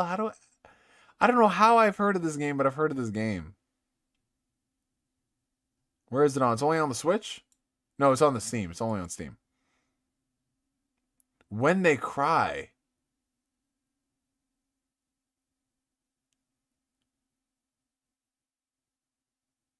Huh. This sounds vaguely familiar. I don't know how I know this. But listen, Asmilan has got some good taste. He put me onto the Trail series, so, you know, I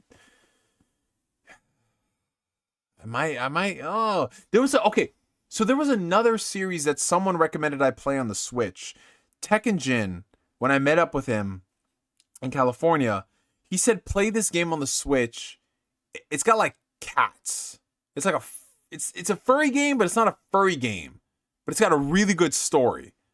What is that game? Someone's going to bring it up and I'll be like, yep, that's the one. Higurashi. Yo, that's how I know it. Higurashi, When They Cry. That's why it sounds familiar.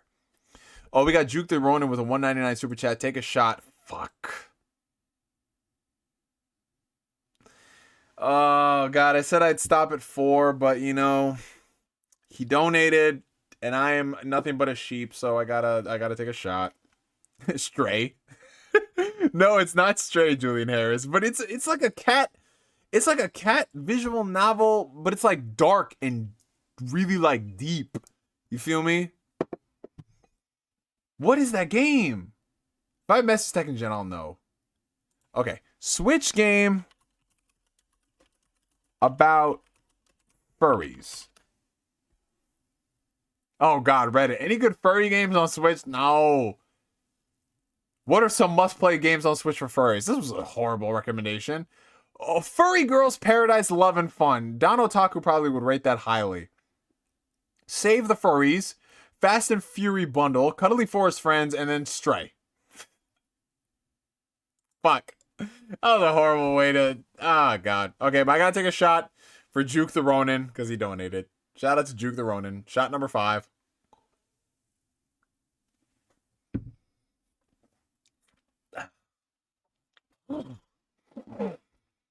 Fuck, it was a game on the Switch. $2 super chat for Unogod. W. Neo, your boy lost his V card December 2025 with a bang. Hey, congratulations. Congratulations, Uno. That's what's up, my guy. Welcome to the club, man. How was it? Was it with your girlfriend? Was it like a one night stand? Oh no, I think it was Fuga. Yes, it was Fuga. It was Fuga, Melodies of Steel. Oh, Asshole, you got this. You got this shit. He said it's a very, very, very good RPG with a dark story. But it's got like cats and shit. Animal Crossing. Corey, go sit down somewhere. That was a wild thing to Google at 1 a.m. in the morning. Yeah, now my algorithm is going to be fucked up. Furries. Hey, that sounds like a plan, you know. Well, listen, wait. Hold on, wait. Didn't you just say, like, you're having your wedding in Costa Rica? So, like, you lost your virginity to this girl, and now you propose to her and you're going to have a wedding with her? Damn, bro. You lost your virginity, and then 2 months later you proposed? Okay. It's the power of the punani. Yes, sir.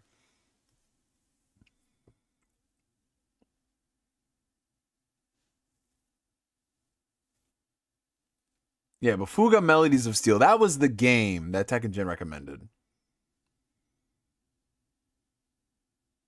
Oh, okay, I got you. I see what you're saying, you know, God. I was about to say, like, whoa, that must have been some really good, really good pussy of you out there, man. Holy. My guy over here. What the hell?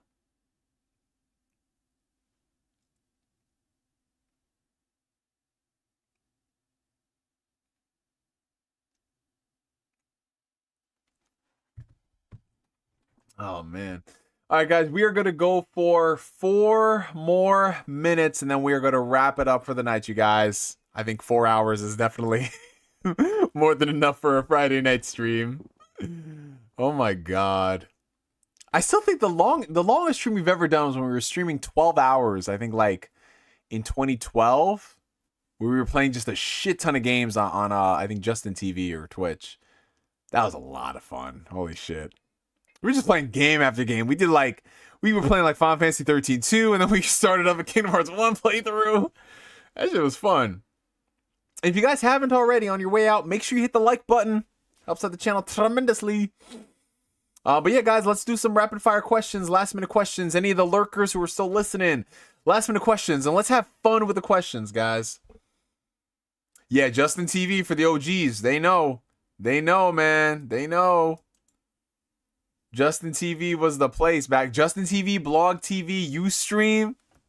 What? Come on now. Ustream? Beef or chicken? It depends, man. Because, you know, I'm very much so when it comes to my meat, I like to diversify, you know. So I'm going to have some ground beef when I get off of the stream. I know late at night, 1 a.m. in the morning. But then again, I can't. Listen, some fried chicken, bro. Some fried chicken? Be solving all your problems, man. Not sure about you, but I'm hyped for Digimon Story on the Switch too. Yeah, I as someone who hasn't bought Digimon Story Time Stranger yet, I think I might pick that up on the Switch too, just because, you know, it's a cozy JRPG. You know, it's not a crazy demanding game, so it'll fit great on the Switch. And, you know, Switch, as of now, is going to be the only platform where you can play it at like 60 frames on a console. They're probably going to patch it for the PlayStation Xbox at some point, but still, it's pretty fucking sick, bro. How much were you dating at 24? Not really so much. Going on a couple dates here and there. Not too crazy. Wasn't like a horn dog or whatever. So, since you've dated a good amount of Latinas, do you know how to Latin dance? I can do a little bit. Not crazy. So, one of my goals for my 30s is to get really good at the different styles of dancing. I can survive. That's what I'll say. I can survive, but I'm definitely, you know, a day Latina, she be teaching me, and we're going to start taking classes together. So that's going to be a good way for us to bond. How about that Monster Hunter Stories 3? Is looking pretty good. It is, bro. I'm not going front. But I've never played a Monster Hunter Stories game. So, like, do I really want to commit to another one? You feel me? Like another fucking big-ass RPG? But it looks good, man. $5 super chat coming in from the homie Blue Senshi. I appreciate you, my brother. He says, I'm going to watch Iron Lung tomorrow. This is the last super chat for a while. Going to start locking in for Japan starting next week. I'm here if you want to talk. I appreciate you, Blue Senshi, again, for all your support, regardless of whether or not you super chat, dude. That is incredible. And yeah, I'm going to start doing the same thing, man. Just start grinding, saving away, because definitely going to LA at the end of summer.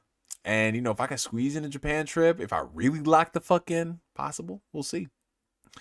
I'm I'm thinking of going back to class. Saw my instructor at a tech event recently. LOL. Hey, man. Hey, do what you got to do, bro. A lot of people are saying good things about that Stories 3. Oh, man, bro. Oh, man. It might be one of them ones. I still got to play Freedom Wars again. I bought it on the Switch. I haven't touched it. Yo, Freedom Wars was such a fun Vita game, man. Oh, my God. It was like me, my boy Danny, and my boy Jamal. We were like the 3 people in my personal circle who bought that shit and played it. It was fun, man. I hope they do something with it. How much would Japan trip cost? Well, the ticket is probably going to be the most expensive thing, probably around $1,000, give or take, where you find it. But then when you get there, it's significantly cheaper because the value of the US dollar by comparison to the Japanese yen, the yen is in the gutter at the moment. So everything is so much cheaper there. So yeah, the most amount of money you're going to spend is on travel, but everything else when you get there is going to be cheaper.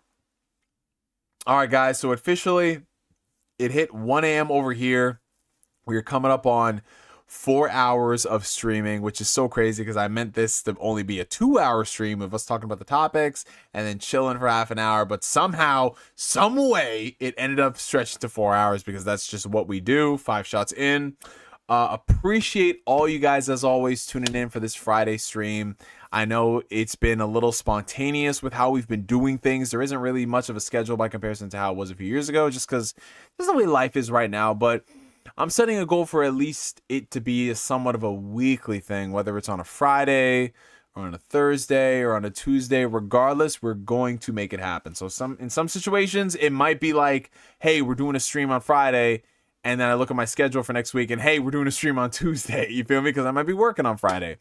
But thank you guys so much for showing up. We maintained really high viewership all throughout the night, which doesn't really happen with a lot of these streams. So I'm so thankful for all you guys for pulling up, for all the people who are super chatting, for all the people who are liking and commenting, just spending your evening here, just vibing with us, man. It was awesome as usual. So before we go, you guys know we got to have ourselves a hydration check. Most of you guys already know what it is, but for those who are not informed, a hydration check is my way of making sure that you guys are accountable in drinking all of your water, because drinking water is important, because if you don't hydrate, you dehydrate, and you wouldn't want that, because then you're going to miss one of these streams. So on the count of 3, grab your favorite H2O beverage of choice. No vodka. We've already drank enough of that for tonight. And yeah, we're going to hydrate. So 1, 2, 3, hydration. And we killed an entire liter of water to offset the 5 shots of vodka that we did. We are getting dangerously close to finishing up the last of this bottle. So probably by the next Ask Neo stream, that bottle will be over and done with, and we'll be good. But yeah, you guys, thank you again so much for pulling up. Enjoy the rest of your mornings, your evenings, your afternoons. And if you guys are watching on the playback the very next day, let me know what you guys think about the format of us spending like the first 90 minutes or so talking about some topics, mostly interrupted, and then we just go into the freestyle chatting section. Comment down below. Let me know all your thoughts, whether it's on here with YouTube comments or if you want to reach out to me privately on Twitter. Whatever things you guys want to do to help improve the show. We are going to be making a lot of adjustments over the next couple months just to basically balance the time that I have to do streams versus what you guys want and things that'll be more coherent. I liked how the flow was today, where we did focus on the 2 topics and then we just had a separate section of just chatting. So that way, if people just want to come here and be informed and hear the thoughts and opinions, that's great too. But yeah, you guys, enjoy the rest of your evenings, your mornings, your afternoons. Your boy Neo is going to be a good, responsible person and not order off Uber Eats. He's going to go downstairs and cook himself some food at 1 a.m. in the morning, because that's what we do. And yeah, from me to you for now, my name is NGS signing out. And like always, I will catch you guys later. Peace out, y'all. Have a good one.